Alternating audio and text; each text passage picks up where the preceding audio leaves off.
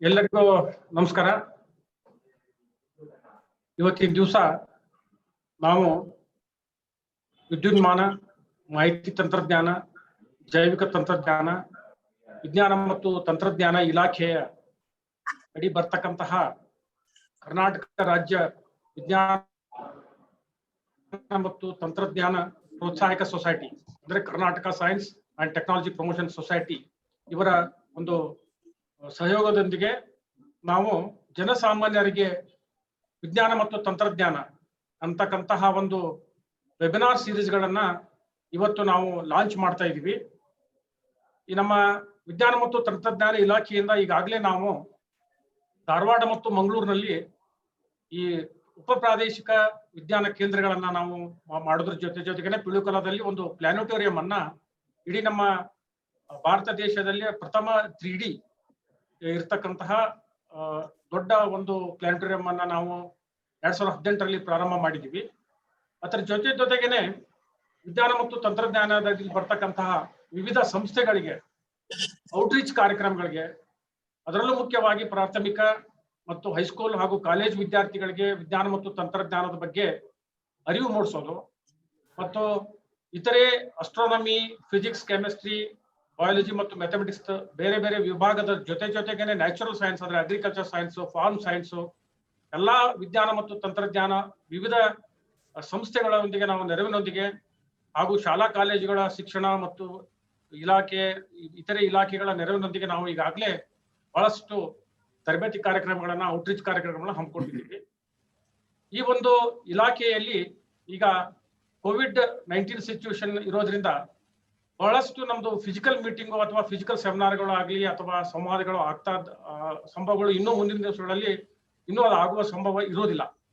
ಈ ಒಂದು ಹಂತದಲ್ಲಿ ಈ ತಂತ್ರಜ್ಞಾನದ ಬಳಕೆ ಮಾಡಿಕೊಂಡು ವೆಬಿನಾರ್ ಸೀರೀಸ್ ಅನ್ನ ನಮ್ಮ ಕರ್ನಾಟಕ ಸರ್ಕಾರದ ವಿಜ್ಞಾನ ಮತ್ತು ತಂತ್ರಜ್ಞಾನ ಇಲಾಖೆಯಿಂದ ನಾವು ಇವತ್ತು ಲಾಂಚ್ ಮಾಡ್ತಾ ಇದ್ದೀವಿ.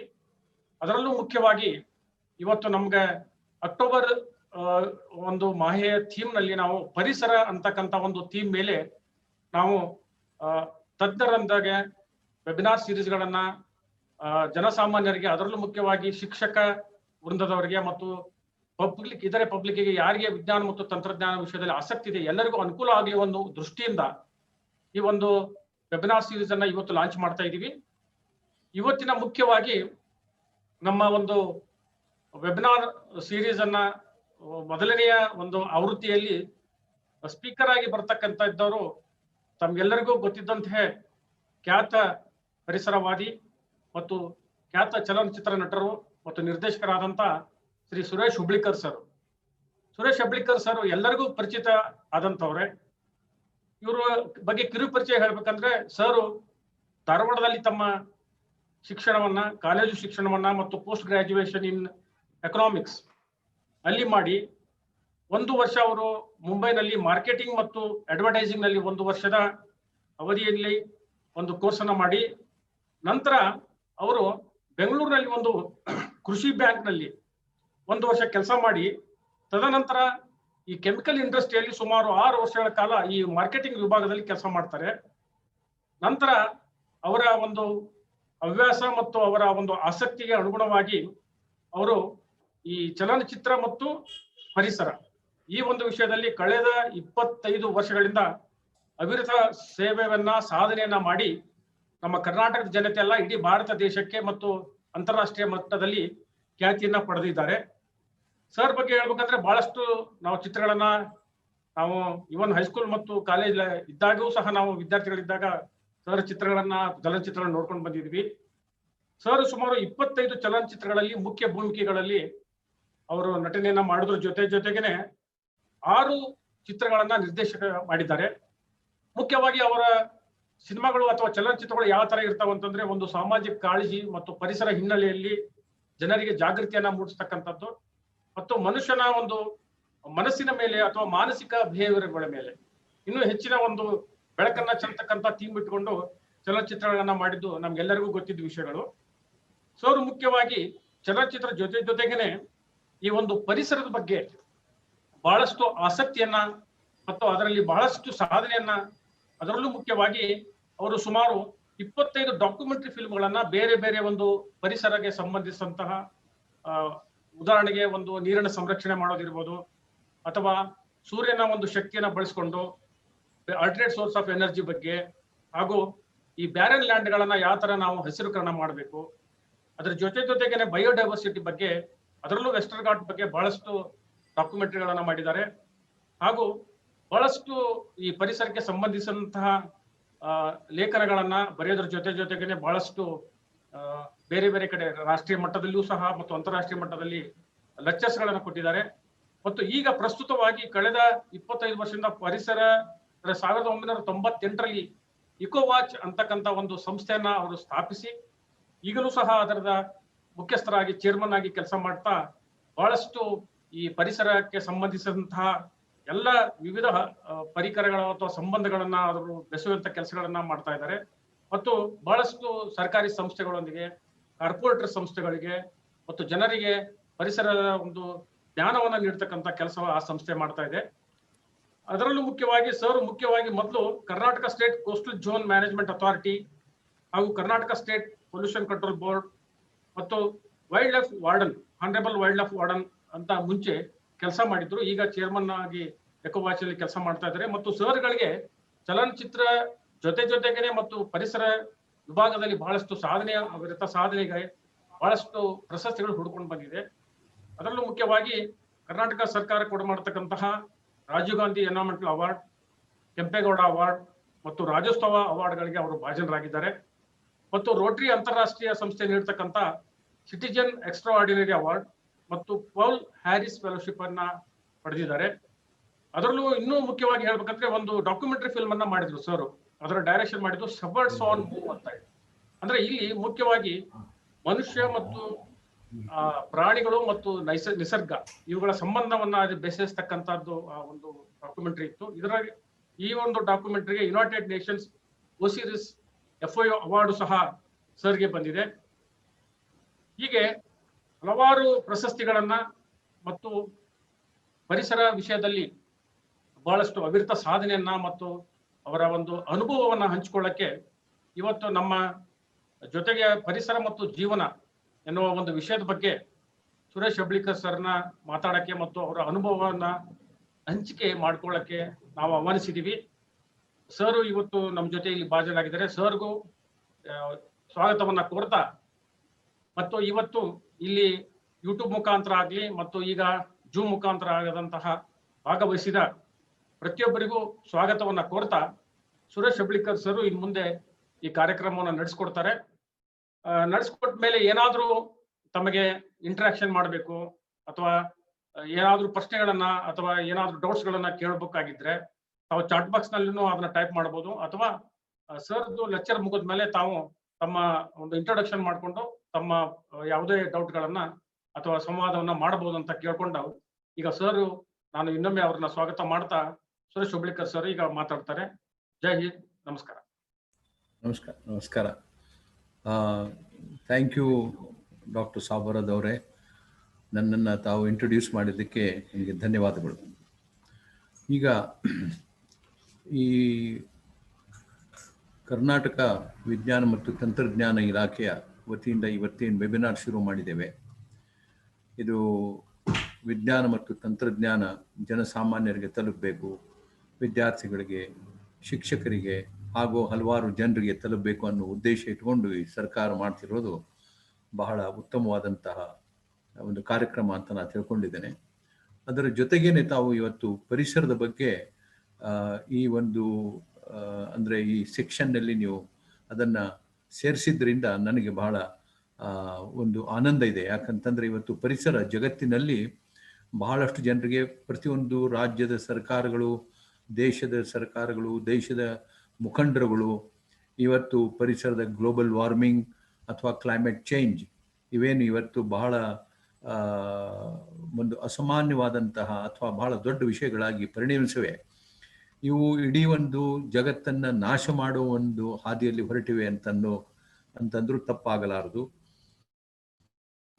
ಜಗತ್ತು ಇದರ ಬಗ್ಗೆ ಬಹಳಷ್ಟು ಕಾಳಜಿ ವಹಿಸ್ತಾ ಇದೆ.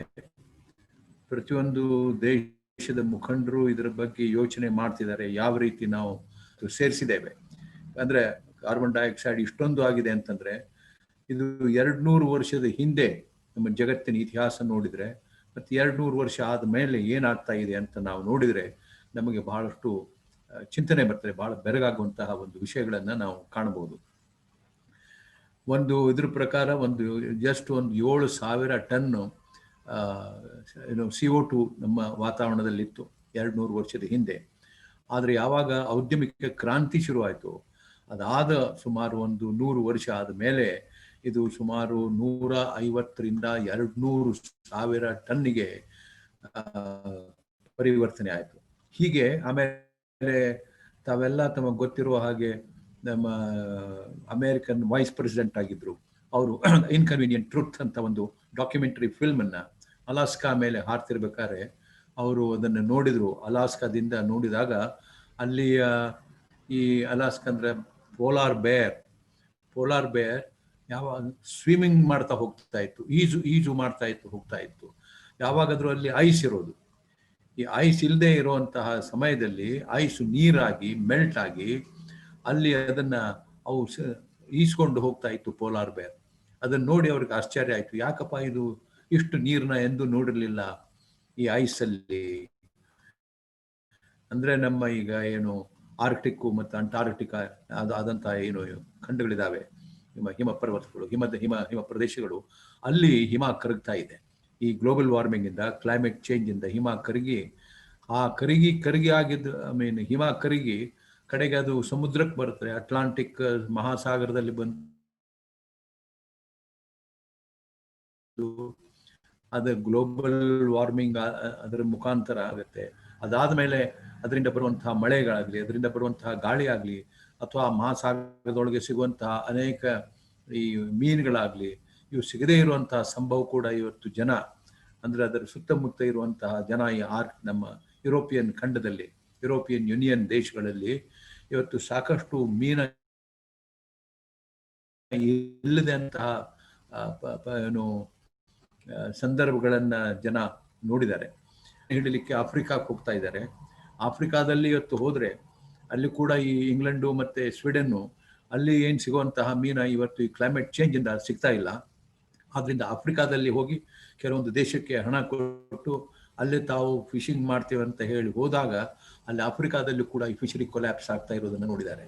ಅಂದ್ರೆ ನಮ್ಮ ಇಕೋಸಿಸ್ಟಮ್ಸ್ ಅಂದ್ರೆ ಈ ಪರಿಸರದ ವ್ಯವಸ್ಥೆಗಳು ಜಗತ್ತಿನಾದ್ಯಂತ ಇವತ್ತು ಮೆಲ್ಟ್ ಆಗ್ತಾ ಇದ್ದಾವೆ, ಅಂದ್ರೆ ಕರಿಗೆ ಹೋಗ್ತಾ ಇದ್ದಾವೆ, ಕ್ಷೀಣಿಸಿದ್ದಾವೆ.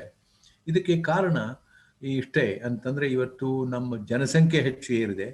ಈ ಜನಸಂಖ್ಯೆ ಏರಿದ ಹಾಗೆ ನಮ್ಮಲ್ಲಿ ಇವತ್ತು ಸೈನ್ಸು ಮತ್ತು ವಿಜ್ಞಾನ ಇದು ಇಷ್ಟೊಂದು ಭರಾಟೆಯಿಂದ ಇವತ್ತು ಇಡೀ ಜಗತ್ತಿನಾದ್ಯಂತ ಹಬ್ಬಿದೆ ಅಂತಂದ್ರೆ ಸೈನ್ಸ್ ಬೇಕು, ವಿಜ್ಞಾನ ಇಲ್ಲದೆ ನಾವು ಇವತ್ತು ಇರ್ಲಿಕ್ಕೆ ಸಾಧ್ಯ ಇಲ್ಲ. ಬಹುಶಃ ಇವತ್ತು ಪರಿಸರದಲ್ಲಿ ಬಹಳಷ್ಟು ಜಗತ್ತಿನಲ್ಲಿ ಇಂಟ್ರೆಸ್ಟ್ ಬರೋದಕ್ಕೆ ಕಾರಣ ಫೋಟೋಗ್ರಾಫಿ. ಈ ಫೋಟೋಸ್ ನೋಡಿ, ಟೆಲಿವಿಷನ್ ನೋಡಿ, ಸಿನಿಮಾಗಳನ್ನು ನೋಡಿ, ಅಲ್ಲಿ ಇರುವಂತಹ ಸುಂದರವಾದಂತಹ ಪ್ರಾಣಿಗಳು, ಕೋರಲ್ ರೀಫ್ಗಳು, ಮೀನುಗಳು, ಇವೆಲ್ಲ ಇಷ್ಟು ಸುಂದರವಾಗಿ, ಕಾಡುಗಳು, ನಮ್ಮ ಹುಲ್ಲುಗಾವಲು ಪ್ರದೇಶ, ಆಮೇಲೆ ಶೋಲಾ ಮೌಂಟನ್ಸ್, ಇಷ್ಟೊಂದು ಸುಂದರವಾದಂತಹ ಈ ಭೂಮಿಯ ಮೇಲೆ ಇರುವಂತಹ ಪರಿಸರದ ಸ್ವತ್ತುಗಳನ್ನ ಈ ಕ್ಯಾಮ್ರಾನ ಹಿಡಿಲಿಕ್ಕೆ ಸಾಧ್ಯ. ಕ್ಯಾಮ್ರಾ ಒಂದು ದೊಡ್ಡ ಒಂದು ಇನ್ವೆನ್ಷನ್ ಅಂತ ಹೇಳ್ಬೋದು. ಈ ಕ್ಯಾಮ್ರಾ ಬಹುಶಃ ಇದ್ದಿದ್ದಿಲ್ಲ ಅಂತಂದ್ರೆ ಇವತ್ತು ಎಷ್ಟೋ ಯುವಕರಿಗೆ ಬಹುಶಃ ಪರಿಸರದಲ್ಲಿ ಇಂಟ್ರೆಸ್ಟ್ ಬರಲಿಕ್ಕೆ ಸಾಧ್ಯ ಆಗ್ತಿರ್ಲಿಲ್ಲ ಅಂತ ನನ್ಗನ್ನಿಸ್ತದೆ. ಈಗ ಈ ಪರಿಸರ ಅಂತಂದ್ರೆ ನಾವು ಇದಕ್ಕೆ ಭೌತಿಕ ಶಾಸ್ತ್ರ ಆಗ್ಲಿ, ಭೂಗೋಳ ಆಗ್ಲಿ, ಅಥವಾ ಇಂಜಿನಿಯರಿಂಗ್ ಆಗ್ಲಿ, ಕೆಮಿಸ್ಟ್ರಿ ಆಗ್ಲಿ, ಅಷ್ಟೇ ಅಲ್ಲದೆ ಜುವಾಲಜಿ, ಬಾಟನಿ, ಇಷ್ಟೇ ಬಯಾಲಜಿ, ಇದಷ್ಟೇ ಅಲ್ಲದೇನೆ ಇವತ್ತು ಸಾಮಾಜಿಕ ಮತ್ತು ಆರ್ಥಿಕ ಇವೇನು ವಲಯಗಳಿದಾವೆ, ಸಾಮಾಜಿಕ ಆರ್ಥಿಕವಾಗಿ ನಾವು ಬೆಳೆಯಲಿಕ್ಕೂ ಕಾರಣ ಕೂಡ ಈ ಪರಿಸರದ ಸಂಪನ್ಮೂಲಗಳೇ. ಇವತ್ತ ಆರ್ಥಿಕವಾಗಿ ಯಾವುದೇ ದೇಶ ಇವತ್ತು ಬಹಳ ಮುಂದೆ ಹೋಗಿದೆ ಅಥವಾ ಆರ್ಥಿಕವಾಗಿ ಮೆರಿತಾ ಇದೆ ಅಂತಂದ್ರೆ ಅವರು ಬಹುಶಃ ತಮ್ಮ ದೇಶದಲ್ಲಿ ಇರುವಂತಹ ಸಾಮಾಜಿಕ ಅಂದ್ರೆ ಒಂದು ಶೈಕ್ಷಣಿಕ ಕ್ಷೇತ್ರ ಅಷ್ಟೇ ಅಲ್ಲದೆ ಅವರು ಅಲ್ಲಿರುವಂತಹ ಸಂಪನ್ಮೂಲಗಳನ್ನ ಬಳಸುವಂತಹ ಒಂದು ವಿಜ್ಞಾನವನ್ನ, ತಂತ್ರಜ್ಞಾನವನ್ನ ಕ್ರಿಯೇಟ್ ಮಾಡಿ ಆ ಸಂಪನ್ಮೂಲಗಳನ್ನ ಬಳಸಿ ತಮ್ಮ ವೆಲ್ತ್ ಅನ್ನ ಅಂದ್ರೆ ತಮ್ಮ ಸಂಪತ್ತನ್ನ ಹೆಚ್ಚು ರೂಢಿಸಿಕೊಂಡಿದ್ದಾರೆ. ಆದರೆ ಇವತ್ತು ಪರಿಸರ ಒಂದು ನಾಶ ಆಗೋದಕ್ಕೆ, ಕ್ಷೀಣ ಆಗೋದಕ್ಕೆ ಕಾರಣನೇ ನಮ್ಮ ವಿಜ್ಞಾನ ಅಥವಾ ತಂತ್ರಜ್ಞಾನ ಅಂತ ಹೇಳಲ್ಲ, ಆದರೆ ತಂತ್ರಜ್ಞಾನದ ಉಪಯೋಗ ಎಲ್ಲಿ ಮಾಡಬೇಕು, ಎಷ್ಟು ಮಾಡಬೇಕು ಅಂತ ಅನ್ನೋದು ನಮಗೆ ಬಹುಶಃ ಅದರ ಬಗ್ಗೆ ಹೆಚ್ಚಿನ ಮಾಹಿತಿಯನ್ನು ನಾವು ತಗೋಬೇಕಾಗಿದೆ. ಇವತ್ತು ಫೋನ್ಗಳಿದ್ದಾವೆ, ಇವತ್ತು ಗನ್ ಇದೆ, ಗನ್ ಬಂತು. ಎದಕ್ಕೆ? ಗನ್ನು ತಮ್ಮ ಸೆಲ್ಫ್ ಇಂಟ್ರೆಸ್ಟ್, ಅಂದರೆ ತಮ್ಮ ಜೀವವನ್ನು ಉಳಿಸೋದಕ್ಕೆ ಅಂತ. ಆದರೆ ಇವತ್ತು ಗನ್ನನ್ನು ನಾವು ಯುದ್ಧದಲ್ಲಿ ಯೂಸ್ ಮಾಡ್ತೇವೆ, ಟ್ಯಾಂಕ್ಗಳನ್ನು ಯೂಸ್ ಮಾಡ್ತೀವಿ, ಯುದ್ಧದಲ್ಲಿ ಜನರನ್ನ ಕೊಲ್ತೇವೆ, ಪ್ರಾಣಿಗಳನ್ನು ಕೊಲ್ತಾ ಇದ್ದೇವೆ. ಇದೇ ರೀತಿ ನಾವು ಹಲವಾರು ಮತ್ತು ಮಾಧ್ಯಮಗಳನ್ನು, ಹಲವಾರು ಸೈಂಟಿಫಿಕ್ ಮತ್ತು ಟೆಕ್ನಾಲಜಿಕಲ್ ಟೂಲ್ಸನ್ನು ಬೆಳೆಸಿ ನಮ್ಗೆ ಯಾವುದು ಬೇಡವೋ ಅಥವಾ ಅಂಥ ಕೆಲಸಗಳನ್ನು ನಾವು ಇವತ್ತು ಮಾಡ್ತಾ ಇದ್ದೇವೆ. ಇದರ ಒಂದು ಇತಿಹಾಸ, ಒಂದು 200 ವರ್ಷದ ಇತಿಹಾಸ ನಾವು ನೋಡಬೇಕಾಗತ್ತೆ. ಯಾಕಂತಂದರೆ ಸುಮಾರು 10 ದಶಲಕ್ಷ ವರ್ಷದ ಹಿಂದೆ ಈ ಟ್ರೀ ಏಪ್ಸ್ ಅಂತಂದರೆ ನಮ್ಮ ಗೋರಿಲ್ಲಾ, ಚಿಂಪ್ಯಾನ್ಜಿ, ಆಮೇಲೆ ಮಂಗ, ಇದರ ಒಂದು ಪೂರ್ವಜ ಅಂತಂದರೆ ನಮ್ಮ ಟ್ರೀ ಏಪ್ಸ್ ಏನಿತ್ತು, ಮರಕೋತಿ ಅಂತ ಹೇಳ್ಬೋದು, ಅವು ಬಾಳ್ತಾ ಇದ್ವು ಅವು ನಮ್ಮ ಜಗತ್ತಿನಲ್ಲಿ. ಅವು ಕೆಲವೊಂದು ಈ ಮರಕೋತಿಗಳು ಕೆಳಗಿಳಿದು ಬಂದು ತಮ್ಮ ಹಿಂದಿನ ಕಾಲ ಮೇಲೆ ನಿಲ್ಲಕ್ಕೆ ಪ್ರಯತ್ನ ಮಾಡಿದ್ವು. ಹಿಂದಿನ ಕಾಲದಲ್ಲಿ ಮೇಲೆ ಪ್ರಯತ್ನ ಮಾಡಿದಾಗ ಅವರು ಮೇಲೆ ಎತ್ತರಕ್ಕೆ ನಿಂತರು. ಎತ್ತರಕ್ಕೆ ನಿಂತಾಗ ಅವ್ರಿಗೆ ದೃಷ್ಟಿಕೋನ ಚೆನ್ನಾಗಿ ಬಂತು, ಎಲ್ಲ ಕಡೆಗೆ ನೋಡ್ಲಿಕ್ಕೆ ಸಾಧ್ಯವಾಯಿತು. ಅಂದರೆ ಬೇರೆ ಪ್ರಾಣಿಗಳಿಂದ ತಾವು ರಕ್ಷಣೆ ಮಾಡಿಕೊಳ್ಳಿಕ್ಕೆ ಅವರಿಗೆ ಸಹಾಯ ಆಯಿತು. ಆಮೇಲೆ ಅದರ ಜೊತೆಗೆ ಅವರು ನಡಿಲಿಕ್ಕೆ ಶುರು ಮಾಡಿದರು ನಿಧಾನವಾಗಿ. ಆಮೇಲೆ ಸುತ್ತಮುತ್ತಲೇ ಇರುವಂತಹ ಕಲ್ಲು, ಬಂಡೆ, ದೊಡ್ಡ ದೊಡ್ಡ ಕಟ್ಟಿಗೆ, ಇವನ್ನ ಅವರು ಉಪಯೋಗ ಮಾಡಿ ಅಂದರೆ ಇದು ಗಿಡಕ್ಕೆ ಜೂತಾಡಿ ಅದರಿಂದ ಅವ್ರಿಗೆ ಬಲಿಷ್ಠವಾದಂತಹ ರಿಸ್ಟ್ಗಳೇನಿದ್ವು, ಆ ರಿಸ್ಟ್ಗಳಲ್ಲಿ ಇನ್ನೂ ಈ ಉಂಗುರಗಳು ಬೆಳೆದಿದ್ದಿಲ್ಲ, ಅಂದರೆ ಈ ಬೆರಳುಗಳು ಇನ್ನೂ ಬೆಳೆದಿದ್ದಿಲ್ಲ, ಹೆಬ್ಬಟ್ಟು ಬೆಳೆದಿರಲಿಲ್ಲ. ಈ ಹೆಬ್ಬಟ್ಟು ಏನಿದೆ, that is the tool making animal. Man is A tool making animal. ಇವತ್ತು ಮನುಷ್ಯ ಬೇರೆ ಪ್ರಾಣಿಯಿಂದ ಯಾಕೆ ವಿಭಿನ್ನ ಹಾಗೆ ಅಂತ ಹೇಳ್ತೇವೆ ಅಂತಂದರೆ, ಮನುಷ್ಯ ಇವತ್ತು ಟೂಲ್ ಮಾಡ್ಲಿಕ್ಕೆ ಸಾಧ್ಯ. ಯಾವುದೇ ಪ್ರಾಣಿ ಜಗತ್ತಿನಲ್ಲಿ ಟೂಲ್ ಮಾಡ್ಲಿಕ್ಕೆ ಆಗೋದಲ್ಲ. An animal is not a tool making animal. Only man is a tool making animal. ಆದ್ದರಿಂದ ಮನುಷ್ಯ ಬರೇ ಒಂದು ಬ್ರೇನ್ ಇಂದ ಹೆಚ್ಚು ಬಂದಿಲ್ಲ, because he started making tools. ಈ ಟೂಲ್ಸ್ ಇಂದ ನಾಗರಿಕತೆಯನ್ನು ಬೆಳೆಸಿದ, ಮನೆಯನ್ನು ಕಟ್ಟಿದ, ಗವಿಯೊಳಗೆ ಪೇಂಟಿಂಗ್ ಮಾಡ್ತಿದ್ದ, ಅನೇಕ ರೀತಿಯಿಂದ ತಮಗೆ ಬೇಕಾದಂತಹ, ಅವಶ್ಯವಾದಂತಹ ಅಥವಾ ತನ್ನ ರಕ್ಷಣೆಗೆ ಬೇಕಾದಂತಹ ಅನೇಕ ವಸ್ತುಗಳನ್ನು ಅವನು ಈ ಭೂಮಿಯ ಮೇಲೆ ಸಿಗುವಂಥ ಕಲ್ಲಾಗಲಿ, ಚೂಪು ಅಂದರೆ ಇವತ್ತು ಚೂಪಾದ ಕಲ್ಲು ಮಾಡಿದ, ಡೊಣ್ಣೆ ಮಾಡಿದ, ಹೀಗೆ ಅವನು ನಾಗರಿಕತೆಯ ಒಂದು ಕಾಲಿಟ್ಟ. ನಾಗರಿಕತೆ ಶುರು ಮಾಡೋದಕ್ಕೆ ಹೀಗೆ ಶುರುವಾದದ್ದು ಇವತ್ತು ಸೈನ್ಸ್ ಆ್ಯಂಡ್ ಟೆಕ್ನಾಲಜಿ. ಆಮೇಲೆ ಔದ್ಯಮಿಕ ಕ್ರಾಂತಿ ಶುರುವಾಯಿತು ಪಾಶ್ಚಿಮಾತ್ಯ ದೇಶಗಳಲ್ಲಿ. ಇದು ಒಂದು ಸ್ಟಡಿ ಇದೆ, ಇದು ಬಹಳ ಇಂಪಾರ್ಟೆಂಟ್ ಆಲ್ಸೋ. ಯಾವುದು? ಪಾಶ್ಚಿಮಾತ್ಯ ಜಗತ್ತಿನ ಸೈಂಟಿಫಿಕ್, ಅಂದರೆ ಇದು ಇಂಡಸ್ಟ್ರಿಯಲ್ ರೆವಲ್ಯೂಷನ್. ಈ ಇಂಡಸ್ಟ್ರಿಯಲ್ ರೆವಲ್ಯೂಷನ್, ಈ ಔದ್ಯಮಿಕ ಕ್ರಾಂತಿ ಪಾಶ್ಚಿಮಾತ್ಯ ಜನತೆಗೆ ಸಾಕಷ್ಟು ಅನುಭವಗಳನ್ನು ಕೊಟ್ಟಿದೆ. ಅಂದರೆ ಪರಿಸರ ಯಾವ ರೀತಿ ಹಾಳಾಗ್ತದೆ, ಮತ್ತು ಆರ್ಥಿಕತೆ ಯಾವ ರೀತಿ ಬೆಳೀತಿದೆ, ಆರ್ಥಿಕತೆ ಯಾವ ರೀತಿ ನಾವು ಬೆಳೆಸಬೇಕು, ಅದರಿಂದ ಸಮಾಜ ಹೇಗೆ ಒಂಥರ ಒಡೆದು ಹೋಯಿತು, ಸಿಟಿಗಳು ಹೇಗೆ ಬೆಳೆದ್ವಿ, ರೋಡ್ ಹೇಗೆ ಮಾಡಿದ್ವಿ, ಪ್ರಾಣಿಗಳಿಂದ ಸಾಯುವಂಥ ಮನುಷ್ಯ, ಪ್ರಾಣಿಯಿಂದ ರಕ್ಷಣೆ ಮಾಡುವಂಥ ಅನೇಕ ಆಯುಧಗಳನ್ನು ಹುಡುಕಿದ್ರು. ಸೊ ಈ ರೀತಿ ಒಂದು ಪಾಶ್ಚಿಮಾತ್ಯದ ನಾಗರಿಕತೆ ಅಥವಾ ಪಾಶ್ಚಿಮಾತ್ಯದ ಸಿವಿಲೈಸೇಷನ್ ಏನದು ಶುರುವಾಯಿತು, ಅದು ಕೂಡ ನಾವು ಇವತ್ತು ಗಮನದಲ್ಲಿ ಇಡಬೇಕು. ಅಂದರೆ ಇವತ್ತು ಅಭಿವೃದ್ಧಿಗೊಳ್ಳುತ್ತಿರುವಂಥ ಏಷ್ಯನ್ ರಾಷ್ಟ್ರಗಳು ನಾವು ಇವತ್ತು ಎಷ್ಟೋ ಹಿಂದುಳಿದ ಅಂತ ಏನು ಹೇಳ್ತೇವೆ, ಈಗೇನು ಹಿಂದುಳಿದಿಲ್ಲ, ಆದರೂ ಕೂಡ ಅನೇಕ ರೀತಿಯಲ್ಲಿ ನಾವು ಅವ್ರ ಥರ ಸೈಕಲ್ ಆಗಲಿ, ಪಿನ್ ಆಗಲಿ, ಕ್ಯಾಮ್ರಾ ಆಗಲಿ, ಮೋಟರ್ ಸೈಕಲ್ ಆಗಲಿ, ಸ್ಪೇಸ್ ಟೆಕ್ನಾಲಜಿ ಆಗಲಿ, ಇವನ್ ಯಾವನೂ ನಾವು ನಿರ್ಮಾಣ ಮಾಡ್ಲಿಕ್ಕೆ ಹೋಗಲಿಲ್ಲ. ಅಲ್ಲಿಂದ ನಾವು ತೊಗೊಂಡ್ಬಂದ್ವಿ ಅಷ್ಟೇ. ಕಾರನ್ನು ತಂದ್ವಿ, ಮೋಟರ್ ಸೈಕಲ್ ತಂದ್ವಿ, ಕ್ಯಾಮ್ರಾ ತಂದ್ವಿ, ಕಂಪ್ಯೂಟರ್ ತಂದ್ವಿ. ಇವನ್ನೆಲ್ಲ ನಾವು ತಂದು ಅವನ್ನ ಹೇಗೆ ನಾವು ಉಪಯೋಗ ಮಾಡೋದು ಗೊತ್ತಿದೆ, ಇಲ್ಲಂತಲ್ಲ. ಆದರೆ ಅದರ ನಿರ್ಮಾಣದೊಳಗೆ ಇರುವಂತಹ ಪ್ರಕ್ರಿಯೆಗಳೇನಿದ್ದಾವೆ, ಆ ಪ್ರಕ್ರಿಯೆ ನಮಗೆ ಗೊತ್ತಾಗಿದ್ರೆ, ಅದರ ಅನುಭವ ಗೊತ್ತಾಗಿದ್ರೆ, ಬಹುಶಃ ಅದು ಮಾಡೋದು ಎಷ್ಟು ಕಷ್ಟ ಆಗುತ್ತೆ. ಅದರಿಂದ ಆಗುವಂತಹ ಔಟ್ಪುಟ್ಸ್, ಅದರಿಂದ ಆಗುವಂಥ ಔಟ್ಕಮ್, ಅಂದರೆ ಯಾವ ರೀತಿ ಇದರ ದುಷ್ಪರಿಣಾಮ ಪರಿಸರದ ಮೇಲಾಗಲಿ, ನಮ್ಮ ಆರ್ಥಿಕ ವ್ಯವಸ್ಥೆ ಮೇಲಾಗಲಿ, ಸಾಮಾಜಿಕ ವ್ಯವಸ್ಥೆ ಮೇಲಾಗಲಿ, ಸಾಂಸ್ಕೃತಿಕ ವ್ಯವಸ್ಥೆ ಹೇಗೆ ಬದಲಾಯಿತು, ಈ ಎಲ್ಲನೂ ಈ ಮಾಹಿತಿಗಳು ಕೂಡ ನಮಗೆ ಕೊಡಲಿಕ್ಕೆ ಸಾಧ್ಯ ಆಗ್ತಿತ್ತು. ಆದರೆ ಅದಾಗಲಿಲ್ಲ. ಈಗ ಮಾಡ್ತಾ ಇದ್ದೇವೆ. ಈಗ ಒಂದು ಈ ಕಾರ್ನು ಮಾಡ್ತೇವೆ, ಈಗ ಎಲ್ಲ ಅನೇಕ ವಸ್ತುಗಳನ್ನು ಈಗ ತಯಾರು ಮಾಡ್ತಾ ಇದ್ದೇವೆ, ಅದು ಬೇರೆ. ಆದರೆ ನಾವಿಲ್ಲಿ ದೀರ್ಘವಾಗಿ ಗಂಭೀರವಾಗಿ ಗಮನಿಸಬೇಕಾದಂಥದ್ದು ಅಭಿವೃದ್ಧಿಗೊಳ್ಳುತ್ತಿರುವ ರಾಷ್ಟ್ರಗಳಲ್ಲಿ ನಾವು ನಿರ್ಮಾಣ ಮಾಡಿದಂತಹ ಮಹಾನಗರಗಳು. ಈ ಮಹಾನಗರಗಳು ನಮ್ಮಂಥ ಟ್ರಾಪಿಕಲ್ ದೇಶಕ್ಕೆ ಬೇಕಾ? ಈ ಮಹಾನಗರಗಳಿಂದ ಆಗುವಂತಹ ದುಷ್ಪರಿಣಾಮ ಈಗ ತಕ್ಷಣ ಹೇಳಬೇಕು ಅಂತಂದರೆ, ಈಗ ಬೆಂಗಳೂರೇ ತಗೊಳ್ಳಿ. ಬೆಂಗಳೂರೊಳಗೆ ಸುಮಾರು 1,000 ಕೆರೆಗಳಿದ್ದು ಇವತ್ತು ಉಳಿದಾವ ಒಂದು 70-80 ಕೆರೆಗಳು ಉಳಿದಾವೆ. ಅದರಲ್ಲಿಯೂ ಕೂಡ ಅರ್ಧದಷ್ಟು ಎಲ್ಲ ಕಲುಷಿತಗೊಂಡಿದ್ದಾವೆ. ಇನ್ನಕ್ಕೆ ಎಷ್ಟೋ ಕೆರೆಗಳು ನಾವು ಅವನ್ನ ಪುನಶ್ಚೇತನಗೊಳಿಸೋದಾಗ್ಲಿ ಅಥವಾ ಅದಕ್ಕೆ ಮರುಜೀವ ಕೊಡೋದಾಗ್ಲಿ ಇದು ಕಷ್ಟ ಆಗ್ತದೆ. ಯಾಕಂದ್ರೆ ಅದರ ಮುತ್ತ ಇರುವಂತಹ ಜಲಾನಯನ ಪ್ರದೇಶ ಅಥವಾ ಕ್ಯಾಚ್ಮೆಂಟ್ ಏರಿಯಾ, ಅಲ್ಲಿ ನಾವು ಇವತ್ತು ಶಾಪಿಂಗ್ಸ್ ಹಾಕಿದ್ದೇವೆ, ಶಾಪಿಂಗ್ ಮಾಲ್ಸ್ ಹಾಕಿದ್ದೇವೆ, ರೋಡ್ಗಳನ್ನು ಮಾಡಿದ್ದೇವೆ, ಬಡಾವಣೆಗಳನ್ನು ಮಾಡಿದ್ದೇವೆ, ಇಂಡಸ್ಟ್ರಿಗಳನ್ನು ಮಾಡಿದ್ದೇವೆ. ಹೀಗೆ ನಾವು ಕೆರೆ, ಈಗ ನಾವು ಹಳ್ಳಿಗಳಿಗೆ ಹೋಗಿ ನೋಡಿ ಕೆರೆ ಯಾವ ಥರ ಇರ್ತದೆ, ಅಲ್ಲಿ ಕಂಟಿ, ಹುಲ್ಲು, ಗಿಡ, ಮುಳ್ಳು ಇವೆಲ್ಲ ಇರ್ತವೆ.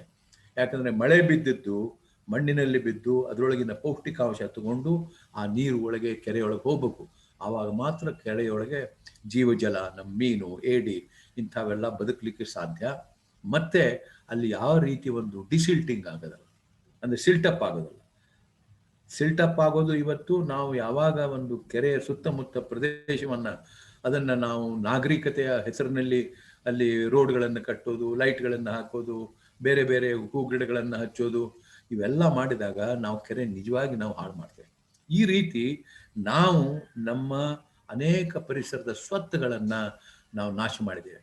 ಕೆರೆ ಬೇರೆ ಕಾಣೋದಕ್ಕೆ ಅಲಂಕಾರವಾದಂತಹ ಒಂದು ಸುಂದರವಾದಂತಹ ವಾಟರ್ ಬಾಡಿ ಅಷ್ಟೇ ಅಲ್ಲ, ಕೆರೆ ಇವತ್ತು ನಮಗೆ ತರಕಾರಿ ಬೆಳೆಸಲಿಕ್ಕೆ ಹೆಲ್ಪ್ ಆಗುತ್ತೆ. ನಮ್ಮ ಅಂತರ್ಜಲದ ಮಟ್ಟ ಟೇಬಲನ್ನು ವೃದ್ಧಿ ಮಾಡೋದಕ್ಕೆ ಇವತ್ತು ಕೆರೆ ಬೇಕಾಗ್ತದೆ. ಕೆರೆ ತುಂಬಿದ್ರೆ ಸುತ್ತಮುತ್ತಲಿರುವಂತಹ ಬಾವಿಗಳು ತುಂಬಿರ್ತವೆ, ನಮ್ಮ ಅಂತರ್ಜಲ ಮಟ್ಟ ಚೆನ್ನಾಗಿರುತ್ತದೆ. ಇವತ್ತು ನಾವು ಬರೇ ಸುಮಾರು 4 ಲಕ್ಷದಿಂದ 5 ಲಕ್ಷ ಈ ಕೊಳವೆ ಬಾವಿಗಳನ್ನು ನಾವು ಬೆಂಗಳೂರಿನಲ್ಲಿ ಹಾಕಿದ್ದೇವೆ. ನನಗೊಬ್ಬ ಬ್ರಿಟಿಷ್ ಜಿಯಾಲಜಿಸ್ಟ್ ಹೇಳಿದ್ದ, ಸುಮಾರು 25-30 ವರ್ಷದ ಹಿಂದೆ ನಾನು ಅವರು ಸೇರಿ ಒಂದು ಫಿಲ್ಮ್ ಮಾಡ್ತಾ ಇದ್ವಿ ಬೆಂಗಳೂರಲ್ಲಿ. ಆ ಹೊತ್ತಿನ ಹೇಳಿದ, ನಿಮ್ಮ ದೇಶದಲ್ಲಿ ಎಷ್ಟು ಕೊಳವೆಗಳನ್ನು, ಎಷ್ಟು ಬೋರ್ವೆಲ್ ಹಾಕ್ತಾ ಇದ್ದೀರಿ ನೀವು? ನಾವು ಆಫ್ರಿಕಾದಲ್ಲಿ ಕೂಡ ನೋಡಿದ್ದೇವೆ. ಆಫ್ರಿಕಾದಲ್ಲಿ ಅರ್ಧ ಆಫ್ರಿಕಾ ಜನತೆ ಇವತ್ತು ಕುಡಿಲಿಕ್ಕೆ ನೀರು ಸಿಗ್ತಾ ಇಲ್ಲ. ಯಾಕಂದ್ರೆ ನೀರಿನ ಬಗ್ಗೆ ನಾವು ಬಹಳ ಗಂಭೀರವಾಗಿ ಯೋಚನೆ ಮಾಡಬೇಕು. ಒಂದು ಹನಿ ನೀರು ಕೂಡ ನಾವು ಅಭಿವೃದ್ಧಿ ಮಾಡ್ಲಿಕ್ಕೆ ಸಾಧ್ಯ ಇಲ್ಲ, ಒಂದು ಹನಿ ನೀರು ಕೂಡ ಹೆಚ್ಚು ಮಾಡ್ಲಿಕ್ಕೆ ಸಾಧ್ಯ ಇಲ್ಲ. ನಾವು ಎನರ್ಜಿ ಮಾಡ್ಬೋದು, ಇವತ್ತು ಸೋಲಾರ್ ಎನರ್ಜಿ ಮಾಡ್ಬೋದು, ವಿಂಡ್ ಎನರ್ಜಿ ಮಾಡ್ಬೋದು, ಬಯೋಮಾಸ್ ಎನರ್ಜಿ ಮಾಡ್ಬೋದು. ಆದರೆ ಒಂದು ಹನಿ ನೀರು, 10 ಕೋಟಿ ವರ್ಷದ ಹಿಂದೆ ಎಷ್ಟಿತ್ತು ನೀರೋ ಅಷ್ಟು ಇವತ್ತು ಇದೆ, ಇನ್ಮೇಲೆ ಅಷ್ಟೇ ಇರುತ್ತೆ. ಆದರೆ ಆ ನೀರಿನ ಬಳಸುವ ಯಾವ ರೀತಿ ನಾವು ಬಳಸಬೇಕು? ಇವತ್ತು ನದಿ ಇದೆ, ಕೆರೆಗಳಿದ್ದಾವೆ, ಅಂತರ್ಜಲ ಇದೆ. ಆದ್ದರಿಂದ ಬ್ರಿಟಿಷ್ ಜಿಯಾಲಜಿಸ್ಟ್ ಹೇಳಿದ್ದ, you should treat ground water as a fixed deposit, only take it when there is emergency ಅಂತ. ಎಮರ್ಜೆನ್ಸಿ ಇದ್ದಾಗ ಮಾತ್ರ ನೀವು ತಗೊಳ್ಳಿ, ಇಲ್ಲ ಅಂತಂದ್ರೆ treat it as a fixed deposit. ಬಹಳ ಸುಂದರವಾಗಿ ಹೇಳಿದ್ರು ಅವರು. ಸೊ ಆದರೆ ನಾವು ಅದರ ಬಗ್ಗೆ ಯೋಚನೆ ಮಾಡ್ತಾ ಇಲ್ಲ. ನಾವು ಇವತ್ತು ನಗರಗಳನ್ನು ಕಟ್ತಾ ಇದ್ದೇವೆ, ಫ್ಲೈಓವರ್ಗಳನ್ನು ಕಟ್ತಾ ಇದ್ದೇವೆ, ಎಲಿವೇಟರ್ಸ್ ಹಾಕ್ತಾ ಇದ್ದೇವೆ, ಶಾಪಿಂಗ್ ಮಾಲ್ಸ್ಗಳನ್ನು ಹಾಕ್ತಾ ಇದ್ದೇವೆ, ಕಂಪ್ನಿಗಳಿಗೆ ಬನ್ನಿ ಇಲ್ಲೇ ಇನ್ವೆಸ್ಟ್ ಮಾಡಿ ಕೋಟಿ ರೂಪಾಯಿಗಳನ್ನಂತ ಹೇಳ್ತಾ ಇದ್ದೇವೆ. ತಪ್ಪಲ್ಲ, ಆದರೆ ನಮ್ಮಲ್ಲಿ ಒಂದು ಕ್ಯಾರಿಂಗ್ ಕೆಪಾಸಿಟಿ ಇರಬೇಕು. ಮತ್ತು ಯಾವ ರೀತಿ ನಮ್ಮ ರೋಡ್ನಲ್ಲಿ ಇವತ್ತು ಹೋಗ್ಬೇಕಾದ್ರೆ ವೆಹಿಕಲ್ಸು ಸಿಕ್ಕಾಪಟ್ಟೆ, ಇವತ್ತು ಸುಮಾರು ಎಷ್ಟೋ ಲಕ್ಷ, ಸುಮಾರು 50-60 ಲಕ್ಷ ವಾಹನಗಳು ಇವತ್ತು ಬೆಂಗಳೂರಿನಲ್ಲಿ ಇದ್ದಾವೆ ಅಂತಂದರೆ ನಮಗೆ ಬಹಳ ಆಶ್ಚರ್ಯ ಆಗುತ್ತೆ. ನಾನು ಬಂದಾಗ ಇಲ್ಲಿ ಎಷ್ಟು ಸುಮಾರು ಒಂದು 10,000 ವೆಹಿಕಲ್ ಇದ್ದು ಅಷ್ಟೇ ಬೆಂಗಳೂರಲ್ಲಿ. ನಮ್ಮ ಧಾರವಾಡನಲ್ಲಿ ಒಂದು 7-8 ಕಾರುಗಳು ಇದ್ದದ್ದು ನನಗೆ ನೆನಪಿದೆ. ನಾನು ಹೈಸ್ಕೂಲ್ಗೆ ಹೋಗ್ಬೇಕಾದ್ರೆ ಅವು ಯಾರ್ಯಾರು ಇತ್ತು ಅದು ಕೂಡ ನನಗೆ ಗೊತ್ತಿದೆ. ನಾವೆಲ್ಲ ನಡ್ಕೊಂಡು ಯೂನಿವರ್ಸಿಟಿಗೆ ಹೋಗ್ತಿದ್ವಿ, ಸೈಕಲ್ ಮೇಲೆ ಹೋಗ್ತಿದ್ವಿ, ಬಸ್ ತೋಡ್ಕೊಂಡು ಹೋಗ್ತಿದ್ವಿ, ನಡ್ಕೊಂಡು ವಾಪಸ್ ಬರ್ತಾ ಇದ್ವಿ. ಒಳ್ಳೆ ಆರೋಗ್ಯ ಇತ್ತು, ಊಟ ಮಾಡ್ತಿದ್ವಿ ಮನೆಯೊಳಗೆ, ಅದೇ ಸಿಂಪಲ್ ಊಟ. ಆದರೆ ಇವತ್ತು ಆ ಥರ ಇಲ್ಲ. ಇವತ್ತು ಎಷ್ಟೋ ನಮ್ಮ ತರಕಾರಿಗಳನ್ನು ಇವತ್ತು ಪ್ಯಾಕೇಜ್ ಮಾಡಿ, ಫುಡ್ ಪ್ಯಾಕೇಜಸ್, ಮಸಾಲ, ಇವತ್ತು ಕ್ಯಾರೆಟು ಅಥವಾ ಟೊಮ್ಯಾಟೊ ಅಥವಾ ಚಿಪ್ಸು, ಪೊಟ್ಯಾಟೊ, ಈ ರೀತಿ ನಾವು ನಮ್ಮ ಬೆಳೆದಿದ್ದ ತರಕಾರಿ ಬೇರೆ. ಈಗ ಯಾಕಂದರೆ ನಗರಗಳು ಮಹಾನಗರಗಳಾದವು, ಬೆಳಗ್ಗೆ ಎದ್ದ ತಕ್ಷಣ ಮನೆಯೊಳಗೆ ಯಾರು ಊಟ ಮಾಡಿಕೊಡ್ಲಿಕ್ಕಾಗಲ್ಲ ಅಥವಾ ತಿಂಡಿ ಮಾಡಿಕೊಡ್ಲಿಕ್ಕಾಗಲ್ಲ. ಅವರು ಹೇಗೋ ಒಂದು ಮೋಟರ್ ಸೈಕಲು, ಕಾರು ಅಥವಾ ಅವ್ರು ಬೇರೆ ಬೇರೆ ಕಂಪ್ನಿಗಳು ವಾಹನಗಳು ಬರ್ತವೆ, ಅದರಿಂದ ಹೋಗೋದು. ಆದರೆ ಈ ಕೋವಿಡ್ ಬಂದ ಮೇಲೆ ಒಂದು ಪರಿಸರಕ್ಕೆ ಒಂದು ಒಳ್ಳೆಯದಾಗಿದೆ ಅಂತಂದರೆ, ನೀವು ಮನೆಯಿಂದಲೇ ಕೆಲಸ ಮಾಡೋದು. ಎಷ್ಟೋ ದೊಡ್ಡ ದೊಡ್ಡ ಕಂಪ್ನಿಗಳು ಇವತ್ತು ಅರ್ಥ ಮಾಡಿಕೊಂಡು ಕರೆಕ್ಟಪ್ಪ, ಮನೆಯೊಳಗಿಂದ ಕೆಲಸ ಮಾಡುವಂಥ ವ್ಯವಸ್ಥೆ ಇನ್ನು ಮುಂದೆ ಬರಬೇಕು, ಸ್ವಲ್ಪ ಪೆಟ್ರೋಲ್ ಕಡಿಮೆ ಯೂಸ್ ಮಾಡಲಿಕ್ಕಾಗತ್ತೆ, ಅಥವಾ ಬೇರೆ ಬೇರೆ ಮನೆ ಹಿಡಿಬೇಕಾಗಿಲ್ಲ, ಮನೆಯೊಳಗೆ ಅವರು ಇರ್ತಾರೆ, ಯಂಗ್ಸ್ಟರ್ಸು ಅಲ್ಲಿಂದನೇ ಕೆಲಸ ಮಾಡ್ತಾರೆ, ನಮ್ಮ ಆಫೀಸು ಕಟ್ಟಬೇಕಾಗಿಲ್ಲ, ದೊಡ್ಡ ದೊಡ್ಡ ಕಂಪ್ನಿ ದೊಡ್ಡ ಬಿಲ್ಡಿಂಗ್ಸ್ ಬೇಕಾಗಿಲ್ಲ, ಕೆಲವರು ಮಾತ್ರ ಸಾಕು, ಕೆಲವರು ಬಂದು ಆಫೀಸ್ ಒಳಗೆ ಕೆಲಸ ಮಾಡಿದರೆ ಸಾಕು. ಈ ರೀತಿ ನಮಗೆ ಈ ಕೆಲವು ರೋಗ ರುಜಿನಗಳು ಏನು ಇದ್ದಾವೆ, ಇವು ನಮಗೆ ಕೆಲವೊಂದು ಪಾಠ ಕಲಿಸ್ತಾ ಇದ್ದಾವೆ. ಆ್ಯಕ್ಚುಲಿ ಈ ನಮ್ಮ ರೋಗ ರುಜಿನ ಬರೋದು ಅಂತಂದರೆ, ಈ ಸೋಂಕುಗಳು ಬರೋದು ನಮ್ಮ ಪ್ರಾಣಿಗಳಿಂದಲೇ. ಇದರ ಬಗ್ಗೆ ನಾನು ಒಂದು ಕನ್ನಡ ಪೇಪರ್ನಲ್ಲಿ, ಒಂದು ಇಂಗ್ಲೀಷ್ ಪೇಪರ್ನಲ್ಲಿ ಆರ್ಟಿಕಲ್ ಕೂಡ ಬರೆದಿದ್ದೆ ಒಂದು 2 ತಿಂಗಳ ಹಿಂದೆ. ಯಾವ ರೀತಿ ಇವತ್ತು ಈ ಕೋವಿಡ್ ಬಂದಿದೆ. ಈ ಕೋವಿಡ್ ಬಂದು 2 ತಿಂಗಳು ಮನೆಯೊಳಗೆ ಎಲ್ಲರೂ ಎಷ್ಟು ಬಹಳ ಸುಖವಾಗಿದ್ರು. ನಮ್ಮ ಗಿಡ ಮರಗಳನ್ನು ನೋಡ್ತಾ ಇದ್ವಿ, ಅದರ ಎನಾಟಮಿ ನೋಡ್ತಾ ಇದ್ವಿ. ಹೂ ಚೆನ್ನಾಗಿ ಬೆಳೀತಾ ಇತ್ತು, ಒಳ್ಳೆ ಸುಂದರವಾದಂಥ ಹಸಿರು ಗಿಡಗಳ ಕಾಣ್ತಾ ಇದ್ವು. ನಮ್ಮ ಹವಾಮಾನ ಭಾಳ ಚೆನ್ನಾಗಿತ್ತು, ಹವೆ ಕಲುಷಿತ ಆಗಿದ್ದಿಲ್ಲ. ನೀರು ಕೂಡ ವೃಷಭಾವತಿ ನದಿ ಎಷ್ಟು ಸುಂದರವಾಗಿದೆ ಅಂತ ಕೆಲವರು ಪತ್ರ ಬರೆದ್ರು ನ್ಯೂಸ್ ಪೇಪರ್ಗೆ. ಇಷ್ಟು ಸುಂದರವಾಗಿದ್ದು ನಾವು ಸಣ್ಣವರಿದ್ದಾಗ ಮಾತ್ರ ವೃಷಭಾವತಿ ನದಿಯಲ್ಲಿ ನಾವು ಯಾವಾಗಾದರೂ ಈಸ್ತಾ ಇದ್ವಿ. ಇವತ್ತು ನಾವು ಮತ್ತೆ ಹೋಗಿ ಈಸ್ಬೇಕು ಅನ್ನಿಸ್ತದೆ, ಅಷ್ಟು ಸುಂದರವಾದ ನೀರಿದೆ. ಯಾಕಂತಂದರೆ ಇಂಡಸ್ಟ್ರಿಗಳು ಮುಚ್ಚೋದು, ಆ ಇಂಡಸ್ಟ್ರಿಗಳು ಏನು ತ್ಯಾಜ್ಯ ಬಿಡ್ತಾ ಇದ್ರು ಅದು ಬಿಡ್ತಾ ಇರಲಿಲ್ಲ. ಹೀಗೆ ನಮ್ಮ ಈಗ ಪರಿಸರ ಯಾವ ರೀತಿ ಒಂದು ಶುದ್ಧವಾಗಿಡ್ಲಿಕ್ಕೆ ಸಾಧ್ಯ, ಅಥವಾ ಪರಿಸರ ಯಾವ ರೀತಿ ಒಂದು ಸಸ್ಟೈನ್ ಮಾಡ್ಲಿಕ್ಕೆ ಸಾಧ್ಯ, ಸುಸ್ಥಿರವಾಗಿಡ್ಲಿಕ್ಕೆ ಸಾಧ್ಯ ಅಂತ ಅನ್ನೋದು ಕೂಡ ಈ ಕೆಲವೊಂದು ರೋಗ ರುಜಿನಗಳು ನಮಗೆ ಕಲಿಸ್ತಾ ಇದ್ದಾವೆ. ಮತ್ತೆ ನಾವು ಕಾಡನ್ನು, ನಮ್ಮ ಪಶ್ಚಿಮ ಘಟ್ಟದ ಕಾಡು, ಇದು United Nations has declared it as biodiversity hotspot, ಜೀವ ವೈವಿಧ್ಯದ ತಾಣಗಳು ಅಂತ. ನಮ್ಮ ದೇಶದಲ್ಲಿ 2 ಮುಖ್ಯವಾದಂತಹ ಜೀವ ವೈವಿಧ್ಯ ತಾಣಗಳು. ಒಂದು ಪಶ್ಚಿಮ ಘಟ್ಟಗಳು, ಅಂದರೆ ದಕ್ಷಿಣ ಭಾರತದ ಪೆನಿನ್ಸುಲಾರ್ ಇಂಡಿಯಾ ಏನಿದೆ, ಅಲ್ಲಿರುವಂಥ 5 ರಾಜ್ಯಗಳಲ್ಲಿ ಗೋವಾ, ಮಹಾರಾಷ್ಟ್ರ, ಬಿಟ್ ಆಫ್ ಗುಜರಾತ್, ಕರ್ನಾಟಕ, ತಮಿಳುನಾಡು, ಕೇರಳ, ಇಲ್ಲಿ ಇರುವಂತಹ ಈ ಪಶ್ಚಿಮ ಘಟ್ಟಗಳು ಜಗತ್ತಿನಲ್ಲೇ ಅತಿ ಮುಖ್ಯವಾದದ್ದು.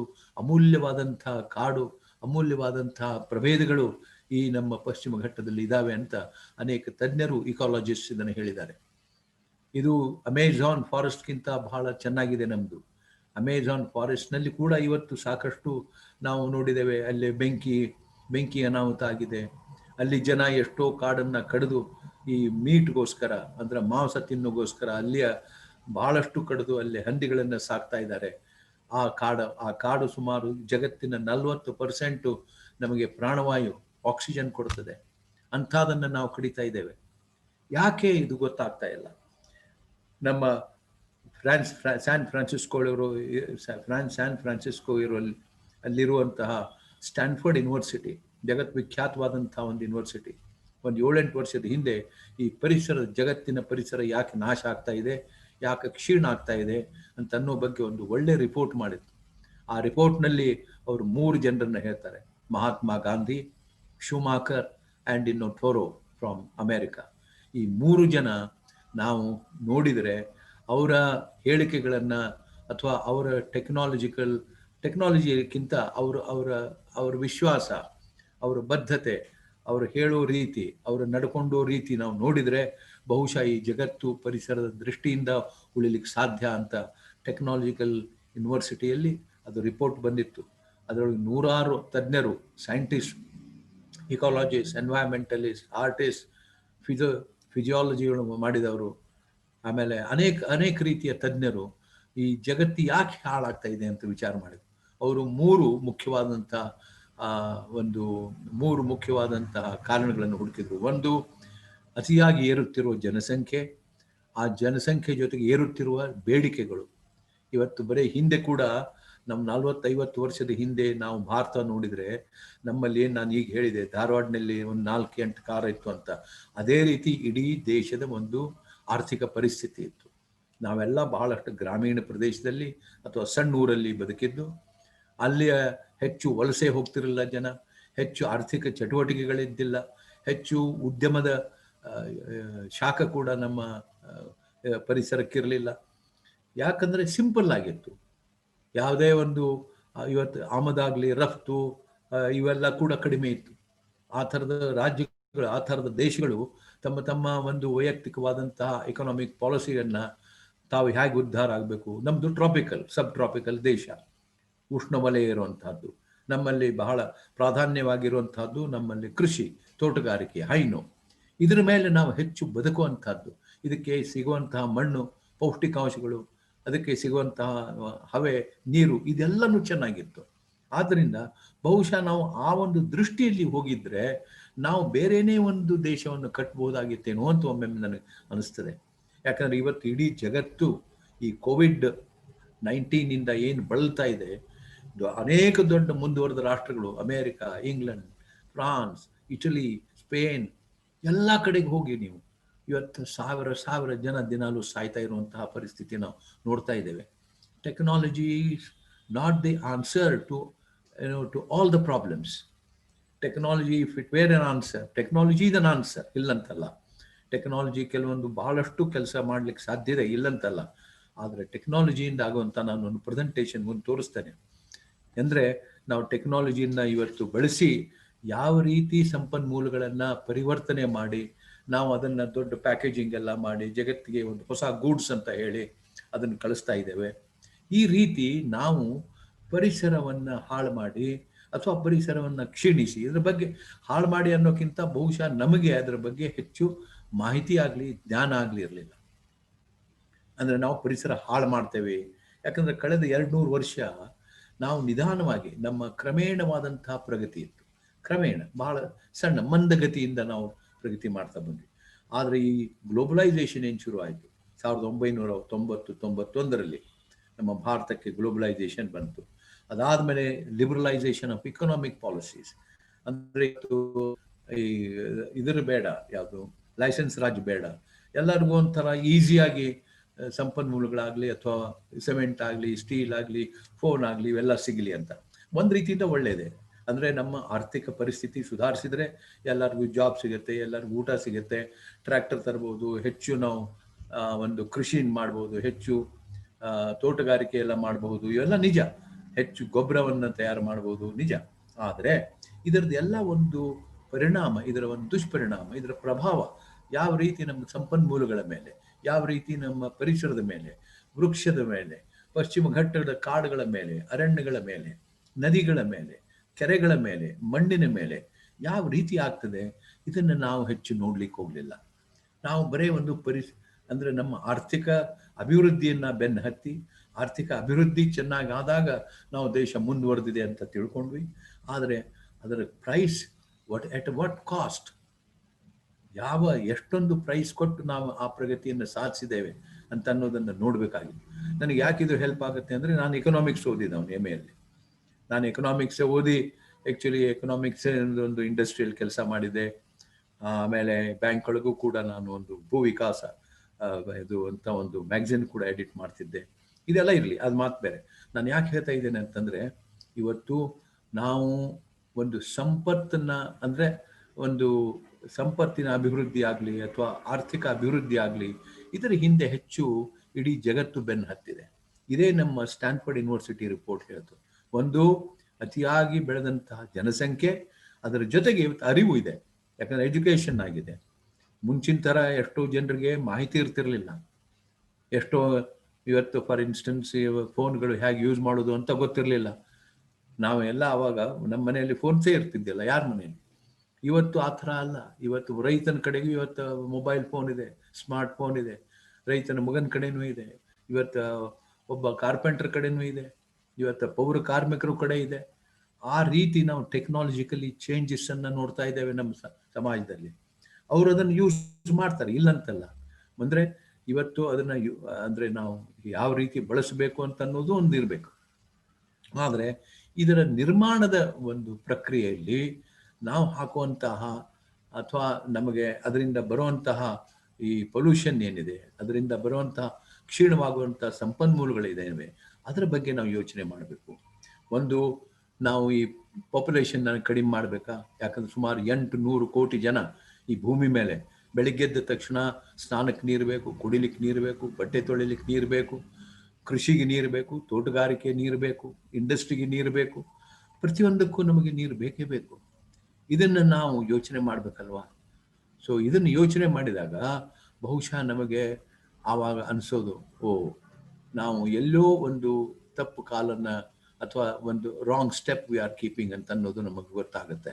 ಇದು ನಾನು ಸ್ಟ್ಯಾನ್ಫೋರ್ಡ್ ಯೂನಿವರ್ಸಿಟಿ ಬಗ್ಗೆ ಹೇಳಿ ಮುಗಿಸ್ತೇನೆ. ಏನಂತಂದರೆ ಅವರು ಹೇಳಿದರು, ಈ ರೀತಿ ನಾವು ಈ ಏರಿಕೆಯ ಬೇಡಿಕೆಯನ್ನು ನಾವು ನಿವಾರಣೆ ಮಾಡುವಲ್ಲಿ, ಬೇಡಿಕೆಯನ್ನು ನಾವು ನಿವಾರಿಸುವಲ್ಲಿ ಅನೇಕ ರೀತಿಯ ನಾವು ಪ್ರೊಡಕ್ಷನ್ ಕೆಪಾಸಿಟಿ ಬೆಳೆಸ್ತಾ ಇದ್ದೇವೆ, ಇಂಡಸ್ಟ್ರಿಗಳನ್ನು ಹಾಕ್ತಿದ್ದೇವೆ, ಟ್ರಾನ್ಸ್ಪೋರ್ಟ್ ಬೆಳೆಸ್ತಾ ಇದ್ದೇವೆ, ವ್ಯಾಪಾರ ಮತ್ತು ವ್ಯವಹಾರದ ಒಂದು ಏನು ಈ ಹಬ್ ಇದೆ ಅದರದ್ದು ಅಂದರೆ volume of industries and economic activities ಇದು ತುಂಬ ಬೆಳೀತಾ ಇದೆ. ಮೂರನೇದು, ಮನುಷ್ಯನಿಗೆ ಇವತ್ತು ಈಸಿ ಸರ್ಚ್ ಫಾರ್ ಅಫ್ಲುಯೆನ್ಸ್, ಈಸಿಯಾಗಿ ಮನೆ ಮಾಡಬೇಕು, ಈಸಿಯಾಗಿ ನಾವು ಇದರಲ್ಲಿ ಪಾಲು ತಗೋಬೇಕು ಅಂತನ್ನೋದು. ಒಂದು ಕಷ್ಟಪಟ್ಟು ಏನು ಯಾವ ಮನುಷ್ಯ ಯಾವುದೇ ಒಂದು ಕೆಲಸ ಆಗಲಿ ಕಷ್ಟಪಟ್ಟು ದುಡಿದು ಅದು ಬಂದಾಗ ಅವನಿಗೆ ಬರುವಂಥ ಆನಂದ ಆಗಲಿ, ಅದಕ್ಕೆ ಬರುವಂತಹ ಅವನಿಗೆ ದೈಹಿಕವಾಗಿ ಅಥವಾ ಮಾನಸಿಕವಾಗಿ ಸಿಗುವಂಥ ಅನುಭವ ಅಥವಾ ಸುಖ, ಅದರ ಬಗ್ಗೆ ನಾವು ಯೋಚನೆ ಮಾಡ್ತಾ ಇಲ್ಲ. ಇವತ್ತು ಕಮಿಷನ್ ಬೇಕು, ಈ ರೀತಿ ಮನುಷ್ಯ ಹೊರಟಿದ್ದಾನೆ. ಸೊ ಈ ಇದೇನವ ಮೂರು ಅಂದರೆ ಈ 3 ರೀಸನ್ಸ್ ಇವು ನಮ್ಮ ಜಗತ್ತಿನ ಪರಿಸರವನ್ನು ಹಾಳಾಗೋದಕ್ಕೆ ಕಾರಣ ಮುಖ್ಯ. ಆದ್ದರಿಂದ ಅವರು ಗಾಂಧಿ ಬಗ್ಗೆ ಹೇಳಿದರು. ಗಾಂಧಿ ಏನು ಪರಿಸರ ಓದಿಲ್ಲ. ನಾವು ಪರಿಸರವನ್ನು ಅರ್ಥ ಮಾಡ್ಕೊಳ್ಳಿಕ್ಕೆ ಪರಿಸರ ಓದಬೇಕಾಗಿಲ್ಲ. ನಮ್ಮ ದಿನನಿತ್ಯದ ಜೀವನದ ಪ್ರತಿಯೊಂದು ಹೆಜ್ಜೆಯಲ್ಲಿ ನಮಗೆ ಪರಿಸರವನ್ನು ಕಾಣ್ತೇವೆ. ಯಾಕಂದರೆ ನಮಗೆ ನಮ್ಮ ಮಣ್ಣು, ನೆಲ, ಭೂಮಿ, ಹವೆ ಅಥವಾ ನೀರು, ಮಳೆ, ಗಾಳಿ ಇವೇ ನಮ್ಮ ಪರಿಸರ. ಇವೇ ನಮ್ಮ ಜೀವನದ ಆರ್ಥಿಕ ಪರಿಸ್ಥಿತಿ ಆಗಲಿ, ಸಾಮಾಜಿಕ ಪರಿಸ್ಥಿತಿ ಆಗಲಿ, ಮನೆ ಕಟ್ಟೋದ್ರಿಂದ, ರೋಡ್ ಮಾಡೋದ್ರಿಂದ ಹಿಡಿದು, ಮಷೀನ್ ಮಾಡೋದ್ರಿಂದ ಹಿಡಿದು ಇವತ್ತೆಲ್ಲ ನಾವು ಪರಿಸರದ ಸಂಪನ್ಮೂಲಗಳನ್ನೇ ಬಳಸಬೇಕಾಗುತ್ತೆ. ಅದರಿಂದ ಈ ರೀತಿ ನಾವು ನಮ್ಮ 800 ಕೋಟಿ ಜನಕ್ಕೆ ಯಾವ ರೀತಿ ನಾವು ಪರಿಸರದಿಂದ ನಿರ್ಮಾಣ ಮಾಡಿದಂಥ ವಸ್ತುಗಳನ್ನು ಕೊಡ್ಲಿಕ್ಕೆ ಸಾಧ್ಯ. ಒಂದು ಜೋಹಾನ್ನೆಸ್ಬರ್ಗ್ನಲ್ಲಿ ಸುಮಾರು ವರ್ಷದ ಹಿಂದೆ ಒಂದು ಗ್ಲೋಬಲ್ ಕಾನ್ಫರೆನ್ಸ್ ಆಯಿತು. ಆ ಕಾನ್ಫರೆನ್ಸಲ್ಲಿ ಅವನು ಪ್ರೆಸಿಡೆಂಟ್ ಹೇಳ್ತಾನೆ, ಇವತ್ತು ಪ್ರತಿಯೊಬ್ಬರಿಗೆ ಕಾರ್ ಬೇಕು, ಪ್ರತಿಯೊಬ್ಬರಿಗೆ ಫೋನ್ ಬೇಕು ಅಂತಂದ್ರೆ ಇಡೀ ಜಗತ್ತಿನ ಈ ನಮ್ಮ ಆರ್ಥಿಕ ಪರಿಸ್ಥಿತಿಗೆ ಸಾಧ್ಯ ಇದೆಯಾ? ಪ್ರತಿಯೊಂದು ದೇಶದ ಪರಿಸ್ಥಿತಿ, ಆರ್ಥಿಕ ಪರಿಸ್ಥಿತಿ ಯಾವ ರೀತಿ ಉಂಟಾಗಬಹುದು? ಈ ರೀತಿ ನಾವು ಕೊಡ್ಲಿಕ್ಕೆ ಸಾಧ್ಯ ಇದೆಯಾ? ಕೊಡಲಿಲ್ಲ ಅಂತಂದ್ರೆ ಅವಾಗ ಜನಕ್ಕೆ ಏನು ಮಾಡ್ತಾರೆ? ಇವತ್ತು ಪರವಾಗಿಲ್ಲ, ಹಿಂದೆ ಏನೋ ಕಾರ್ ಇತ್ತು, ಡಾಕ್ಟರ್ ಬೇಕಾಗ್ತಿತ್ತು, ಇಂಜಿನಿಯರಿಂಗ್ ಬೇಕಾಗ್ತಿತ್ತು, ಅಥವಾ ಯಾರೋ ಒಬ್ಬ ಬಿಸ್ನೆಸ್ ಮನ್ ಇದ್ದ, ಅವನು ಬೇಕಾಗ್ತದಪ್ಪ, ಅವನ ಕೆಲಸನೇ ಆ ಥರ ಇದೆ ಅಂತಂದ್ರೆ ಅದು ಓಕೆ. ಇವತ್ತು ಆ ಥರ ಇಲ್ಲ. ಇವತ್ತು ಯಾವನು ಬೇಕಾದವನು ಕೂಡ ಅವನು ಏನೇ ಕೆಲಸ ಮಾಡಿದ್ರು ಕೂಡ ಅವನ ಕಡೆ ಫೋನು, ಅವನಿಗೆ ಕಾರು, ಇಂಥವೆಲ್ಲ ಬೇಕು. ಇದು ಇಡೀ ಜಗತ್ತಿನಲ್ಲಿ ಪಸರಿಸಿದೆ. ಸೊ ಜಗತ್ತಿನಲ್ಲಿ ಇಷ್ಟೆಲ್ಲ ಜನರಿಗೆ ನಾವು ಕಾರ್ ಕೊಡ್ಲಿಕ್ಕೆ ಸಾಧ್ಯನಾ? ಫೋನ್ ಕೊಡ್ಲಿಕ್ಕೆ ಸಾಧ್ಯನಾ? ಎಲ್ಲ ನಿರ್ಮಾಣ ಮಾಡಬೇಕು. ಅದಕ್ಕೆ ಸಂಪನ್ಮೂಲಗಳೇ ಬೇಕು, ಫ್ಯಾಕ್ಟ್ರಿಯನ್ನು ಹಾಕಬೇಕು, ಎನರ್ಜಿ ಬೇಕು. ನಮ್ಮಂಥ ಅಭಿವೃದ್ಧಿ ಆಗುತ್ತಿರುವಂತಹ ರಾಷ್ಟ್ರಗಳಿಗೆ ನಮಗೆ ಇವತ್ತು ಎನರ್ಜಿ ಅಂತಂದರೆ ಹೇಗೆ? ಈಗ ಪಾಶ್ಚಿಮಾತ್ಯ ದೇಶಗಳಲ್ಲಿ ಗ್ಯಾಸು ಮತ್ತು ಆಯಿಲ್ ತುಂಬ ಯೂಸ್ ಮಾಡ್ತಾರೆ, ತುಂಬ ನಶಿಸ್ತಾ ಇದ್ದಾರೆ. ಆದರೆ ನಮ್ಮಂಥ ಅಭಿವೃದ್ಧಿಗೊಳ್ಳುತ್ತಿರೋ ರಾಷ್ಟ್ರಗಳಿಗೆ ಗ್ಯಾಸ್ ಮತ್ತು ಇದು ಆಯಿಲನ್ನು ತಗೊಳ್ಳುವಂಥ ಅಷ್ಟೊಂದು ಶಕ್ತಿ ಇಲ್ಲ. ಅಂದರೆ ಎನರ್ಜಿಗೆ ಅಷ್ಟು ದುಡ್ಡು ಕೊಟ್ಟು ನಾವು ಫ್ಯಾಕ್ಟ್ರಿಗಳನ್ನು ನಡೆಸುವಂಥ ಇದು ಇಲ್ಲ. ಆದ್ದರಿಂದ ನಾವು ಕಲ್ಲಿದ್ದಲನ್ನ ನಾವು ಬಳಸಬೇಕಾಗ್ತದೆ. ಮೊನ್ನೆ ಕೂಡ ಯುನೈಟೆಡ್ ನೇಷನ್ ಜನರಲ್ ಸೆಕ್ರೆಟರಿ ಒಂದು 4-5 ತಿಂಗಳ ಹಿಂದೆ ಬಂದು ದೆಹಲಿಯಲ್ಲಿ ಭಾಷಣ ಮಾಡಿದರು. ಏನು ಈ ಭಾರತ ತುಂಬ ಇದು ತುಂಬ ಕಲ್ಲಿದ್ದಲನ್ನ ಬಳಸ್ತಾ ಇದೆ, ಅದನ್ನು ಕಡಿಮೆ ಮಾಡಬೇಕು, 45% ಕಡಿಮೆ ಮಾಡಬೇಕು ಅಂತ ಹೇಳಿ. 45% ಕಡಿಮೆ ಮಾಡಿದರೆ ಇಲ್ಲಿ ಜನ, ನಮ್ಮ ದೇಶದಲ್ಲಿರುವಂಥ 125ರಿಂದ 130 ಕೋಟಿ ಜನ ಯಾವ ರೀತಿ ಬದುಕಲಿಕ್ಕೆ ಸಾಧ್ಯ? ಇವತ್ತು ನಾವು ಒಂದು ಹಂತಕ್ಕೆ ಬಂದಿದ್ದೇವೆ. ಎಲ್ಲರೂ ಕೂಡ ನಾವು ಆರ್ಥಿಕ ಚಟುವಟಿಕೆಗಳಲ್ಲಿ ನಾವು ಒಂದಿಲ್ಲ ಒಂದು ರೀತಿಯಲ್ಲಿ ತೊಡಗಲೇಬೇಕಾಗಿರುವಂಥ ಪರಿಸ್ಥಿತಿ ಬಂದಿದೆ. ದುಡ್ಡು ಮಾಡುವ ಅನಿವಾರ್ಯತೆ ಬಂದಿದೆ. ಯಾಕಂದ್ರೆ ಹೊರಗೆ ಬಿದ್ದರೆ ನಿಮಗೆ ದುಡ್ಡು ಬೇಕು, ಬಸ್ ಹತ್ತಬೇಕು, ಆಟೋ ಹತ್ತಬೇಕು, ಹೋಟೆಲ್ಗೆ ಹೋಗ್ಬೇಕು, ತಿಂಡಿ ತಿನ್ನಬೇಕು, ಮನೆಯಲ್ಲಿ ಏನೋ ಸಾಮಾನು ಬೇಕು. ಈ ರೀತಿ ಇವತ್ತು ನಮ್ಮ ಸಾಮಾಜಿಕ ಪರಿವರ್ತನೆ ಆಗಿದ್ದರಿಂದ ಆರ್ಥಿಕ ಪರಿಸ್ಥಿತಿ ಕೂಡ ದುಸ್ಥಿತಿ ಆರ್ಥಿಕ ಪರಿಸ್ಥಿತಿ ಸಾಮಾಜಿಕ ಪರಿಸ್ಥಿತಿ ಜೊತೆಗೆ ಬೆರೀತಾ ಇಲ್ಲ. ಇದು ಒಂದು ಮುಖ್ಯವಾದದ್ದು. ನಾವು ಕೊಡ್ಲಿಕ್ಕೆ ಸಾಧ್ಯನ ಎಲ್ಲರಿಗೂ? ಆದ್ದರಿಂದ ನಾವು ಇದರ ಬಗ್ಗೆ ಬಹಳಷ್ಟು ಯೋಚನೆ ಮಾಡಬೇಕಾಗಿದೆ. ಯಾವ ರೀತಿ ನಾವು ಆರ್ಥಿಕ ಪರಿಸ್ಥಿತಿಯನ್ನು ಬದಲು ಮಾಡಲಿಕ್ಕೆ ಸಾಧ್ಯ, ಆರ್ಥಿಕ ಪಾಲಿಸಿಗಳನ್ನು ಬದಲು ಮಾಡಲಿಕ್ಕೆ ಸಾಧ್ಯ. ದೇಶಗಳು ಈ ಥರದ ಯಾವುದೇ ಒಂದು ದೇಶದಲ್ಲಿ ಒಂದು ಆರ್ಥಿಕ ಪ್ರಬಲತೆ ಹೆಚ್ಚಿರ್ಬೋದು, ಆರ್ಥಿಕ ಒಂದು ಪರಿಸ್ಥಿತಿ ಚೆನ್ನಾಗಿದ್ರೆ ಅದನ್ನು ನಮ್ಮ ದೇಶದಲ್ಲಿಯೂ ಅದೇ ಥರ ತರಲಿಕ್ಕೆ ಸಾಧ್ಯನ ಇಲ್ಲ. ನಮ್ಮ ದೇಶದ ಭೌಗೋಳಿಕ ಪರಿಸ್ಥಿತಿ, ನಮ್ಮ ಪರಿಸರದ ಪರಿಸ್ಥಿತಿ, ನಮ್ಮ ಯಾವುದಿದೆ ಇದನ್ನೆಲ್ಲ ನಾವು ಯೋಚನೆ ಮಾಡಬೇಕಾಗತ್ತೆ. ನಮ್ಮ ಸ್ಕಿಲ್ಸ್ ಏನು, ಎಬಿಲಿಟೀಸ್ ಏನು. ಈಗ ಯಾವುದೋ ಒಂದು ದೊಡ್ಡ ಕಂಪ್ನಿ ಬಹಳಷ್ಟು ದುಡ್ಡು ಮಾಡ್ಬೋದು, ಅವ್ರಿಗೆ ದುಡ್ಡು ಮಾಡ್ಬೋದು, ಜನರಿಗೆ ದುಡ್ಡು ಕೊಡ್ಬೋದು, ಸರ್ಕಾರಕ್ಕೂ ದುಡ್ಡು ಕೊಡ್ಬೋದು. ಆದರೆ ಇಡೀ ಒಂದು ದೇಶದ ಈ ಒಂದು ಸಾಮಾಜಿಕ ವ್ಯವಸ್ಥೆಯನ್ನು, ಆರ್ಥಿಕ ವ್ಯವಸ್ಥೆಯನ್ನು, ಸಾಂಸ್ಕೃತಿಕ ವ್ಯವಸ್ಥೆಯನ್ನು ನಡೆಸುವಂತಹ ಒಂದು ಶಕ್ತಿ ಇರೋದು ನಮ್ಮ ಸರ್ಕಾರಗಳಿಗೆ. ಆ ಸರ್ಕಾರ ಯೋಚನೆ ಮಾಡಬೇಕು, ಯಾವ ರೀತಿ ಆರ್ಥಿಕ ಪರಿಸ್ಥಿತಿ ನಾವು ಸುಧಾರಿಸ್ಲಿಕ್ಕೆ ಸಾಧ್ಯ, ನಾವು ಕಾರುಗಳನ್ನು ಕೊಡ್ಲಿಕ್ಕೆ ಸಾಧ್ಯನೇ. ಇವತ್ತು ನಾನು ಒಂದು ಸರ್ತಿ ಶಿವಮೊಗ್ಗದಲ್ಲಿ ಭಾಷಣ ಮಾಡ್ಬೇಕಾದ್ರೆ ಹೇಳಿದೆ, ಬೆಂಗಳೂರಿನಲ್ಲಿ ಇವತ್ತು ಕಾರು ಮತ್ತು ಮೋಟರ್ ಸೈಕಲು ಇಂಥ ಇದರ ಏನು ಸಂಖ್ಯೆ ಹೆಚ್ಚಾದರೆ ನಮ್ಮ ಪಶ್ಚಿಮ ಘಟ್ಟದ ಮೇಲೆ ಅದರ ದುಷ್ಪರಿಣಾಮ ಆಗ್ತದೆ. ಕೆಲವೊಂದು ಕೇಳಿದ್ರು, ಏನು ನೀವು ಬೆಂಗಳೂರಿನಲ್ಲಿ ಕಾರು ಓಡಿಸೋದಕ್ಕೆ ಪಶ್ಚಿಮ ಘಟ್ಟಿಗೆ ಏನು ಸಂಬಂಧ ಇದೆ? ನಾ ಹೇಳಿದೆ, ಇದು ಬರೀ ಒಂದು ಸ್ಟೀಲು. ಇವತ್ತು ಕಾರ್ ಮಾಡಬೇಕು ಅಂತಂದ್ರೆ ನಿಮ್ಗೆ ಸ್ಟೀಲ್ ಬೇಕು, ಅಲ್ಯೂಮಿನಿಯಂ ಬೇಕು, ರೆಸಿನ್ ಬೇಕು, ರಬ್ಬರ್ ಬೇಕು, ಎಲ್ಲ ಬೇಕು ಅಲ್ವೇ? ಬರೀ ಪೆಟ್ರೋಲು ಡೀಸೆಲಿಂದ ಅಷ್ಟೇ ಅಲ್ಲ. ಪೆಟ್ರೋಲು ಡೀಸೆಲು ಸಮುದ್ರೊಳಗೆ ಪೈಪ್ ಹಾಕ್ತಾರೆ, ಯಾವುದೋ ದೇಶದಿಂದ ಬರುತ್ತೆ, ಇಲ್ಲಿ ಅದನ್ನು ರಿಫೈನರಿಯಿಂದ ಹಾಕಿ ಅದನ್ನು ಪೆಟ್ರೋಲ್ ಪಂಪದಿಂದ ನಾವು ಕೊಡ್ಬೋದು, ಅದು ಮಾತು ಬೇರೆ. ಆದರೆ ಸ್ಟೀಲ್ ಬೇಕು, ಕಾಡಿಗೆ ಹೋಗ್ಬೇಕು, ಕಾಡನ್ನು ನಾವು ವಿರಳ ಮಾಡಬೇಕು, ಕಾಡಿನಲ್ಲಿ ತಗೋಬೇಕಾಗ್ತದೆ. ಅದು ಪಶ್ಚಿಮ ಘಟ್ಟ ಇರ್ಬೋದು, ಬಳ್ಳಾರಿ ಇರ್ಬೋದು, ಇನ್ನೊಂದು ಕಡೆ ಇರ್ಬೋದು. ಸೊ ಒಂದು. ಎರಡನೇದು, ಇವತ್ತು ನಮ್ಮ ಲಕ್ಷಾವಧಿ ಕೋಟ್ಯಾವಧಿ ವಾಹನಗಳಿಗೆ ಟೈರ್ ಟ್ಯೂಬ್ ಇದೆ. ಆ ಟೈರ್ ಟ್ಯೂಬ್ಗೆ ಬೇಕಾದಂತಹ ಒಂದು ರಾ ಮೆಟೀರಿಯಲ್ ರಬ್ಬರ್ ಮುಂಚೆ ಮಲೇಷ್ಯಾ ಸಪ್ಲೈ ಮಾಡ್ತಿತ್ತು. ಅವ್ರಿಗೆ ಇವತ್ತು ಆ ಸಪ್ಲೈ ಮಾಡುವಂಥ ಕೆಪಾಸಿಟಿ ಇಲ್ಲ. ಜಗತ್ತಿನೊಳಗೆ ಅಷ್ಟೊಂದು ವಾಹನಗಳು ಇದಾಗಿದ್ದಾವೆ. ಕೇರಳ ನಮಗೆ ಸಪ್ಲೈ ಮಾಡ್ತಿತ್ತು, ಕೇರಳಕ್ಕೂ ಇವತ್ತು ಆಗ್ತಾ ಇಲ್ಲ. ಕೇರಳದ ಜನ ಇವತ್ತು ಕರ್ನಾಟಕದ ಪಶ್ಚಿಮ ಘಟ್ಟದಲ್ಲಿ ಬಂದು ರಬ್ಬರ್ ಪ್ಲಾಂಟೇಶನ್ ಮಾಡ್ತಿದ್ದಾರೆ. ಅಂದರೆ ಹಿಂದೆ ಟೀ ಪ್ಲಾಂಟೇಶನ್ ಇತ್ತು, ಕಾಫಿ ಪ್ಲಾಂಟೇಶನ್ ಇತ್ತು, ಪೆಪ್ಪರ್ ಪ್ಲಾಂಟೇಶನ್ ಇತ್ತು, ಕೋಕೋನಟ್ ಇತ್ತು, ಬಾಳೆಹಣ್ಣು ಇತ್ತು. ಅದರ ಜೊತೆಗೆ ಇವತ್ತು ರಬ್ಬರ್ ಪ್ಲಾಂಟೇಶನ್ ಈಸಿ. ಅದರ ಬಗ್ಗೆ ಹೆಚ್ಚಿನ ಮೇಂಟೆನೆನ್ಸ್ ಇಲ್ಲ. ಯಾಕಂದ್ರೆ ನಾನು ಓಡಾಡಿ ನೋಡಿದ್ದೇನೆ ಪಶ್ಚಿಮ ಘಟ್ಟದಲ್ಲಿ. ಅವ್ರು ಹೇಳ್ತಾರೆ, ಸರ್ ನಮ್ದೊಂದು 15-20 ಎಕರೆ ಇದೆ, 50 ಎಕರೆ ಇದೆ, ಅಲ್ಲಿ ರಬ್ಬರ್ ಒಂದು ಸರ್ತಿ ಪ್ಲಾಂಟ್ ಮಾಡಿಬಿಟ್ರೆ ಅದಕ್ಕೆ ನೀರು ಹಾಕಬೇಕಾಗಿಲ್ಲ, ಗೊಬ್ಬರ ಕೊಡಬೇಕಾಗಿಲ್ಲ, ಅದಕ್ಕೆ ಯಾವುದೋ ಒಂಥರ ಇದು ಬರೋದಲ್ಲ ರೋಗ ಸಾಧಾರಣವಾಗಿ. ಆದ್ದರಿಂದ ನಮಗೆ ಚೆನ್ನಾಗಿ ಆದಾಯ ಬರ್ತದೆ. ಆದರೆ ಅದು ಮೊನೋಕಲ್ಚರ್.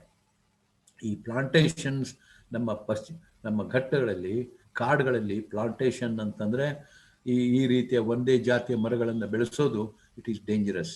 ಇದಕ್ಕೆ ನಮ್ಮ ಜೈವಿಕ ಪರಿಸ್ಥಿತಿ ಅಂದರೆ ಬಯೋಡೈವರ್ಸಿಟಿ, ಜೀವ ವೈವಿಧ್ಯ, ಈ ಜೀವ ವೈವಿಧ್ಯವನ್ನು ಹಾಳು ಮಾಡ್ತಾ ಇದ್ದೇವೆ ನಾವು. ಒಂದೇ ರೀತಿಯ ಒಂದೇ ಪ್ರಭೇದದ ಮರಗಳನ್ನು ಹಾಕಿ ಜೀವ ವೈವಿಧ್ಯ ಹಾಳಾದರೆ ಈ ಬಹುಶಃ ಮಾನವ ಕುಲ ಈ ಭೂಮಿ ಮೇಲೆ ಬದುಕಲಿಕ್ಕೆ ಸಾಧ್ಯ ಇಲ್ಲ ಅಂತ professor McDonald from Oxford University ಹೇಳಿದ್ದಾರೆ. We are burning the library of life ಅಂತ ಹೇಳಿದ್ದಾರೆ. We are burning the library of life. ಅಷ್ಟೊಂದು ಒಂದು ಅಂದರೆ ನಮ್ಮಲ್ಲಿ ಇರುವಂತಹ ಪ್ರಭೇದಗಳ ಸ್ಪೀಶೀಸ್ ಏನಿದ್ದಾವೆ ನಮಗೆ ಗೊತ್ತಿರೋದು 1.7 ಮಿಲಿಯನ್ ಅಷ್ಟೇ. ಆದರೆ 8 to 9 million species are there, or even 100 million species are there. ನಮಗೆ ಗೊತ್ತಿರೋದು ರೆಕಾರ್ಡ್ ಆಗಿದ್ದು 1.7 ಬಿಲಿಯನ್ ಸ್ಪೀಶೀಸ್ ಅಷ್ಟೇ. ಅಂದರೆ ನಮ್ಮ ಇರುವಂತಹ ಜೈವಿಕ ಅಂದರೆ ಜೀವ ವೈವಿಧ್ಯ ಎಷ್ಟೊಂದು ಗಾಢವಾಗಿದೆ, ಜೀವ ವೈವಿಧ್ಯ ಎಷ್ಟು ಗಂಭೀರವಾಗಿದೆ ನೋಡ್ಕೊಳ್ಳಿ. ಅಂದರೆ ಎಷ್ಟೊಂದು ಜೀವ ವೈವಿಧ್ಯ ಇದ್ದರೆ ನಮಗೆ ಇವತ್ತು ಔಷಧಿ ಸಿಗತ್ತೆ, ನಮ್ಮ ಮಣ್ಣಿನ ಫಲವತ್ತಾದ ಮಣ್ಣು ಸಿಗತ್ತೆ ನಮಗೆ. ಅದರಿಂದ ಇವತ್ತು ಏನು ಈ ಬಯೋಡೈವರ್ಸಿಟಿ ಇದೆ, ಈ ಬಯೋಡೈವರ್ಸಿಟಿಯಿಂದ ನಮ್ಮಲ್ಲಿ ಮಾಯಿಶ್ಚರ್ ಅಂದರೆ ಈ ದೊಡ್ಡ ಎಲೆಯಿಂದ ಬರುವಂತಹ ಮರಗಳಿಂದ ಮಾಯಿಶ್ಚರ್ ಏನಿದೆ, ಆ ಮಾಯಿಶ್ಚರಿಂದ ಮಳೆ ಬರೋದು, ಆ ಮಳೆಯಿಂದ ಕೃಷಿ ಆಗೋದು, ಮಳೆಯಿಂದ ತರಕಾರಿ ಬೆಳೋದು, ಮಳೆಯಿಂದ ನೀರಿಂದ ನಮಗೆ ಇಂಡಸ್ಟ್ರಿ, ನಿಮ್ಗೆ ಏನು ಬೇಕೋ ಅದು. ಆದ್ದರಿಂದ ನಮಗೆ ಈ ಜೀವ ವೈವಿಧ್ಯ ಏನು ನಮ್ಮ ಪಶ್ಚಿಮ ಘಟ್ಟಗಳು ಇದ್ದಾವೆ, ದಕ್ಷಿಣ ಭಾರತದ ಈ ಪೆನಿನ್ಸುಲಾರ್ ಈ ಪಶ್ಚಿಮ ಘಟ್ಟಗಳು ಬಹಳ ಪ್ರಮುಖವಾದಂಥದ್ದು. ಕೆಲವು ತಜ್ಞರು ಹೇಳಿದ್ದಾರೆ, ಏನು ನಮಗೆ ಅಮೆಜಾನ್ನಲ್ಲಿ ಸಿಗುವಂತಹ ಪ್ರಭೇದಗಳಕ್ಕಿಂತ ಹೆಚ್ಚು ಪ್ರಭೇದಗಳು ನಮ್ಮ ಪಶ್ಚಿಮ ಘಟ್ಟದ ಭಾರತದ ಪಶ್ಚಿಮ ಘಟ್ಟದಲ್ಲಿ ಇದ್ದಾವೆ ಅಂತ ಹೇಳಿದ್ದಾರೆ. ಸೊ ಇದು ನಾವು ಬಹಳ ಯೋಚನೆ ಮಾಡಬೇಕು. ಆದರೆ ನಾವು ಇವತ್ತು ಕಳೆದ 100 ವರ್ಷದಲ್ಲಿ ನಮ್ಮ ಪಶ್ಚಿಮ ಘಟ್ಟದಲ್ಲಿ ಸುಮಾರು 50% ಕಾಡನ್ನು ಕಳ್ಕೊಂಡಿದ್ದೇವೆ. ಕಾಡು ಕಳ್ಕೊಂಡಿದ್ದೇವೆ ಅಂತಂದ್ರೆ ನಮ್ಮ ಜೀವ ವೈವಿಧ್ಯ ಕೂಡ ಅಷ್ಟೇ ಹಾಳಾಗಿದೆ. ಪ್ರಾಣಿಗಳು ಹೋಗಿದ್ದಾವೆ, ಮರಗಳು ಹೋಗಿದ್ದಾವೆ, ಎಷ್ಟೋ ಜಾತಿಯ ಮರಗಳು, ಪ್ರಾಣಿಗಳು ನಾವು ನಾಶ ಮಾಡಿದ್ದೇವೆ. ನಮಗೆ ಅದರ ಬಗ್ಗೆ ಚಿಂತೆನೇ ಇಲ್ಲ. ಆ ರೀತಿ ನಾವು ಇವತ್ತು ಬದುಕ್ತಾ ಇದ್ದೇವೆ. ಇವತ್ತು ಒಂದು ರೀತಿಯಿಂದ ಈ ನಮ್ಮ ಜನಸಂಖ್ಯೆ ಇರಬೇಕು ಅಂತಂದರೆ 100-125 ಕೋಟಿ ಜನಸಂಖ್ಯೆ ಇರಬೇಕು ಅಂತಂದರೆ ಅವರು ದಿನನಿತ್ಯ ಬಾಳಬೇಕು. ಅವ್ರಿಗೆ ತಿಂಡಿ ಬೇಕು, ಊಟ ಬೇಕು, ಮಲಗಲಿಕ್ಕೆ ಬೇಕು, ಮನೆ ಬೇಕು, ಫುಡ್, ಶೆಲ್ಟರ್, ಕ್ಲೋದಿಂಗ್ ಇವೆಲ್ಲ ಬೇಕೇ ಬೇಕು. ಇವೆಲ್ಲ ಬೇಕು ಅಂತಂದ್ರೆ ಎಲ್ಲಿಂದ ಬರ್ತದೆ? ಇದೆಲ್ಲ ಬರೋದು ನಮಗೆ ಪರಿಸರದ ಸಂಪನ್ಮೂಲಗಳಿಂದ, ಮಣ್ಣಿನಿಂದ, ಕಾಡಿನಿಂದ. ಇವತ್ತು ಪಶ್ಚಿಮ ಘಟ್ಟದಲ್ಲಿ ಏನೇನಾಗಿದೆ, ಕರ್ನಾಟಕದ ಪಶ್ಚಿಮ ಘಟ್ಟ ನೋಡಿ, ಇವತ್ತು ಸುಮಾರು ಶಿವಮೊಗ್ಗದಲ್ಲಿ ಒಂದು 75,000 ಹೆಕ್ಟರ್ ಭೂಮಿ, ತುಂಬಾ ಸುಂದರವಾದಂತಹ ದಟ್ಟವಾದ ಕಾಡು ಭದ್ರಾವತಿಯಲ್ಲಿ. ಅದು 1932ನೇ ಇಸ್ವಿಯಲ್ಲಿ ಪೇಪರ್ ಮಿಲ್ ಹಾಕಿಬಿಟ್ಟು ಅಲ್ಲಿ ಸಾಕಷ್ಟು ಬ್ಯಾಂಬೂ ಸಿಗ್ತಾ ಇತ್ತು, ಅದಕ್ಕೆ ರಾ ಮೆಟೀರಿಯಲ್. ಆ ಬಾಂಬೂನ ಯೂಸ್ ಮಾಡಿ, ಅಂದರೆ ಕೇನನ್ನು ಯೂಸ್ ಮಾಡಿ ನಾವು ಪೇಪರ್ ಮಾಡ್ತಾ ಇದ್ವಿ. ಆದರೆ ನಾವು ಆ ಬ್ಯಾಂಬೂ ಮತ್ತೆ ಪುನಃ ಅದನ್ನು ಮತ್ತೆ ಬೇಕು ಅಂತ ಹೇಳಿ ಬೆಳೆಸ್ಲಿಕ್ಕೆ ಹೋಗಲಿಲ್ಲ. ಇದು ಫಾರೆಸ್ಟ್ ಡಿಪಾರ್ಟ್ಮೆಂಟ್ ಮಾಡಬೇಕಾಗಿತ್ತು ಅಥವಾ ಟೆಕ್ನಾಲಜಿಕಲ್ ಡಿಪಾರ್ಟ್ಮೆಂಟ್ ಮಾಡಬೇಕಾಗಿತ್ತು. ಅದು ಅದರ ಬಗ್ಗೆ ಯೋಚನೆ ಮಾಡಲಿಲ್ಲ. ಅದಾದ ಮೇಲೆ ಅವರು ಇವತ್ತು ಬ್ಯಾಂಬೂ ಸಿಗುವುದಿಲ್ಲ, ಪೇಪರ್ ನಿಂತು ಹೋಯಿತು ಎಷ್ಟೋ ತಿಂಗಳಗಟ್ಟಲೆ, 1 ವರ್ಷಗಟ್ಟಲೆ. ಆಮೇಲೆ ಟೆಕ್ನಾಲಜಿ ಚೇಂಜ್ ಆಯಿತು. ಏನು ಇದರಿಂದ ಈ ಕಟ್ಟಿಗೆ ಸಿಗುತ್ತೆ ಅಲ್ಲ, ಯುಕಲಿಪ್ಟಸ್ ಬೆಳೆಸ್ಲಿಕ್ಕೆ ಶುರು ಮಾಡಿದ್ರು. ಯುಕಲಿಪ್ಟಸ್ಸಿಂದ ಬರುವಂತಹ ಪೇಪರನ್ನು ಮಾಡಲಿಕ್ಕೆ ಶುರು ಮಾಡಿದ್ರು. ಇವತ್ತು 75,000-80,000 ಹೆಕ್ಟರ್ ಭೂಮಿಯಲ್ಲಿ ಭದ್ರಾವತಿಯಿಂದ ತೀರ್ಥಹಳ್ಳಿವರೆಗೆ ಪೂರ್ತಿ ಇವತ್ತು ಯುಕಲಿಪ್ಟಸ್ ಹಾಕ್ತಾ ಇದ್ದಾರೆ. ಅಂದರೆ ಇದು ಮೊನೋಕಲ್ಚರ್ ಆದಿಲ್ಲ. ಇಡೀ ಶಿವಮೊಗ್ಗದಲ್ಲಿ ಎಂಟೈರ್ ಕರ್ನಾಟಕದ ಏನು ಅಂದರೆ ಪಶ್ಚಿಮ ಘಟ್ಟದ ಏನು ಎಂಟೈರ್ ಇದು ಇದೆ ಪ್ರದೇಶ, ಅದರೊಳಗೆ ಸೆಂಟ್ರಲ್ ಆಗಿದ್ದಂಥದ್ದು ಶಿವಮೊಗ್ಗ. ಅಲ್ಲಿ ಹೆಚ್ಚು ಮಳೆ ಬರ್ತಾ ಇತ್ತು, ಒಳ್ಳೆ ನದಿಗಳಿದ್ದು, ಒಳ್ಳೆ ಕಾಡುಗಳಿತ್ತು, ಸುಂದರವಾದ ವಾತಾವರಣ ಇತ್ತು. ಇವತ್ತು ನಮಗೆ ಚೆನ್ನಾಗಿ ಜೀವ ವೈವಿಧ್ಯ ಇದೆ ಅಂತಂದರೆ ನಮ್ಮ ಕೃಷಿ ಚೆನ್ನಾಗಿರ್ತದೆ, ನಮ್ಮ ಮಣ್ಣು ಚೆನ್ನಾಗಿರ್ತದೆ, ನಮ್ಮ ತರಕಾರಿ ಚೆನ್ನಾಗಿರ್ತದೆ, ನಮಗೆ ಒಳ್ಳೆ ಮೆಡಿಸಿನ್ ಪ್ಲಾಂಟ್ ಸಿಗ್ತವೆ. ಅನೇಕ ರೀತಿಯಿಂದ ಜೀವ ವೈವಿಧ್ಯವೇ ನಮ್ಮ ಜೀವನ. ಈ ಜೀವ ವೈವಿಧ್ಯ ನಾವು ಕಳ್ಕೊತಾ ಇದ್ದೇವೆ. ಹೀಗೆ ನಾವು ಅಲ್ಲಿ ಪೇಪರ್ ಮಾಡಿ ಕಳ್ಕೊಂಡ್ವಿ. ಹಾಗೆ ದಾಂಡೇಲಿಯಲ್ಲಿ ಕೂಡ ಸಾವಿರಾರು ಎಕರೆ ಭೂಮಿ, ಅಲ್ಲಿ ಕಾಡಿತ್ತು, ಸುಮ್ಮನೆ ಕಾಡಿತ್ತು, ಒಳ್ಳೆ ಆನೆಗಳಿದ್ದು, ಅಲ್ಲಿ ಹುಲಿ, ಅವೆಲ್ಲ ಕೂಡ ಯಾಕಂತಂದ್ರೆ ಬ್ಯಾಂಬು ಮೇಲೆ ಇವತ್ತು ಆನೆಗಳು ಅದರ ಮೇಲೆ ಅವಲಂಬಿಸಿದಾವೆ. ಯಾವಾಗ ಅವ್ರಿಗೆ ಸಿಗಲಿಲ್ವೋ ಬಿದಿರು, ಅವು ಆನೆಗಳು ಬೇರೆ ಕಡೆ ಹೋದವು. ಅದರ ಜೊತೆಗೆ ಎಷ್ಟೋ ಎನಿಮಲ್ಗಳು, ಎಷ್ಟೋ ಪ್ರಾಣಿಗಳು ತೀರ್ಕೊಂಡು, ಎಷ್ಟೋ ಪ್ರಾಣಿಗಳು ಸತ್ತು ಹೋದವು. ಈ ಸತ್ತು ಹೋದಂತಹದ್ದು ಕೆಲವು ಪ್ರಾಣಿಗಳು, ಇನ್ನು ಉಳಿದಿದ್ದ ಪ್ರಾಣಿಗಳು ನಮ್ಮ ಈ ಸಿಟಿಗೆ ಹೋಗ್ಲಿಕ್ಕೆ ಶುರು ಆಗ್ತವೆ. ತಾವು ಅದಕ್ಕೆ ಪೇಪರ್ನಲ್ಲಿ ಇವಾಗ ನೋಡ್ತಿರಲ್ಲ, ಆನೆಗಳೆಲ್ಲ ಸಿಟಿಗೆ ಬರ್ತಾ ಇದ್ದಾವೆ ಎಲ್ಲ. ಯಾಕಂತಂದ್ರೆ ಅವ್ರಿಗೆ ಏನು ಊಟಕ್ಕಿಲ್ಲ. ಬನ್ನೇರುಘಟ್ಟದಿಂದ ಇವತ್ತು ನಾವು ನೋಡ್ತೇವಲ್ಲ, ಬನ್ನೇರುಘಟ್ಟದಿಂದ ಆನೆಗಳು ಅಲ್ಲಿ ಇಲ್ಲೇ ಹೋಗ್ತಾ ಇದ್ದಾವೆ. ಒಂದು ಕಾಲಕ್ಕೆ ಬನ್ನೇರುಘಟ್ಟ ಟು ಬರ್ಮಾವರೆಗೆ ಎಲಿಫೆಂಟ್ ಕಾರಿಡಾರ್ ಇತ್ತು ಇಲ್ಲಿ, ಬನ್ನೇರುಘಟ್ಟ ಟು ಬರ್ಮಾ. ಯೋಚನೆ ಮಾಡಿ. ಈಗ ಒಬ್ಬ ಅಶೋಕ್ ಮೆನನ್ ಅಂತ ಅವರು ಎಲಿಫೆಂಟ್ ಎಕ್ಸ್ಪರ್ಟ್, ನಾನು ಅವ್ರ ಜೊತೆ ಕೂತ್ಕೊಂಡು ಮಾತಾಡ್ತಿದ್ದಾಗ ನನಗೊಂದ್ಸತಿ ಹೇಳಿದರು, ನಮ್ಮಲ್ಲಿ ಯಾಕೆ ಎಲಿಫೆಂಟ್ಗಳನ್ನು ನಾವು ಕೊಲ್ತಾ ಇದ್ದೇವೆ, ಅದ್ರ ಟಸ್ಕಿಂದ ಬಂದಂತಹದ್ದು. ಆ ಟಸ್ಕನ್ನು ಕಟ್ ಮಾಡಿ ಜಪಾನಿಗೆ ತೊಗೊಂಡು ಹೋಗ್ತಾ ಇದ್ರು ಮಾಫಿಯಾ ಗ್ಯಾಂಗ್ನವರು. ಜಪಾನ್ನಲ್ಲಿ ಅದಕ್ಕೆ ಸಿಕ್ಕಾಪಟ್ಟೆ ದುಡ್ಡು. ಜಪಾನ್ನಲ್ಲಿ ಆ ಟಸ್ಕಿಂದ ಸಿಕ್ಕಾ ಮಾಡ್ತಿದ್ರು ಸೀಲ್ಗಳನ್ನು. ಈ ಗೌರ್ಮೆಂಟ್ ಸೀಲನ್ನು ಯೂಸ್ ಮಾಡ್ತಾರೆ, ಬಹಳ ಎಕ್ಸ್ಪೆನ್ಸಿವ್ ಅದು, ತುಂಬ ಅದಕ್ಕೆ ದುಡ್ಡು. ಸೊ ಇವರು ಹೋಗಿ ಆ ಪ್ರೀಸ್ಟನ್ನು ಭೇಟಿಯಾಗಿ, ಆ ಪ್ರೀಸ್ಟ್ಗೆ ಪಾಪ ಏನು ಗೊತ್ತಿದ್ದಿಲ್ಲ, ಅವನು ದೊಡ್ಡ ಪ್ರೀಸ್ಟು, ಅವನು ಈ ಬೇರೆ ಬೇರೆ ಕ್ರಾಫ್ಟ್ ಮನ್ನನ್ನು ಹಾಕಿ ಆ ಸೀಲ್ಗಳನ್ನು ಮಾಡ್ತಿದ್ರು. ಅವ್ರು ಹೇಳಿದರು, ನಮ್ಮ ಇಡೀ ಕಾಡು ಹಾಳಾಗಿದೆ, ನಮ್ಮ ಆನೆಗಳು ಸತ್ತು ಹೋಗ್ತಾ ಇದ್ದಾವೆ, ಅದರಿಂದ ಬಂದು ಟಸ್ಕ್ ನಿಮ್ಮ ದೇಶದಲ್ಲಿ ಬಿದ್ದು ನಿಮ್ಮ ಸರ್ಕಾರ ಇಷ್ಟು ಸುಂದರವಾದಂತಹ ಸೀಲ್ಗಳನ್ನು ನೀವು ಯೂಸ್ ಮಾಡ್ತಿದ್ದೀರಿ ಅಂತಂದರೆ ಅದು ಅವ್ರಿಗೆ ಗೊತ್ತೇ ಇದ್ದಿಲ್ಲ. ನಮಗೇನು ಗೊತ್ತಿಲ್ಲ, ಇದು ಎಲ್ಲಿಂದ ಬರ್ತದೆ, ಹೇಗೆ ಬರ್ತದೆ ಅಂತ ಏನು ನಮ್ಗೆ ಗೊತ್ತಿಲ್ಲ ಅಂತ ಹೇಳಿ ಅವರು ಆಮೇಲೆ ಸ್ಟಾಪ್ ಮಾಡಿದ್ರು ಅದನ್ನು.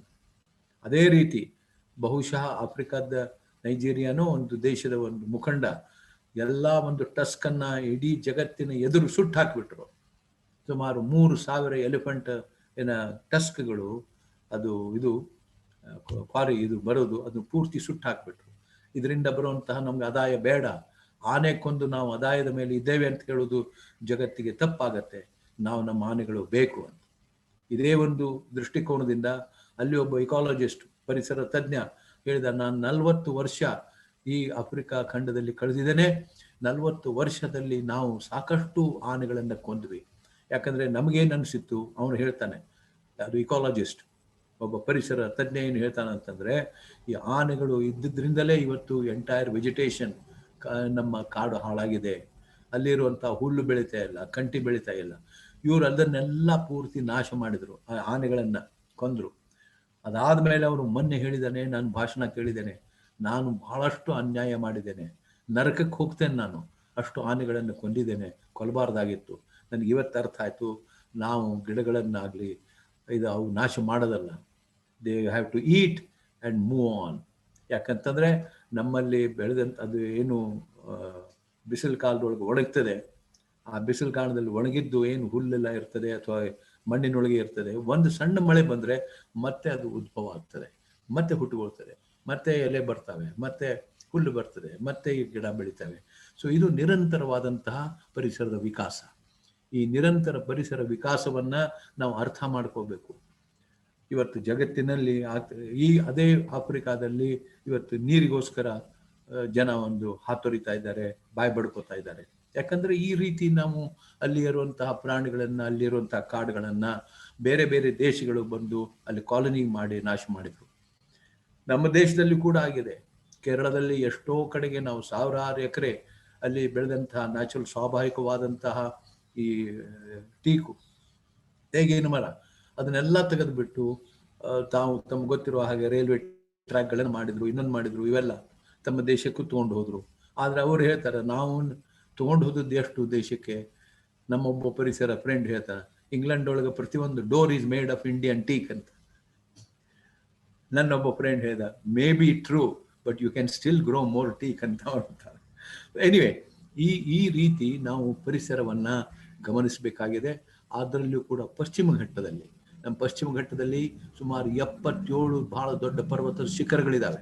ಅನ್ನಾಮುಡಿ, ದೊಡ್ಡ ಬೆಟ್ಟ, ಮನಾಮಲ್ಲೆ, ಆಮೇಲೆ ವಿಸವಿ ಪೂಲಂ, ಅದೇನೋ ಹೇಳೋ ಕಷ್ಟ, ತಮಿಳ್ನಾಡು ಒಳಗಿರೋದು. ಅದ್ರ ಜೊತೆಗೆ ನ್ಯಾಷನಲ್ ಪಾರ್ಕ್ಸ್, ಬಂಡೀಪುರ್, ನಾಗರಹೊಳೆ, ಆಮೇಲೆ ಬಿಳಿಗಿರಿ ರಂಗನ ಬೆಟ್ಟ, ಬಿಳಿಗಿರಿ ರಂಗನ ಹಿಲ್ಸು, ಆಮೇಲೆ ನ್ಯಾಷನಲ್ ಪಾರ್ಕ್ ಇದು silent valley park in Kerala, ಆಮೇಲೆ ಮುಕೃತಿ, 1-2 ನಮ್ಮಲ್ಲಿ ಶಿವಗಢ್, ಆಮೇಲೆ ಜಾನ್ಗಢ್. ಮಹಾರಾಷ್ಟ್ರದಲ್ಲಿ ಸುಮಾರು 750 ಕಿಲೋಮೀಟರ್ ಪಶ್ಚಿಮ ಘಟ್ಟದ ಪಕ್ಕದಲ್ಲಿ ಹೋಗುವಂತಹ 250 ಕಿಲೋಮೀಟರ್ ವಿಸ್ತಾರವಾದಂತಹ ಪ್ರದೇಶ ಮಹಾರಾಷ್ಟ್ರ ಒಳಗಿದೆ. ಕೃಷ್ಣಾ ನದಿ ಎಲ್ಲ, ನಮ್ಮ ಬ್ರಹ್ಮಪುತ್ರ, ಗಂಗಾ, ಇನ್ನೊಂದು ಅದು 3 ಗೋದಾವರಿ. ಅದಾದ ಮೇಲೆ 4ನೇ ಅತಿ ದೊಡ್ಡ ನದಿ ಕೃಷ್ಣ, ಅದು ಪಶ್ಚಿಮ ಘಟ್ಟದಲ್ಲಿ ಹುಟ್ಟೋದು. ನಮ್ಮ ಕರ್ನಾಟಕದ ಪಶ್ಚಿಮ ಘಟ್ಟದ 4 ನದಿಗಳು, ಮಹಾನದಿ, ಕಾಳಿ, ಮಲಪ್ರಭಾ, ಘಟಪ್ರಭಾ, ಇವು ಒಂದೇ ಕಡೆಗೆ ಬೆಳಿತಾವೆ. ಒಂದೇ ಸುಮಾರು ಒಂದು ಬೆಳಗಾಂ, ಧಾರವಾಡ ಆ ರೀಜನ್ ನಲ್ಲಿ ಹುಟ್ಟುತ್ತವೆ ಈ ನದಿಗಳು. ಯಾಕೆ ಅಂತಂದ್ರೆ ಅಲ್ಲಿರುವಂತಹ ಕಾಡುಗಳು, ಅರಬ್ಬಿ ಸಮುದ್ರದಿಂದ ಬರುವಂತಹ ಮಳೆ ಮೋಡಗಳನ್ನ ಅಲ್ಲಿ ಆ ಮಳೆ ಮೋಡಗಳು ಪ್ರಿಸಿಪಿಟೇಟ್ ಆಗ್ತವೆ, ನೀರನ್ನ ಅಲ್ಲಿ ಬಿಡ್ತವೆ ಆ ಮಳೆ ಮೋಡಗಳು ಬಂದು. ಯಾಕಂದ್ರೆ ಅಲ್ಲಿರುವಂತಹ ಈ ದಪ್ಪ ಎಲೆ ಅಥವಾ ಬ್ರಾಡ್ ಲೀವ್ಸ್, ಅದು ಅದಕ್ಕೆ ಹೆಚ್ಚು ಆರ್ದ್ರತೆ ಇರ್ತದೆ, ಮಾಯಿಶ್ಚರ್ ಇರ್ತದೆ. ಆ ಮಾಯಿಶ್ಚರು ಈ ಅರಬ್ಬಿ ಸಮುದ್ರದಿಂದ ಬಂದಂತಹ ವಿಂಡ್ಸ್ಗಳು ಮೇಲೆ ತಗೊಂಡು ಹೋದಾಗ ಪ್ರೆಷರ್ ಕಡಿಮೆ ಆಗುತ್ತೆ. ಆವಾಗ ಅವು ಕೂಲ್ ಆಗಿಬಿಟ್ಟು ಕಂಡೆನ್ಸ್ ಆಗ್ತವೆ ಮತ್ತು ಪ್ರತಿ ವರ್ಷ ಮಳೆ ಬರೋದು ತುಂಬಾ ಸುಂದರವಾಗಿ ನಡೀತಿದೆ. ಆದರೆ ಆ ಬಿದ್ದದ್ದು ಮಳೆ ಕೂಡ ಅಲ್ಲೇನೆ ಹ್ಯೂಮಸ್ ಅಂತ ಏನಿರ್ತದೆ ನಮ್ಮ ಕಾಡಿನಲ್ಲಿ, ಅದರೊಳಗೆ ಅದು ಮುಳುಗಿ ಅದು ನೀರಾಗಿ, ಅದು ಅಂತರ್ಜಲದ ಮಟ್ಟ ನೀರಾಗಿ, ಅಲ್ಲೇ ಬಿದ್ದಂತಹ ಸಾವಿರಾರು ಝರಿಗಳು, ಸಾವಿರಾರು ಒಂದು ಸಣ್ಣ ಪುಟ್ಟ ಸ್ಟ್ರೀಮ್ಸು, ಈ ಸ್ಟ್ರೀಮ್ಸ್ ಹೋಗಿ ಪಾಪ ಜಲಪಾತಗಳಿದ್ದಾವೆ, ಇವು ನದಿಗಳಿಗೆ ಹೋಗಿ ಕೂಡ್ತವೆ. 4 ನದಿ ಹರಿದು ಇವತ್ತು 33 ಶುಗರ್ ಫ್ಯಾಕ್ಟರಿಗಳು ಬೆಳಗಾಂ ಮತ್ತೆ ಬಿಜಾಪುರ ಮತ್ತೆ ಬಾಗಲಕೋಟ್ನಲ್ಲಿದ್ದಾವೆ. ನಿಜವಾಗಿ ಅಷ್ಟು ಬೆಳಿಬಾರ್ದು. ಆದ್ರೆ ಏನ್ ಮಾಡೋದು, ಇವತ್ತಲ್ಲಿ ಸಾವಿರಾರು ರೈತರು ಇವತ್ತು ಸಾಕಷ್ಟು ಕಬ್ಬು ಬೆಳೆದು ನೀರು ಸಿಗ್ತದೆ, ಮಲಪ್ರಭಾ ನೀರು, ಘಟಪ್ರಭಾ ನೀರು, ಮಹದಾಯಿ ನೀರು. ಆದ್ರಿಂದಲೇ ಮಹದಾಯಿಯ ಒಂದು ದೊಡ್ಡ ಸಮಸ್ಯೆ ಆಗಿದೆ ಬಿಟ್ವೀನ್ ಗೋವಾ ಅಂಡ್ ಕರ್ನಾಟಕ. ಗೋವಾದಲ್ಲಿ ಮಹದಾಯಿ ನದಿ ಮೇಲೆ ಅವರು ಪೂರ್ತಿ ಅವಲಂಬಿಸಿದ್ದಾರೆ. ಗೋವಾದಲ್ಲಿ ಹೆಚ್ಚು ಇಂಡಸ್ಟ್ರಿಗಳಿಲ್ಲ. ಅವರು ಬಹಳ ಪುರಾತನ ಅವ್ರದ್ದು ಇತಿಹಾಸ ನೋಡಿದ್ರೆ, ಇವನ್ ಪೋರ್ಚುಗೀಸರೋಕ್ಕಿಂತ ಮುಂಚೆ ಖಜಾನಾ ಅಂತ ಅವರು ಕುಡಿಯೋ ನೀರಿನ ಹೊಂಡಗಳನ್ನು ಮಾಡಿದ್ರು. ಒಂದು 20-30 ಮೀಟರ್ ಹೋದ್ರೆ ಸಮುದ್ರದ ಉಪ್ಪು ನೀರು, ಆದ್ರೆ ಇಲ್ಲಿ ಖಜಾನದೊಳಗೆ ಅವ್ರಿಗೆ ಸಿಹಿ ನೀರು ಸಿಗ್ತಾ ಇತ್ತು. ಅಂದ್ರೆ ಇಂಜಿನಿಯರಿಂಗ್ ಸ್ಕಿಲ್ಸ್ ಅನ್ನ 200 ವರ್ಷದ ಹಿಂದೆ ಅವರಿಗೆ ಗೊತ್ತಿತ್ತು.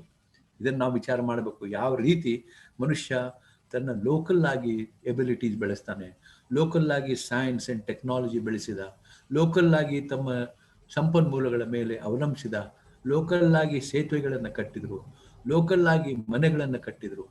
ಇವತ್ತು ಫಾರ್ ಇನ್ಸ್ಟೆನ್ಸ್ ಅಲ್ಲಿ ಲೆಟರೈಟ್ ಸ್ಟೋನ್, ಈ ಕೆಂಪು ಬಂಡೆ, ಈ ಕೆಂಪು ಬಂಡೆಯಿಂದ ಮನೆ ಕಟ್ತಾರೆ ನಮ್ಮ ಇಡೀ ಕರಾವಳಿ ಪ್ರದೇಶದಲ್ಲಿ. ತಾವು ನೋಡಿರ್ಬಹುದು. ಅದಕ್ಕೆ ಪೇಂಟ್ ಮಾಡೋದಲ್ಲ ಮನೆಗೆ, ಆ ಬರೇ ದೊಡ್ಡ ದೊಡ್ಡ ಬಂಡೆ, ಅದಕ್ಕೆ ಸಣ್ಣ ಸಣ್ಣ ತೂತಿರ್ತಾರೆ, 100 ತೂತುಗಳು. ಅಲ್ಲಿ ಇರುವಂತಹ ಒಂದು ಉಷ್ಣ ಹವೆ ಅದು ಬಡದಾಗ ಆ ತೂತೊಳಗೆ ಹೋಗಿ ಅದು ಕೂಲ್ ಮಾಡುತ್ತದೆ. ಯಾಕಂದ್ರೆ ಅಲ್ಲಿ ಸಿಮೆಂಟ್ ಇದ್ದಿದ್ರೆ, ಸ್ಟೀಲ್ ಇದ್ದಿದ್ರೆ ಅದರಿಂದ ರೇಡಿಯೇಷನ್ ಹೆಚ್ಚಾಗುತ್ತೆ. ಇವತ್ತು ನಮ್ಮ ಇಂಜಿನಿಯರ್ಸ್ ಹೋಗಿ ಇವತ್ತು ಕರಾವಳಿ ಪ್ರದೇಶದಲ್ಲಿ ಈ ಸಿಮೆಂಟು ಸ್ಟೀಲಿನ ಬಿಲ್ಡಿಂಗ್ಗಳನ್ನು ಕಟ್ತಾ ಇದ್ದಾರೆ. ಅಲ್ಲಿ ಸಂಸ್ಕೃತಿ ನಾಶ ಆಗಿದೆ. ಅಲ್ಲಿಯ ಊಟ, ಅಲ್ಲಿಯ ಒಂದು ಅಂದ್ರೆ ಈ ಲೋಕಲ್ ಇರುವಂತಹ local culture, local food, local growth has been stifled because we are creating the urbanisation they're using new technology which is not needed. ಇದರ ಬಗ್ಗೆ ನಾವು ಅರ್ಥ ಮಾಡ್ಕೋಬೇಕು. ಈ ಎಂಟೈರ್ ಕರಾವಳಿ ಪ್ರದೇಶದ ಸಂಸ್ಕೃತಿನ ಬೇರೆ, ಅಲ್ಲಿ ಭಾಷೆ ಬೇರೆ, ಅಲ್ಲಿ ಊಟ ಬೇರೆ, ಅಲ್ಲಿ ತೊಡೋ ಬೆಟ್ಟೆ ಬೇರೆ, ಅಲ್ಲಿ ಕಟ್ಟೋ ಮನೆಗಳ ರೀತಿ ಬೇರೆ. ಅಲ್ಲಿ ದೊಡ್ಡ ದೊಡ್ಡ ಈ ತರ ಮನೆಗಳು ಕಟ್ತಾರೆ. ಕೇರಳದಲ್ಲಿ ಹೋಗಿ ನೋಡಿ, ಅನೇಕ ಸುಂದರವಾದಂತಹ ಮನೆಗಳಿದ್ದು. ಈಗ ದುಬಾಯಿ ಅತ್ಲಾಗೆಲ್ಲ ಅರಬ್ ದೇಶಗಳಿಗೆ ಹೋಗಿ ಸಾಕಷ್ಟು ದುಡ್ಡು ತಂದು ಅಲ್ಲಿ ಈ ದೊಡ್ಡ ದೊಡ್ಡ ಈಗ ಇವತ್ತಿನ ಸಿಮೆಂಟು, ಸ್ಟೀಲು ಈ ತರದ ಬಿಲ್ಡಿಂಗ್ಗಳನ್ನು ಕಟ್ಟಿ ಅಲ್ಲಿ ಎನರ್ಜಿ ಹೆಚ್ಚಬೇಕು. ಎನರ್ಜಿಗೋಸ್ಕರ ಮತ್ತೆ ನಾವು ಇವತ್ತು ಕಲ್ಲಿದ್ದನ್ನು ಸುಡಬೇಕು. ಕಲ್ಲಿದ್ದಲು ಸುಟ್ಟು ಆಗಂತ ಅದು ಮತ್ತೆ ಗ್ಲೋಬಲ್ ವಾರ್ಮಿಂಗ್ ಆಗುತ್ತೆ. ಈ ರೀತಿ ನಾವು ಪರಿಸರದ ಬಗ್ಗೆ ಯೋಚನೆ ಮಾಡಿದಾಗ ಯಾವ ರೀತಿ ಬೆಳವಣಿಗೆ ಬೇಕು, ಯಾವ ರೀತಿ ಆರ್ಥಿಕ ಪರಿಸ್ಥಿತಿ ಕ್ರಿಯೇಟ್ ಮಾಡಬೇಕು ನಮ್ಮ ದೇಶಕ್ಕೆ, ನಮ್ಮ ಸಮಾಜಕ್ಕೆ ಅಂತನ್ನೋ ಅನೇಕ ವಿಷಯಗಳು ನಮಗೆ ಗೊತ್ತಾಗ್ತವೆ. ನಮ್ಮಲ್ಲಿ ಇರುವಂತಹ ಸುಮಾರು 65 ಮೇಜರ್ವಾದಂತಹ ರಿವರ್ಸ್ ಇದ್ದಾವೆ.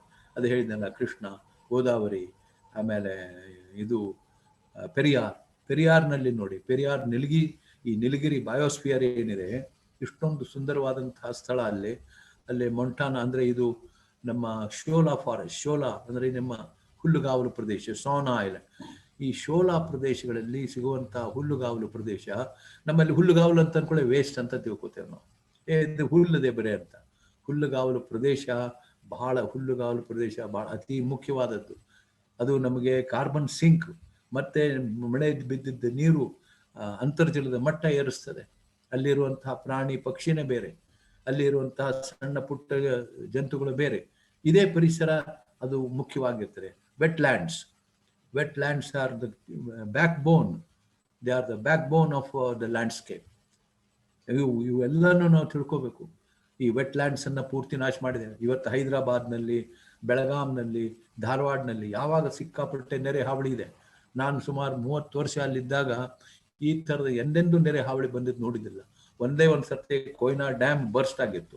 ಯಾಕಂದ್ರೆ ಬಹಳಷ್ಟು ನೀರು ಬಂದು ಕೃಷ್ಣಾ ನದಿಯಿಂದ ಅಲ್ಲಿ ಹೋಗ್ತಾ ಇತ್ತು. ಅದು ಬರ್ಸ್ಟ್ ಆಗಿದ್ರೆ ಅದು ನೀರೆಲ್ಲ ಕಡೆ ಹೋಗಿತ್ತು. ಅದು ಬಿಟ್ರೆ ನಾವು ಎಂದೆಂದೂ ಆ ರೀತಿಯ ನೆರೆ ಹಾವಳಿಗಳನ್ನು ಕೇಳಿಲ್ಲ.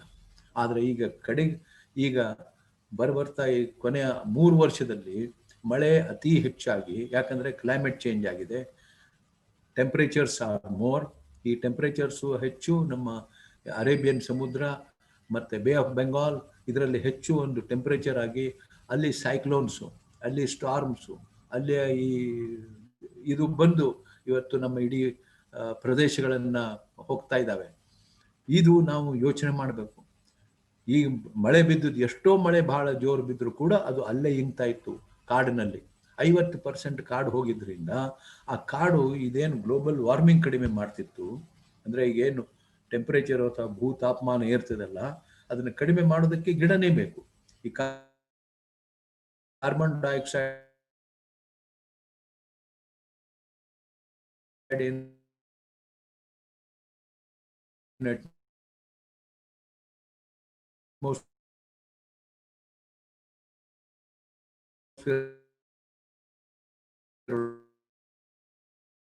ಹೋಗುತ್ತೆ, ಅದನ್ನ ತೆಗೆಯೋ ಕಾಡನ್ನ ಮೇಂಟೈನ್ ಮಾಡಿ, ಪರಿಸರವನ್ನ ಮೇಂಟೈನ್ ಮಾಡಿ ನಮ್ಮ ಈ ಟೆಂಪರೇಚರ್ಸ್ ನ ಕಡಿಮೆ ಮಾಡ್ಲಿಕ್ಕೆ ಸಾಧ್ಯ. ನಾವು ಇವತ್ತು ದೊಡ್ಡ ದೊಡ್ಡ ಇಂಡಸ್ಟ್ರಿಗಳನ್ನ ಹಾಕಲು ನಾನು ಪ್ರೆಸೆಂಟೇಷನ್ ಮಾಡಿದ್ದೇನೆ. ಇವತ್ತು ಒಂದು 2 ನಿಮಿಷ ಒಳಗೆ ಹೇಳ್ತೇನೆ ಆ ಪ್ರೆಸೆಂಟೇಷನ್ ಹಾಕಿ ಅಂತ.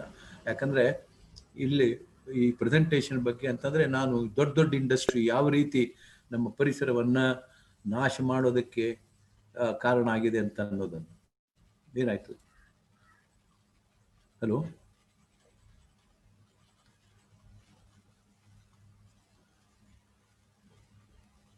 ಓಕೆ. ಈಗ ಯಾವ ರೀತಿ ನಾವು ಈ ಟೆಕ್ನಾಲಜಿಕಲ್ ಅಡ್ವಾನ್ಸ್ಮೆಂಟ್ಸ್ ಅಥವಾ ಅಂತೇವೆ, ಇದು ನಮ್ಮ ಲೋಕಲ್ ಸಂಸ್ಕೃತಿಯ ಮೇಲೆ ಮತ್ತು ಪರಿಸರದ ಮೇಲೆ ಯಾವ ರೀತಿ ಒಂದು ದುಷ್ಪರಿಣಾಮ ಮಾಡ್ತವೆ ಅಂತ ಅನ್ನೋದನ್ನು ನಾವು ಈ ಮುಖಾಂತರ ಕಂಡುಹಿಡಿಬೇಕಾಗತ್ತೆ. ಈ ಪ್ರೆಸೆಂಟೇಷನ್ನಲ್ಲಿ ಆ ಒಂದು ಅಂಶಗಳನ್ನು ನಾನು ತೋರಿಸ್ತಾ ಇದ್ದೇನೆ. ಹಾಗೆ ಭೂಮಿ ಮೇಲೆ ಕೃಷಿ ಮಾಡುವುದಾಗಲಿ, ಆ ಕೃಷಿ ಯಾವ ರೀತಿ ಇರಬೇಕು ಅಂದರೆ ನಮ್ಮ ಸುಸ್ಥಿರವಾಗಿ, ಇವತ್ತು ನಾವು ಸಸ್ಟೈನೇಬಲ್ ಅಂತ ಏನಂತೇವೆ, ಕೃಷಿ ಸಸ್ಟೈನೇಬಲ್ ಇರಬೇಕು, ನಮ್ಮ ಜೀವನ ಸಸ್ಟೈನೇಬಲ್ ಇರಬೇಕು, ನಮ್ಮ ಪರಿಸರ ಸಸ್ಟೈನೇಬಲ್ ಇರಬೇಕಾಗತ್ತೆ. ಸೊ ಈ ರೀತಿ ಒಂದು ಇಕನಾಮಿಕ್ ಗ್ರೋತ್ ಯಾವ ರೀತಿ ಇಂಡಿಯಾ ಈಸ್ ಅಗ್ರೆಸಿವ್ಲಿ ವರ್ಕಿಂಗ್ ಟುವರ್ಡ್ಸ್. ನೋಡಿ, ಇದಿದೆ ಟೆಕ್ನಾಲಜಿ, ಟೆಕ್ಸ್ಟೈಲ್ ಇಂಡಸ್ಟ್ರಿ. ನಮ್ಮ ಟೆಕ್ಸ್ಟೈಲ್ ಇಂಡಸ್ಟ್ರಿ ಅತಿ ಹೆಚ್ಚು ಮಾಲಿನ್ಯ ಮಾಡುವಂಥ ಇಂಡಸ್ಟ್ರಿ. ಯಾಕಂದರೆ ಅಲ್ಲಿ ನಾವು ಹೆಚ್ಚು ಕೆಮಿಕಲ್ಸನ್ನು ಯೂಸ್ ಮಾಡ್ತೇವೆ, ಹೆಚ್ಚು ಎನರ್ಜಿ ಯೂಸ್ ಮಾಡ್ತೇವೆ, ಮತ್ತು ಹೆಚ್ಚು ನೀರನ್ನು ಯೂಸ್ ಮಾಡ್ತೇವೆ. ಆದ್ದರಿಂದ ಇದೆಲ್ಲ ಈ ಫಾರ್ ಇನ್ಸ್ಟೆನ್ಸ್ ತಿರುಪೂರ್ ಅಂತ ಇಂಡಸ್ಟ್ರಿ ತಮಿಳುನಾಡಿನಲ್ಲಿ ಇದೆ. ತಿರುಪೂರ್ನಲ್ಲಿ 5,000 ಯೂನಿಟ್ಸ್ ಇದ್ದಾವೆ. ಅಲ್ಲಿ ನಮ್ಮ ಈ ಟೆಕ್ಸ್ಟೈಲು, ಅಂಡರ್ವೇರ್ಸು ಮತ್ತು ನಮ್ಮ ಬನಿಯನ್ಸು ಮಾಡುವಂಥದ್ದು ಇದು ಹೊಸೈರಿ ಇಂಡಸ್ಟ್ರಿ. ಅಲ್ಲಿ ನೊವೆಲ್ ಅಂತ ಒಂದು ಸುಂದರವಾದ ನದಿ, ನಮ್ಮ ಕಾವೇರಿ ನದಿಯ ಟ್ರಿಬ್ಯೂಟರಿ, ಅದು ಭಾಳ ದೊಡ್ಡ ನದಿ, ಭಾಳ ಸುಂದರವಾದ ನದಿ. ಅಲ್ಲಿ ಬಹಳಷ್ಟು ಫಿಶಿಂಗ್ ಆಗ್ತಾ ಇತ್ತು, ಬಹಳಷ್ಟು ಅಗ್ರಿಕಲ್ಚರ್ ನಡೀತಾ ಇತ್ತು, ಆಮೇಲೆ ಹಾರ್ಟಿಕಲ್ಚರ್ ಇವೆಲ್ಲ ಇತ್ತು. ಆದರೆ ಕಳೆದ ಕೆಲವೊಂದು ಸುಮಾರು 10-15 ವರ್ಷದಲ್ಲಿ ಅಲ್ಲಿಯ ನೀರು ಯೂಸ್ ಮಾಡಿ ಅಲ್ಲಿಯ ತ್ಯಾಜ್ಯ ಏನು ಟೆಕ್ಸ್ಟೈಲ್ ಇಂಡಸ್ಟ್ರಿ ಒಳಗೆ ಹೊರಡುವಂಥ ತ್ಯಾಜ್ಯವನ್ನು ನದಿಯೊಳಗೆ ಬಿಟ್ಟು ಆ ಪೂರ್ತಿ ನದಿಯನ್ನು ಹಾಳು ಮಾಡಿಬಿಟ್ರು. ಆಮೇಲೆ ಇವರಿಗೆ ಬೇರೆ ನೀರು ಸಿಗಲಿಲ್ಲ ಅಂದ್ಕೊಳ್ಳಿ, ಇವರು ಇಂಡಸ್ಟ್ರಿಗೆ ಹೇಳಿದರು, ಸರ್ಕಾರಕ್ಕೆ ಹೇಳಿದ್ರು ನಾವೆಲ್ಲ ಸ್ಟಾಪ್ ಮಾಡಬೇಕಾಗ್ತದೆ. ತಮಿಳುನಾಡು ಗೌರ್ಮೆಂಟ್ನವರು ವರ್ಲ್ಡ್ ಬ್ಯಾಂಕಿಗೆ ಅಪ್ಲೈ ಮಾಡಿಬಿಟ್ಟು ವರ್ಲ್ಡ್ ಬ್ಯಾಂಕ್ನವರು 6,000 ಕೋಟಿ ರೂಪಾಯಿ ಕೊಟ್ಟರು. ತಮಿಳುನಾಡು 2,000 ರೂಪಾಯಿ ಹಾಕಿತು, ಪುದುಚೇರಿ 2,000 ರೂಪಾಯಿ ಹಾಕಿತು. ಹೀಗೆ 10,000 ರೂಪಾಯಿ ಹಾಕಿ ನೀರನ್ನು ರೀಸೈಕಲ್ ಮಾಡುವಂಥ ವ್ಯವಸ್ಥೆ. ನೀರು ರೀಸೈಕಲ್ ಮಾಡೋದಕ್ಕೂ ನಾವು ಇವತ್ತು ಶಕ್ತಿಯನ್ನು ಯೂಸ್ ಮಾಡಬೇಕು, ಎನರ್ಜಿಯನ್ನು ಯೂಸ್ ಮಾಡಬೇಕು, ಅದರೊಳಗೆ ಜನರನ್ನ ಇಂಪ್ರೂವ್ ಆಗಬೇಕಾಗುತ್ತದೆ. ಆದರೆ ನದಿ ಮಾತ್ರ ಅದು ಪೂರ್ತಿ ನಾಶವಾಗಿ ಹೋಯಿತು. ಅಲ್ಲಿ ಜನ ಏನು ಇವತ್ತು ಮೀನು ಹಿಡ್ಕೊತಾ ಇದ್ರು ಅಥವಾ ಅದರಿಂದ ಅಗ್ರಿಕಲ್ಚರ್ ಮಾಡ್ತಾಯಿದ್ರು, ಅವರೆಲ್ಲ ಇವತ್ತು ಆತಂಕದಲ್ಲಿದ್ದಾರೆ. ಸೊ ಈ ರೀತಿ ನಮ್ಮ ಟೆಕ್ಸ್ಟೈಲ್ ಇಂಡಸ್ಟ್ರಿ. ಆದ್ದರಿಂದ ನಾನು ಹೇಳೋದು, ನಮ್ಮಲ್ಲಿ ಖಾದಿ ಅಂದ್ಕೊಳ್ಳೆ ನಮಗೆ ಮಹಾತ್ಮ ಗಾಂಧಿಯವ್ರ ನೆನಪು ಬರುತ್ತದೆ, ನಿಜ. ಆದರೆ ಮಹಾತ್ಮ ಗಾಂಧಿಯವರು ಪರಿಸರ ಓದಿರ್ಲಿಕ್ಕಿಲ್ಲ, ಆದರೆ ಜೀವನ ಹೆಂಗೆ ನಡೆಸಬೇಕು, ಹೇಗೆ ಬದುಕು ನಡಿಬೇಕು ಈ ಭೂಮಿ ಮೇಲೆ ಅಂತನ್ನೋದು ಭಾಳ ಫ್ಯಾಂಟಾಸ್ಟಿಕ್ ಆಗಿ, ಭಾಳ ಗಂಭೀರವಾಗಿ, ಭಾಳ ಆಳವಾಗಿ ಯೋಚನೆ ಮಾಡಿದಂಥ ಒಬ್ಬ ದೊಡ್ಡ ಮಹಾಪುರುಷ.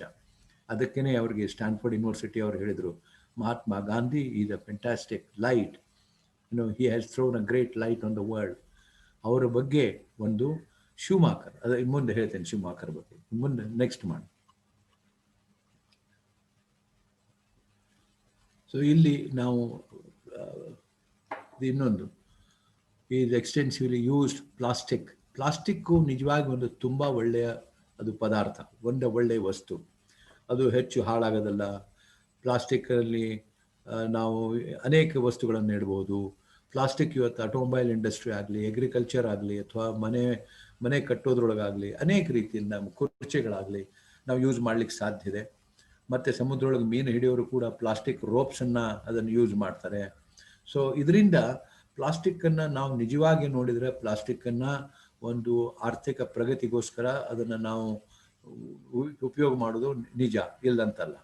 ಆದರೆ ನಾವು ಪ್ರತಿಯೊಂದು ಇವತ್ತು ಕೋಕೋ ಕೋಲಾ ಡ್ರಿಂಕ್ ಆಗಲಿ, ಇನ್ನೊಂದು ಡ್ರಿಂಕ್ ಆಗಲಿ, ಎದುವನ್ನಾಗಲಿ 108 ಬಾಟಲ್ಗಳು, ನಮ್ಮ ಬೇಡಿಕೆಗಳು ಹೆಚ್ಚಾಗಿ ಪ್ರತಿಯೊಂದಕ್ಕೂ ಪ್ಲಾಸ್ಟಿಕ್ಕು. ಇವತ್ತು ನಾವು ಶೇವಿಂಗ್ ಮಾಡೋದಕ್ಕೂ ಪ್ಲಾಸ್ಟಿಕ್ ಬ್ಲೇಡ್ ಯೂಸ್ ಮಾಡ್ತೇವೆ. ಅನೇಕ ಹೆಣ್ಮಕ್ಳು ಇವತ್ತು ಪ್ಲಾಸ್ಟಿಕ್ಕನ್ನು ಯೂಸ್ ಮಾಡ್ತಿದ್ದಾರೆ. ಮನೆಯೊಳಗೆ ಬಳಕೆ ಸಾಮಾನಾಗಲಿ, ಆಫೀಸಲ್ಲಿ ಬಳಕೆ ಸಾಮಾನಾಗಲಿ, ಅನೇಕ ರೀತಿಯ ಈ ಪ್ಲಾಸ್ಟಿಕ್ಕು. ಮತ್ತು ಪ್ಲಾಸ್ಟಿಕ್ಕು ಬೇಗ ವಿಸರ್ಜನೆ ಮಾಡಿದರೆ ಅದನ್ನು ನಿರ್ವಹಣೆ ಮಾಡೋದು ಬಹಳ ಕಷ್ಟ. ಸುಮಾರು 10 ದಶಲಕ್ಷ ಟನ್ ಪ್ಲಾಸ್ಟಿಕ್ ವೇಸ್ಟನ್ನು ಇಂಡೋನೇಷ್ಯಾ ಮತ್ತು ಚೈನಾ ಪ್ಯಾಸಿಫಿಕ್ ಸಮುದ್ರದಲ್ಲಿ ಒಗಿತಾ ಇದ್ದಾರೆ ಪ್ರತಿ ವರ್ಷ. ಮತ್ತು ಇವತ್ತು ರಷ್ಯಾನಲ್ಲಿ ಕೂಡ toxic has gone into the sea. ಅದ್ರ ಬಗ್ಗೆ ಇವತ್ತು ಸ್ಟಡಿ ಮಾಡ್ತಾ ಇದ್ದಾರೆ. ಮತ್ತು ಇವತ್ತು ಬ್ಯಾಟ್ರಿ ಬೆಳೆಸಿ ನಾವು ವೆಹಿಕಲ್ಗಳನ್ನು ಯೂಸ್ ಮಾಡಬೇಕು ಅಂತ ಹೇಳಿ ಅಲ್ಲಿ ಲಿನಿಯಮ್ ಅಂತ ಒಂದು ದೊಡ್ಡ ಮೆಟೀರಿಯಲ್ ಇದೆ, ಅದು ಅಲ್ಲಿ ಸಿಗುತ್ತೆ. ಆದರೆ ಅದನ್ನು ನಾವು ಎಕ್ಸ್ಪ್ಲಾಯ್ಟ್ ಮಾಡೋದ್ರಲ್ಲಿ ಆ ಲಿನಿಯಮನ್ನು ನಾವು ಅದರ ಒಂದು ವೇಸ್ಟ್ ಏನಿದೆ, ಟಾಕ್ಸಿಕ್ ವೇಸ್ಟು, ಅದು ನಾವು ಆರ್ಕ್ಟಿಕ್ ಸಾಗರದಲ್ಲಿ ಬಿಡ್ತಾ ಇದೆ, ಆರ್ಟಿಕ್ ಮಹಾಸಾಗರದಲ್ಲಿ. ಇಲ್ಲಿ ನೋಡಿ, ಇಲ್ಲೆಲ್ಲ ತೋರಿಸ್ತಾ ಇದೆ.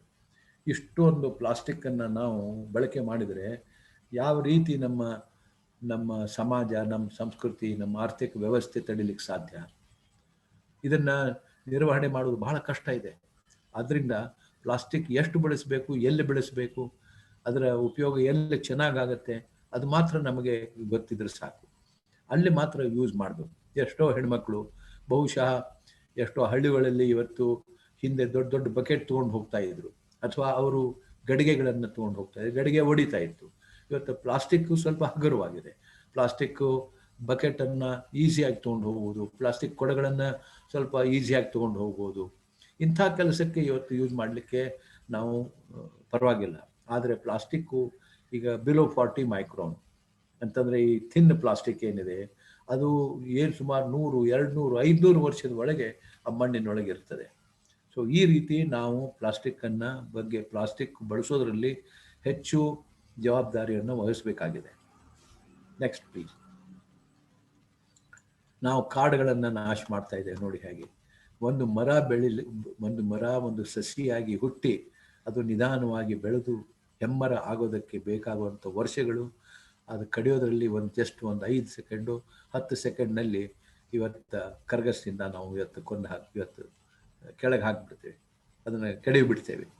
ನೋಡಿ ಯಾವ ರೀತಿ ನಮ್ಮ ಟೆಕ್ನಾಲಜಿ ಹೇಗೆ ನಾವು ಬಳಸ್ತಾ ಇದ್ದೇವೆ ಅಂತ. ಕಾಡನ್ನು ಕಡಿಯೋಗೋಸ್ಕರ ನಾವು ಟೆಕ್ನಾಲಜಿ ಬೆಳೆಸ್ತಾ ಇದ್ದೇವೆ. ಇವತ್ತು ಗೋವಾದಲ್ಲಿ ಕೂಡ ಇದೇ ಆಗ್ತಾ ಇದೆ. ಗೋವಾದಲ್ಲಿ ಒಳ್ಳೆ ನದಿಗಳು, ಗೋವಾದಲ್ಲಿ ಇರುವಂಥ ಜನ ತಮ್ಮ ಸಂಪನ್ಮೂಲಗಳ ಮೇಲೆ, ಪರಿಸರ ಸಂಪನ್ಮೂಲಗಳ ಮೇಲೆ ಪೂರ್ತಿ ಅವಲಂಬಿಸಿದ್ದಾರೆ. ಅಲ್ಲಿ ಕೂಡ ಈ ಸರ್ಕಾರ ತಂದು ದೊಡ್ಡ ದೊಡ್ಡ ಟೆಕ್ನಾಲಜಿ, ದೊಡ್ಡ ಈ JCBಗಳನ್ನು ಹಾಕಿ ವೆಜಿಂಗ್ ಮಾಡಿ ಅಲ್ಲಿ ನದಿಗಳನ್ನು ಹಾಳು ಮಾಡಿ, ಅಲ್ಲಿ ಟ್ರ್ಯಾಕ್ಟರ್ಗಳನ್ನು ಇದು ನಮ್ಮ ರೇಲ್ ರೋಡ್ ಹಾಕಿಬಿಟ್ಟು ಅಲ್ಲಿ ಪೂರ್ತಿಯಲ್ಲಿ ಫಿಶರಿ ಆಗಲಿ ಅಥವಾ ತರಕಾರಿ ಆಗಲಿ ಅಥವಾ ಮಸಾಲೆ ಸಾಮಾನು ಸಿಗುವಂಥ ವ್ಯವಸ್ಥೆ ಪೂರ್ತಿ ನಾಶ ಆಗ್ತಿದೆ ಗೋವಾದಲ್ಲಿ ಜನ ರೊಚ್ಚಿಗೆದ್ದಿದ್ದಾರೆ. ಯಾಕಂದರೆ ಅವರು ಬದುಕೋದಕ್ಕೆ ಪರಿಸರ ಬೇಕು. ಪರಿಸರ ನಾವು ಅವಲಂಬಿಸಿದ್ದೇವೆ, ಆರ್ಥಿಕವಾಗಿ, ಸಾಮಾಜಿಕವಾಗಿ, ಸಾಂಸ್ಕೃತಿಕವಾಗಿ. ಅದನ್ನು ನಾವು ನಾಶ ಮಾಡಲಿಕ್ಕೆ ಸಾಧ್ಯ ಇಲ್ಲ. ಅದನ್ನು ಉಳಿಸ್ಬೇಕು. ಇವತ್ತು ನಾವು ಬದುಕಬೇಕು, ಆರ್ಥಿಕವಾಗಿ ಚೆನ್ನಾಗಿರಬೇಕು, ಸಾಂಸ್ಕೃತಿಕವಾಗಿ ನಾವು ಚೆನ್ನಾಗಿರಬೇಕು ಅಂತಂದರೆ ನಮ್ಮ ಪರಿಸರ ಚೆನ್ನಾಗಿರಬೇಕು. ಪರಿಸರದಿಂದ ಹುಟ್ಟಿದೆ ಇವತ್ತು ಭಾಷೆ, ಪರಿಸರದಿಂದ ಹುಟ್ಟಿದೆ ಬಟ್ಟೆ, ಪರಿಸರದಿಂದ ಹುಟ್ಟಿದೆ ನಮ್ಮ ಊಟ, ಪರಿಸರದಿಂದ ಬರ್ತಾ ಇರೋದು ನದಿ ನೀರು, ಪರಿಸರದಿಂದ ಬರೋದು ಅನೇಕ ವಸ್ತುಗಳು, ನಮ್ಮ ಔಷಧಿ. ಇವೆಲ್ಲನೂ ನಾವು ಕನ್ಸಿಡರ್ ಮಾಡಿದರೆ ಜಗತ್ತಿನಲ್ಲಿ trillions of dollars of worth GDP this ನಮ್ಮ ಎನ್ವೈರ್ಮೆಂಟ್ ಪ್ರೊಡ್ಯೂಸಸ್. ಇದು ನಾವು ಯೋಚನೆ ಮಾಡಬೇಕು.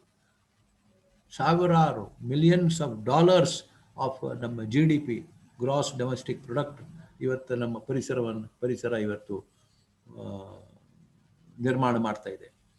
ಸೊ ಯುರೋಪ್ನಲ್ಲಿ ಸುಮಾರು $450 million ವರ್ತ್ ಆಫ್ ಇದು ಪ್ರತಿ ವರ್ಷ ಅವರು ಕಳ್ಕೊತಾ ಇದ್ದಾರೆ.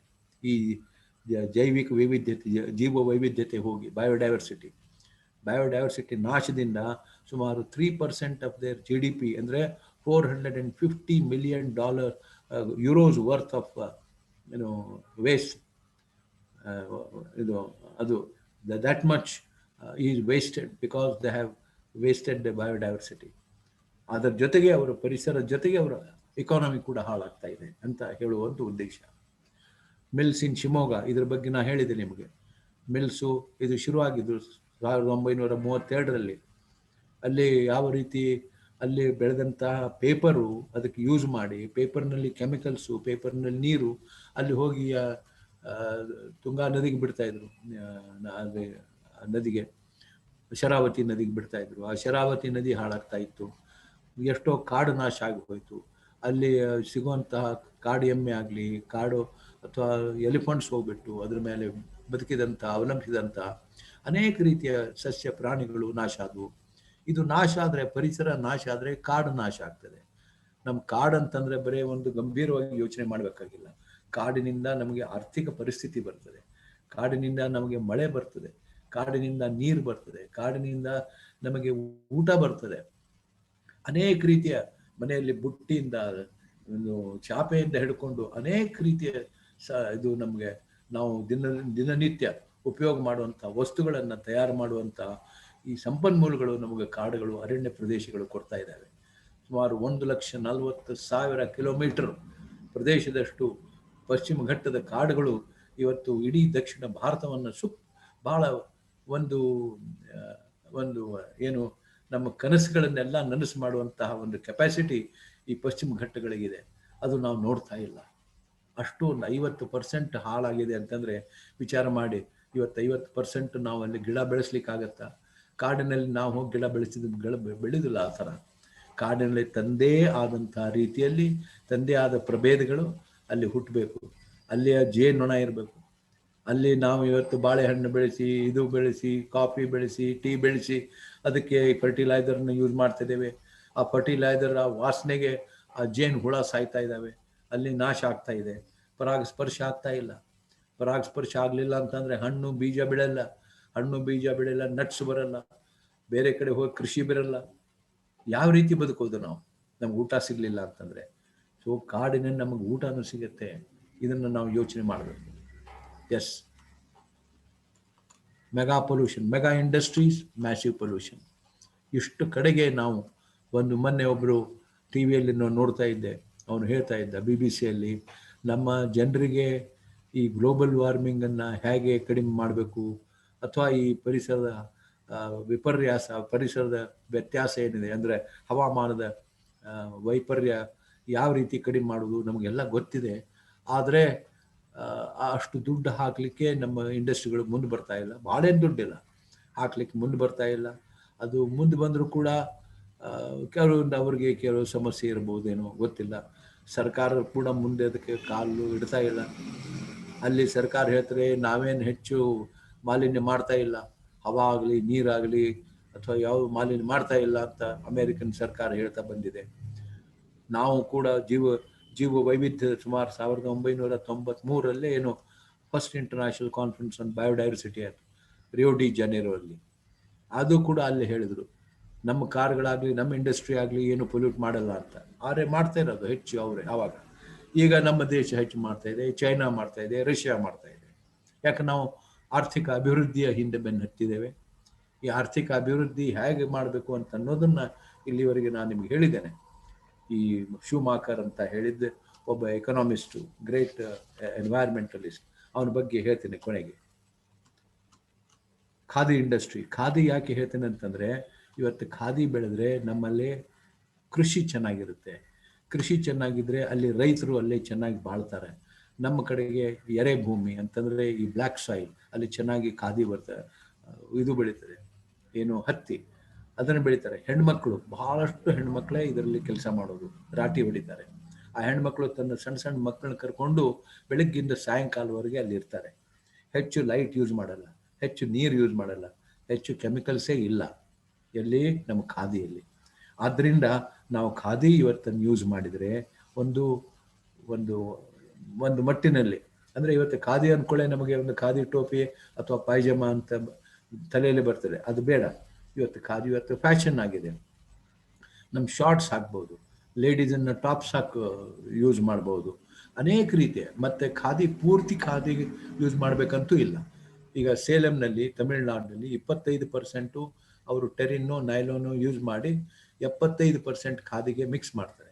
ಒಳ್ಳೆ ಕಲರ್ಸ್ ಕೊಡ್ತಾರೆ, ಒಳ್ಳೆ ಜೈವಿಕವಾದಂತಹ ಕಲರ್ಸನ್ನು, ನ್ಯಾಚುರಲ್ ಕಲರ್ಸನ್ನು ಕೊಡ್ತಾರೆ, ಸುಂದರವಾಗಿ ಕಾಣಿಸ್ತದೆ ಆ ಬಟ್ಟೆ. ಇವತ್ತು ಬಹಳಷ್ಟು, ಇವತ್ತು ನಾವು ಇಡೀ ಒಂದು ಅಂದರೆ ದೇಶದ ತುಂಬ ನಮ್ಮಲ್ಲಿ 100 ಕೋಟಿ ಮೇಲಿದಾರಲ್ಲ ಜನ, ಎಷ್ಟೋ ಜನರಿಗೆ ನಾವು ಕೊಡ್ಬೋದು.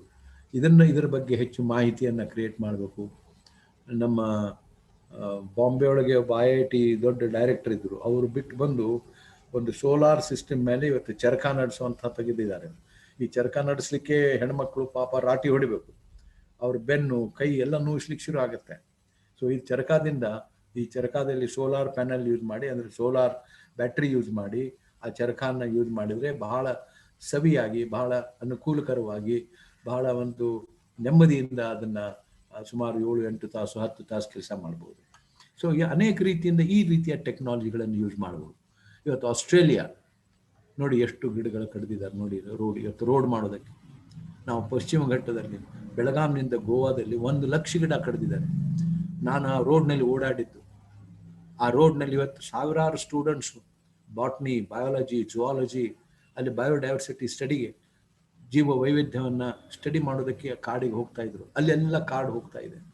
ಯಾಕೆ ಅಂತಂದ್ರೆ ಅಲ್ಲಿ ಭಾಳಷ್ಟು ವೆಹಿಕಲ್ಗಳು ಬೇಕು ಅಂತ, ಜಗತ್ತಿನಲ್ಲಿ ವೆಹಿಕಲ್ ಕಡಿಮೆ ಮಾಡಬೇಕು ಅಂತ ಹೇಳ್ತಿದ್ದಾರೆ. ಆದರೆ ನಮ್ಮಲ್ಲಿ ಹಾಗೆ, ನಾವು ಅದಕ್ಕೆ ಕೋರ್ಟಿಗೆ ಹೋಗಿದ್ದೇವೆ.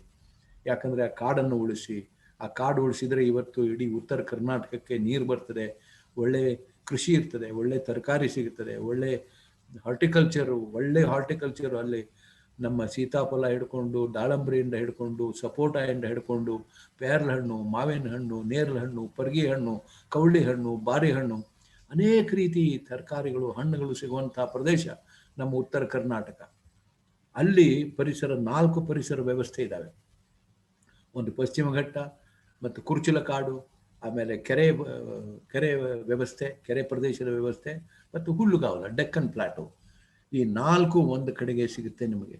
ಆದ್ದರಿಂದ ಅಂಥ ಪ್ರದೇಶದಲ್ಲಿ ಇವತ್ತು ಒಳ್ಳೆಯ ತರಕಾರಿ, ಒಳ್ಳೆಯ ಹಣ್ಣು, ಒಳ್ಳೆಯ ದ್ವಿದಳ ಧಾನ್ಯ, ಒಳ್ಳೆಯ ನಮ್ಮ ಈ ಮಿಲೆಟ್ಸ್ ಅಂದರೆ ಈ ರಾಗಿ ಮತ್ತು ನವಣಿ, ಇದ್ರ ಮೇಲೆ ನಾವು ಅವಲಂಬಿಸಿದ್ವಿ, ಇದ್ರ ಮೇಲೆ ನಾವು ಬೆಳೀತಾ ಇದ್ವಿ ಹಿಂದೆ ಎಲ್ಲ. ಸೊ ಇವತ್ತು ಅದನ್ನು ಬೆಳೀತಾ ಇಲ್ಲ. ಬೇರೆ ಬೇರೆ ರೀತಿಯ, ಬೇರೆ ಕಡೆಯಿಂದ ತರೋದು, ಬೇರೆ ಕಡೆಯಿಂದ ಪ್ಯಾಕೆಟ್ಸ್ ತರೋದು, ಅದನ್ನು ತಿನ್ನೋದು, ಐಸ್ ಕ್ರೀಮ್ ತಿನ್ನಂಗೆ ಎಲ್ಲ ಕಡೆಗೆ. ನ್ಯೂಜಿಲೆಂಡಿಂದ ಇವತ್ತು ಆ್ಯಪಲ್ ಬರ್ತದೆ ಅಂತಾರೆ. ಈ ರೀತಿ ನಾವು ತರಬಾರ್ದು. Local food, local resources, local help, local ability, local ಸಾಮರ್ಥ್ಯ, ಇವನ್ನೆಲ್ಲ ಯೂಸ್ ಮಾಡಿ ನಾವು ಇರಲಿಕ್ಕೆ ಸಾಧ್ಯ. ಆದರೆ ಪರಿಸರ ನಮ್ದು ಉಳಿತದೆ. Localism is the most important thing. Yes, ಮುಂದೆ ಹೋಗಿ next. What needs to be done. ಇಲ್ಲಿ ನಾನು the concept of small is beautiful, ಈ ಪುಸ್ತಕನ 1973ರಲ್ಲಿ ಶೂಮಾಕರ್ ಅಂತ, ಒರಿಜಿನಲಿ ಜರ್ಮನ್, ಆದರೆ ಅವನು ಇಂಗ್ಲೆಂಡ್ನಲ್ಲೇ ಇದ್ದ, ಅಲ್ಲೇ ಸ್ಟಡಿ ಮಾಡಿದರು, ಎಕನಾಮಿಕ್ಸ್ ಸ್ಟಡಿ ಮಾಡಿ ಈ ಪುಸ್ತಕವನ್ನು ಬರೆದರು. 73ರಲ್ಲಿ ಆಕ್ಸ್ಫರ್ಡ್ ಯೂನಿವರ್ಸಿಟಿ ಈ ಪುಸ್ತಕವನ್ನು ಪಬ್ಲಿಷ್ ಮಾಡ್ತು. ಶೂಮಾಕರ್ಗೆ ಇಡೀ ಜಗತ್ತಿನ ಪ್ರೆಸ್ಸು ಸಿಕ್ಕಾಪಟ್ಟೆ ಹೊಗಳ್ತು. ನ್ಯೂಯಾರ್ಕ್ ಟೈಮ್ಸ್, ಗಾರ್ಡಿಯನ್, ಬ್ರಿಟಿಷು ಎಲ್ಲ news papers, one of the fantastic books ಅಂತ. ಸ್ಮಾಲ್ ಈಸ್ ಬ್ಯೂಟಿಫುಲ್ ಇದರ ಒಂದು ಇದು ಇಷ್ಟೇ ಹೇಳ್ತಾನೆ, if you use small projects around communities, not around corporations. ನಿಮ್ಮ ಕಮ್ಯುನಿಟಿಗೆ ಹೆಲ್ಪ್ ಮಾಡುವಂಥದ್ದು ಸಣ್ಣ ಪುಟ್ಟ ಮಷೀನ್ಸ್ಗಳನ್ನು ಯೂಸ್ ಮಾಡಿ, ಸಣ್ಣ ಪುಟ್ಟ ಇವತ್ತು ಇನ್ವೆಸ್ಟ್ಮೆಂಟ್ ಮಾಡಿ, ದೊಡ್ಡದಾಗಿ ಯೋಚನೆ ಮಾಡಿದರೆ ದೊಡ್ಡದಾಗಿ ನಾವು ನಾಶ ಆಗ್ತೇವೆ ಅಂತ ಹೇಳ್ತಾರೆ. You will lose intelligence, you will lose peace, you will lose concentration. But when you use small projects, you will be very happy. You will be able to repair local talents and local abilities and ಅವನ್ನೆಲ್ಲನೂ ನಾವು use ಮಾಡಿ ಇವತ್ತು ನಮ್ಮ ಆರ್ಥಿಕ ಪರಿಸ್ಥಿತಿಯನ್ನು ಬೆಳೆಸೋದ್ರಲ್ಲಿ ನಾವು ಮುಂದಾಗಬೇಕು. ಅದೇ small is beautiful ಹೇಳೋದು. ಈ ಪುಸ್ತಕನ ನಮ್ಮ ಸ್ಟ್ಯಾನ್ಫೋರ್ಡ್ ಯೂನಿವರ್ಸಿಟಿ ಏನು ರಿಪೋರ್ಟ್ ತಂತು, ಪರಿಸರ, ಗ್ಲೋಬಲ್ ಪರಿಸರ, ಜಾಗತಿಕ ಪರಿಸರ ನಾಶ ಆಗಲಿಕ್ಕೆ 3 ಕಾರಣಗಳಲ್ಲಿ ಅವರು ಶೂಮಾಕರ್ನ ಪುಸ್ತಕ ಬಗ್ಗೆ ಮಾತನಾಡ್ತಾರೆ. ಈ ಪುಸ್ತಕ ಅತಿ ಉತ್ತಮವಾದದ್ದು ನಮ್ಮ ಪರಿಸರಕ್ಕೆ ಮತ್ತು ನಮ್ಮ ಇಕಾನಮಿಗೆ. ಯಾಕಂದರೆ larger the economy, larger the impact on our environment. ಇದು ಖಂಡಿತವಾಗಿ, ಯಾಕಂದ್ರೆ I studied economics and I understand it. ನನಗೆ ಎಕನಾಮಿಕ್ಸ್ ಸ್ಟಡಿ ಮಾಡಿದ್ದು ಪರಿಸರದ ಮೇಲೆ ತಿಳ್ಕೊಳ್ಳೋದಕ್ಕೆ ಸಾಕಷ್ಟು ನನಗೆ ನೆರವಾಗಿದೆ ಅಂತ ಹೇಳಲಿಕ್ಕೆ ಇಷ್ಟಪಡ್ತೀನಿ. ಈ ಥರ ನೋಡಿ, ಇಲ್ಲೆಲ್ಲರೂ ಲೋಕಲ್ ಜನ ಇವತ್ತು ಈಸಿಯಾಗಿ ಅವರು ಸಾಮರ್ಥ್ಯ ಅಥವಾ ಎಬಿಲಿಟಿ ಸ್ಕಿಲ್ಲನ್ನು ಕಲ್ಕೊಳ್ಳಿಕ್ಕೆ ಸಾಧ್ಯ ಆಗ್ತದೆ. ಇದು ಇನ್ನೊಂದು ಈ ಟ್ರೀ ಬುಲೆಟನ್ನು ಹಾಕ್ತದೆ ಇದು ಡ್ರೋನ್. ಅಂದರೆ ಸುಮಾರು ಒಂದು ವರ್ಷಕ್ಕೆ 15 ಕೋಟಿ ಮರಗಳನ್ನು ಹಾಕ್ಬೋದು ಒಂದು ವರ್ಷಕ್ಕೆ ಅಂತ ಹೇಳ್ತಾರೆ ಈ ಟ್ರೀ ಬುಲೆಟ್ಟಿಂದ. ಇದರ ಜೊತೆಗೆ ಮೈಕ್ರೋ ನ್ಯೂಟ್ರಿಯೆಂಟ್ ಕೂಡ ಆ ಮಷೀನನ್ನೇ ಒಳಗೆ ಹಾಕಿಬಿಡ್ತದೆ. ಅಂದರೆ ಇದನ್ನು ಮ್ಯಾನೇಜ್ ಮಾಡೋದಕ್ಕೆ ಒಂದು 10,000 ಈ environmental farmers are being created. So ಈ ಥರದ ನಮ್ಮ ಟೆಕ್ನಾಲಜಿ ಕೂಡ ನಾವು ಇವತ್ತು ಯೋಚನೆ ಮಾಡಬೇಕಾಗ್ತದೆ. ಈ ರೀತಿ ಪ್ಲಾಸ್ಟಿಕ್ ಒಳಗೂ ನಾವು ಟೆಕ್ನಾಲಜಿಯನ್ನು ತರಬಹುದು. ಈ ರೀತಿ ನಾವು ಕಾಡು ಬೆಳೆಸೋದ್ರಲ್ಲಿ ಕೂಡ ಟೆಕ್ನಾಲಜಿ ತರಬಹುದು. ಮುಖ್ಯವಾಗಿ ನಾವು ನೋಡಬೇಕಾಗಿದ್ದು 3 Rs: reduce, recover, reduce, recycle, reuse. ಯಾಕಂದರೆ ನಮ್ಮದು ಬಹಳ ದೊಡ್ಡ ದೇಶ, ನಮ್ಮಲ್ಲಿ ಬಹಳ ದೊಡ್ಡ ಜನಸಂಖ್ಯೆ ಇದೆ. ಇದನ್ನು ನಾವು ಮೇಂಟೈನ್ ಮಾಡಬೇಕು ಅಂತಂದರೆ ನಾವು ಯೂಸನ್ನು ರಿಡ್ಯೂಸ್ ಮಾಡಬೇಕು. ಯಾವುದೇ ಸುಮ್ಮನೆ ತಗೊಂಡು ಇವತ್ತು ಒಗೆಯೋದು ಆ ಥರ ಮಾಡಬಾರ್ದು. ನಾವು ಪ್ರತಿಯೊಂದು ವಸ್ತುವನ್ನು ಚೆನ್ನಾಗಿ ಯೂಸ್ ಮಾಡಿ ಮತ್ತೆ ಅದನ್ನು ಪುನಃ ಬಳಸೋ ಹಾಗೆ, ಮತ್ತೆ ರೀಯೂಸ್ ಮಾಡೋ ಹಾಗೆ ಮಾಡಿದರೆ ಬಹುಶಃ ನಮ್ಮ ಇಕಾನಮಿ ಚೆನ್ನಾಗಿರ್ತಾರೆ.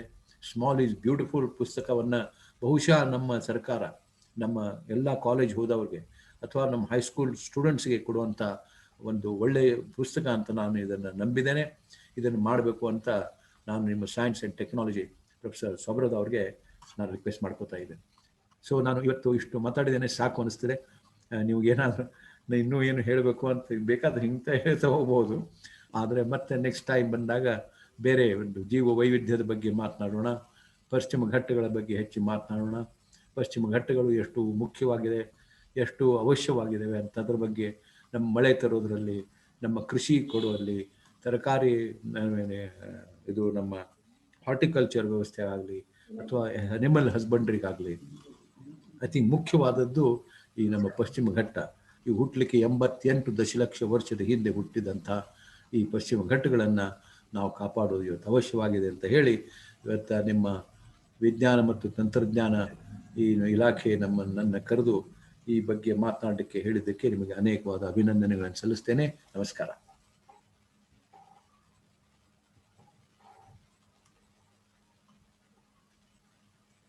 ಸರ್, ಬಹಳ ವಿಸ್ತಾರವಾಗಿ ಬೇರೆ ಬೇರೆ ಉದಾಹರಣೆಗಳನ್ನು ಕೊಟ್ಟು ವಿಜ್ಞಾನ ಮತ್ತು ಆದ್ಮೇಲೆ ತಂತ್ರಜ್ಞಾನದ ಬಳಕೆ ನಮ್ಮ ಜೀವನದಲ್ಲಿ ಯಾವ ತರ ಇರಬೇಕು, ಪ್ರತಿನಿತ್ಯ ಎಸ್ಪೆಷಲಿ 2 ನಮಗೆ ಲೋಕಲಿಸಮ್ ಒಂದು, ಬೇರೆ 3 Rs ಬಗ್ಗೆ ಬಹಳಷ್ಟು ಮನದಟ್ಟು ಮಾಡಿದ್ರಿ. ಮತ್ತು ಸ್ಮಾಲ್ ಇಸ್ ಬ್ಯೂಟಿಫುಲ್ ಅಂತಕ್ಕಂಥ ಒಂದು ಪುಸ್ತಕವನ್ನ ನಮ್ಮ ಇಲಾಖೆಯಿಂದ ಅದನ್ನ ನಾವು ನಮ್ಮ ಲೈಬ್ರರಿಲಿ ಇಟ್ಕೊಂಡ್ಬಿಟ್ಟು ಆಮೇಲೆ ಬೇರೆ ಬೇರೆ ಶಾಲೆಗಳಿಗೆ ಆ ತರದ ಒಂದು ಗಿಫ್ಟ್ ಏನಿದೆ ಅಂತಕ್ಕಂಥದ್ದನ್ನ ಕನ್ನಡದಲ್ಲಿ ನಾವು ತರ್ಜುಮೆ ಮಾಡತಕ್ಕಂಥ ಪ್ರಯತ್ನ ಮಾಡ್ತೀವಿ ಸರ್. ಭಾಗವಹಿಸಿದ ಎಲ್ಲರಿಗೂ ಏನಾದ್ರೂ ಇಂಟರಾಕ್ಷನ್ಸ್ ನಲ್ಲಿ ಪಾಲ್ಗೊಳ್ಬೇಕಾಗಿತ್ತಂದ್ರೆ ಸರ್ ಜೊತೆ ಏನಾದ್ರೂ ತಮ್ಮ ಇಂಟ್ರಾಕ್ಷನ್ಸ್ ಮತ್ತು ಯಾವುದೇ ಒಂದು ವಿಷಯಗಳ ಬಗ್ಗೆ, ಪರಿಸರ ಬಗ್ಗೆ ಏನಾದ್ರು ಕೇಳಂಗಿದ್ರೆ ದಯವಿಟ್ಟು ಭಾಗವಹಿಸಿದವರು ತಮ್ಮ ಸಂದೇಹಗಳನ್ನ ಅಥವಾ ಇನ್ನೂ ಹೆಚ್ಚಿನ ಒಂದು ಮಾಹಿತಿಯನ್ನು ಪಡಿಬೇಕಾದ್ರೆ ಒಂದು 15 ನಿಮಿಷ ಟೈಮ್ ಕೊಡ್ತೀವಿ, ತಾವುಗಳು ಕೇಳ್ಬೋದು. ಸರ್ಗೆ ಮೊದಲು ನಮ್ಮ ಇಲಾಖೆ ಪರವಾಗಿ ಧನ್ಯವಾದಗಳನ್ನು ಅರ್ಪಿಸ್ತೇನೆ. ಬಹಳ ಸವಿಸ್ತಾರವಾದಂತಹ ಒಂದು ಮಾಹಿತಿಯನ್ನ, ಅಪ್ಡೇಟೆಡ್ ನಾಲೆಜ್ ಅನ್ನು ಕೊಟ್ಟಿದ್ದೀರಿ. Thank you sir.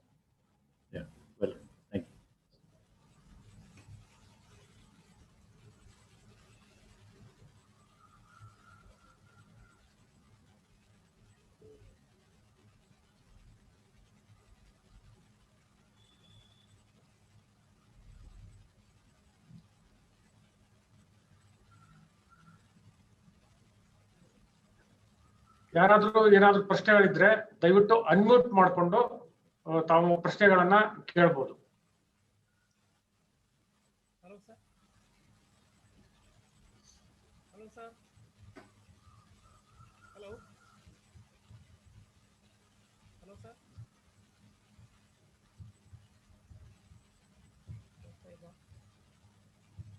Hello hello Chandrashekhar Hawaldar sir, ತಾವು ಮಾತಾಡ್ತಿದ್ದು ಕೇಳ್ತಾ ಇಲ್ಲ. ಮೋಸ್ಟ್ಲಿ ತಮ್ದು ಅನ್ಮ್ಯೂಟ್ ಆಗಿಲ್ಲ ಅನ್ಸುತ್ತೆ. ಅನ್ಮ್ಯೂಟ್ ಮಾಡಿ ಕೇಳಿ ದಯವಿಟ್ಟು. ಕೇಳಿಸ್ತಾ ಇದೆ? ಅನ್ಮ್ಯೂಟ್ ಮಾಡಿದೆ. ಹಲೋ ಹಲೋ,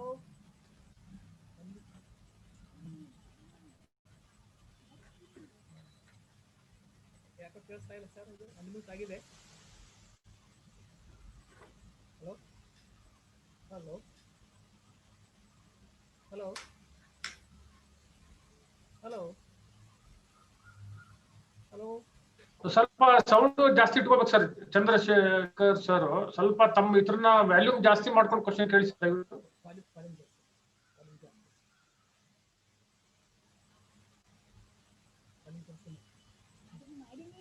ಹಲೋ, ಈಗ ಕೇಳಿಸ್ತಾ ಇದೆ ಸರ್? ನನಗೆ ಕೇಳಿಸ್ತದೆ. ಹಾ, ಕೇಳಿಸ್ತಾ ಇದೆ ಸರ್. ಈಗ ತಾವು ಬಹಳಷ್ಟು ಪರಿಸರ ಅಲ್ಲ, ಸ್ವಲ್ಪ ಸ್ವಲ್ಪ ವಾಲ್ಯೂಮ್ ಹೆಚ್ಚು ಆಗ್ಬಹುದಾ? ಕೇಳಿಸ್ತಾ ಇದೆ ಸರ್? ಅಲ್ಲ, ಸ್ವಲ್ಪ ವಾಲ್ಯೂಮ್ ಕೇಳಿಸ್ತಾ ಇಲ್ಲ. ವಾಲ್ಯೂಮ್ ಕೇಳಿ ಕೇಳಿ ನೋಡುವ. Okay sir. ಕೇಳಿ ಸರ್. ತಾವು ಪರಿಸರದ ಹಿಂದೆ ಪರಿಸ್ಥಿತಿಯನ್ನು ಬಹಳ ಚೆನ್ನಾಗಿ ವಿವರಿಸಿದ್ರಿ. ಧನ್ಯವಾದಗಳು ಸರ್ ತಮಗೆ. ನನಗೆ ಏನಪ್ಪಾ ಅಂತ ಒಂದು ಪ್ರಶ್ನೆ ಕೇಳಬೇಕಾಗಿದೆ ಸರ್. ಈ ಎಲ್ಲ ಕೋವಿಡ್ ಪರಿಸರದ ಪಾಠಗಳು ನಮಗೆ ಸಾಕಷ್ಟು ಕಲಿಸಿಕೊಟ್ಟಿದೆ. ಅದರಂತೆ ಎಲ್ಲ ರೋಗ ರುಜಿನಗಳು ತಾವು ಹೇಳ್ತಾ ಇದ್ರಿ ಪ್ರಾಣಿಗಳಿಂದಲೇ ಬಂದಿದ್ದು ಅಂತ ಹೇಳ್ಕೊಂಡು. ಈಗ ಒಂದು ವರದಿ ಬಂತು ಸರ್. ಫ್ರಾನ್ಸ್ನ ವೈರಾಲಜಿಸ್ಟ್ ಲ್ಯೂಕ್ ಮಾಂಟೆಗ್ಲಿಯರ್ ಅಂತ ಹೇಳ್ಕೊಂಡು ಒಂದು ಸ್ಟೇಟ್ಮೆಂಟ್ ಕೊಟ್ಟರು ಫ್ರಾನ್ಸ್ನಲ್ಲಿ. ಇದು ಏನಪ್ಪ ಬಂದಿದೆ? ಅವ್ರು ಏನಪ್ಪಾ ಅಂತ ಇದು ಏನಪ್ಪ ಅಂತಂದ್ರೆ COVID-19 virus, that is virus, ಅದು ಮಾನವ ನಿರ್ಮಿತ ಅಂತ ಹೇಳ್ಕೊಂಡು ಫ್ರಾನ್ಸ್ ದೇಶದ ವೈರಾಲಜಿಸ್ಟ್ 2008ರಲ್ಲಿ ಅವನಿಗೆ ವೈದ್ಯಕೀಯ ಕ್ಷೇತ್ರದಲ್ಲಿ ನೊಬೆಲ್ ಪ್ರಶಸ್ತಿ ಬಂದಿದೆ ಸರ್. ಇದಕ್ಕೆ ನಮ್ದು ಏನಾದ್ರು ಪೇಪರ್ನಲ್ಲಿ ಬಂತು ಸರ್ ಇದು. ಅಲ್ಲ, ಇರಬಹುದು, ಇಲ್ಲಂತಲ್ಲ. ಅದ್ರ ಬಗ್ಗೆ ಯಾವುದೇ ಒಂದು ಸ್ಪಷ್ಟವಾದಂತಹ ಮಾಹಿತಿ ವ್ಯಕ್ತಿಗೂ ಬಂದಿಲ್ಲ. ಕೆಲವು ತಜ್ಞರು ಹೇಳಿದ್ರು ಇದು ತೊಗಲು ಬಾವಲಿಯಿಂದ ಬಂದಿದೆ ಅಂತ. ಕೆಲವರು ಇಲ್ಲ, ನೀವೀಗ ಮಾನವ ನಿರ್ಮಿತ ಅಂತ ಹೇಳ್ತಾ ಇದ್ದೀರಿ. ಬಂದಿರಬಹುದು, ಇಲ್ಲಂತಲ್ಲ. ಬಟ್ ಸಾಧಾರಣವಾಗಿ ಸಾಕಷ್ಟು ಕಾಯಿಲೆಗಳು ಅಥವಾ ರೋಗ ರುಜಿನಗಳು ಈ ನಾವು ಕಾಡು ಕಡಿಮೆ ಮಾಡಿದ್ರಿಂದ ಅಲ್ಲಿ ಸಿಗುವಂಥ ಆರ್ಗ್ಯಾನಿಸಮ್ಸ್, ಅಂದರೆ ಸಣ್ಣ ಪುಟ್ಟ ಜೀವ ಸಂಕುಲ ಏನಿರ್ತದೆ, ಅದು ಅಲ್ಲಿಯ ಹುಲ್ಲು, ಕಂಟಿ, ಆಮೇಲೆ ಗಿಡ, ತೊಪ್ಪಲು, ಮಣ್ಣು, ಅದರ ಮೇಲೆ ಅವಲಂಬಿಸಿರುವಂತಹ ಪ್ರಾಣಿ ಪಕ್ಷಿಗಳು ಅಥವಾ ಈ ಜೀವ ವಸ್ತು, ಅದು ಹೋದ ಮೇಲೆ ಎಲ್ಲಿ ಹೋಗ್ತವೆ ಅವು? ಅಲ್ಲಿ ಜೀವ ಸಂಕುಲ ಎಲ್ಲಿ ಹೋಗ್ತದೆ? ಅದು ಎಲ್ಲಾನು ಒಂದ್ ಕಡೆ ಎಲ್ಲಾದ್ರೂ ಹೋಗಲೇಬೇಕು. ಆದ್ರಿಂದನೇ ಈ ರೀತಿ ತಜ್ಞರು ಹುಡುಕಿದ್ರು. ಈ ರೀತಿ ತಜ್ಞರು ಹೇಳಿದ್ದಾರೆ, ನಾನು ಹೇಳ್ತಾ ಇಲ್ಲ. ತಜ್ಞರು ಹೇಳಿದ್ದು ಅನೇಕ ರೀತಿಯ ನಾವು ಕಾಡುಗಳನ್ನು ಕಡಿಯೋದ್ರಿಂದ ಅನೇಕ ರೀತಿಯ ಸಣ್ಣ ಪುಟ್ಟ ಅಲ್ಲಿಯ ಪ್ರಾಣಿ, ಒಂದು ಸೂಕ್ಷ್ಮ ಜಂತುಗಳು, ಇನ್ನೊಂದು ಅವು ಹರಿದು ಬರ್ತವೆ. ಅವು ಬಂದು ನಮ್ಮ ಈಗ ಫಾರ್ ಇನ್ಸ್ಟೆನ್ಸ್ ವೆಟ್ ಮಾರ್ಕೆಟ್, ಚೈನಾದಲ್ಲಿ ವುಹಾನ್ನಲ್ಲಿ ವೆಟ್ ಮಾರ್ಕೆಟ್ ಅಂತಂದರೆ ಅಲ್ಲಿ ಮಾಂಸ ಎಲ್ಲ ಮಾರುವಂಥದ್ದು. ಏನೇನು ಇರ್ತದೆ ಅಲ್ಲಿ ನಮಗೆ ಗೊತ್ತಿಲ್ಲ. ಆ ಪ್ರಾಣಿಗಳು ಏನು ತಿಂದಿರ್ತವೆ, ಅದು ಎನಾಟಮಿ ಒಳಗೆ ಏನಿರ್ತದೆ, ಇದು ನಮಗೆ ಸಾಧಾರಣವಾಗಿ ಹೆಚ್ಚು ಮಾಹಿತಿ ಇರುವುದಿಲ್ಲ. ಆ ವೆಟ್ ಮಾರ್ಕೆಟಿಂದ ಬರುವಂತಹ ಅನೇಕ ರೀತಿಯ ಸಂಭವಗಳು ಇವತ್ತು ಜಗತ್ತಿನಲ್ಲಿ ಹೇಳ್ತಿದ್ದಾರೆ. ಆದರೆ ಚೈನಾದಲ್ಲಿ ಇದು ಹೆಚ್ಚು ಇಲ್ಲ ಅಂತ ಅವರೇ ಹೇಳಿದ್ದಾರೆ. ಯಾವುದು ಚೈನಾದಿಂದ ಬಂದಿದ್ರೂ ಕೂಡ ಚೈನಾದಲ್ಲಿ ಹೆಚ್ಚು ಸೋಂಕುಗಳು ಹೆಚ್ಚು ಜನರಿಗೆ ತಾಗಿಲ್ಲ ಅಂತ ಅನ್ನೋದು. ಇದು ನನಗೇನೋ ಇದ್ರ ಬಗ್ಗೆ ಹೇಳಲಿಕ್ಕೆ ಆಗ್ತಾ ಇಲ್ಲ. ಕೆಲವರು ಹೇಳಿದ್ರು ಅವರು ಹೆಚ್ಚು ಮಾಹಿತಿ ಕೊಡೋದಲ್ಲ, ಕರೆಕ್ಟ್ ಇನ್ಫಾರ್ಮೇಶನ್ ಕೊಡೋದಲ್ಲ ಚೈನಾದವರು. ಅದೊಂದು ಒಂದು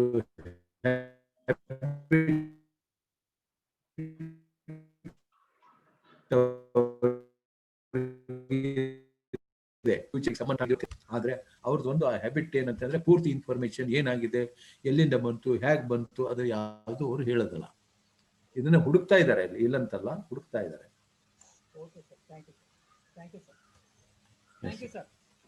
ಎಸ್ ಸರ್, ಥ್ಯಾಂಕ್ ಯು.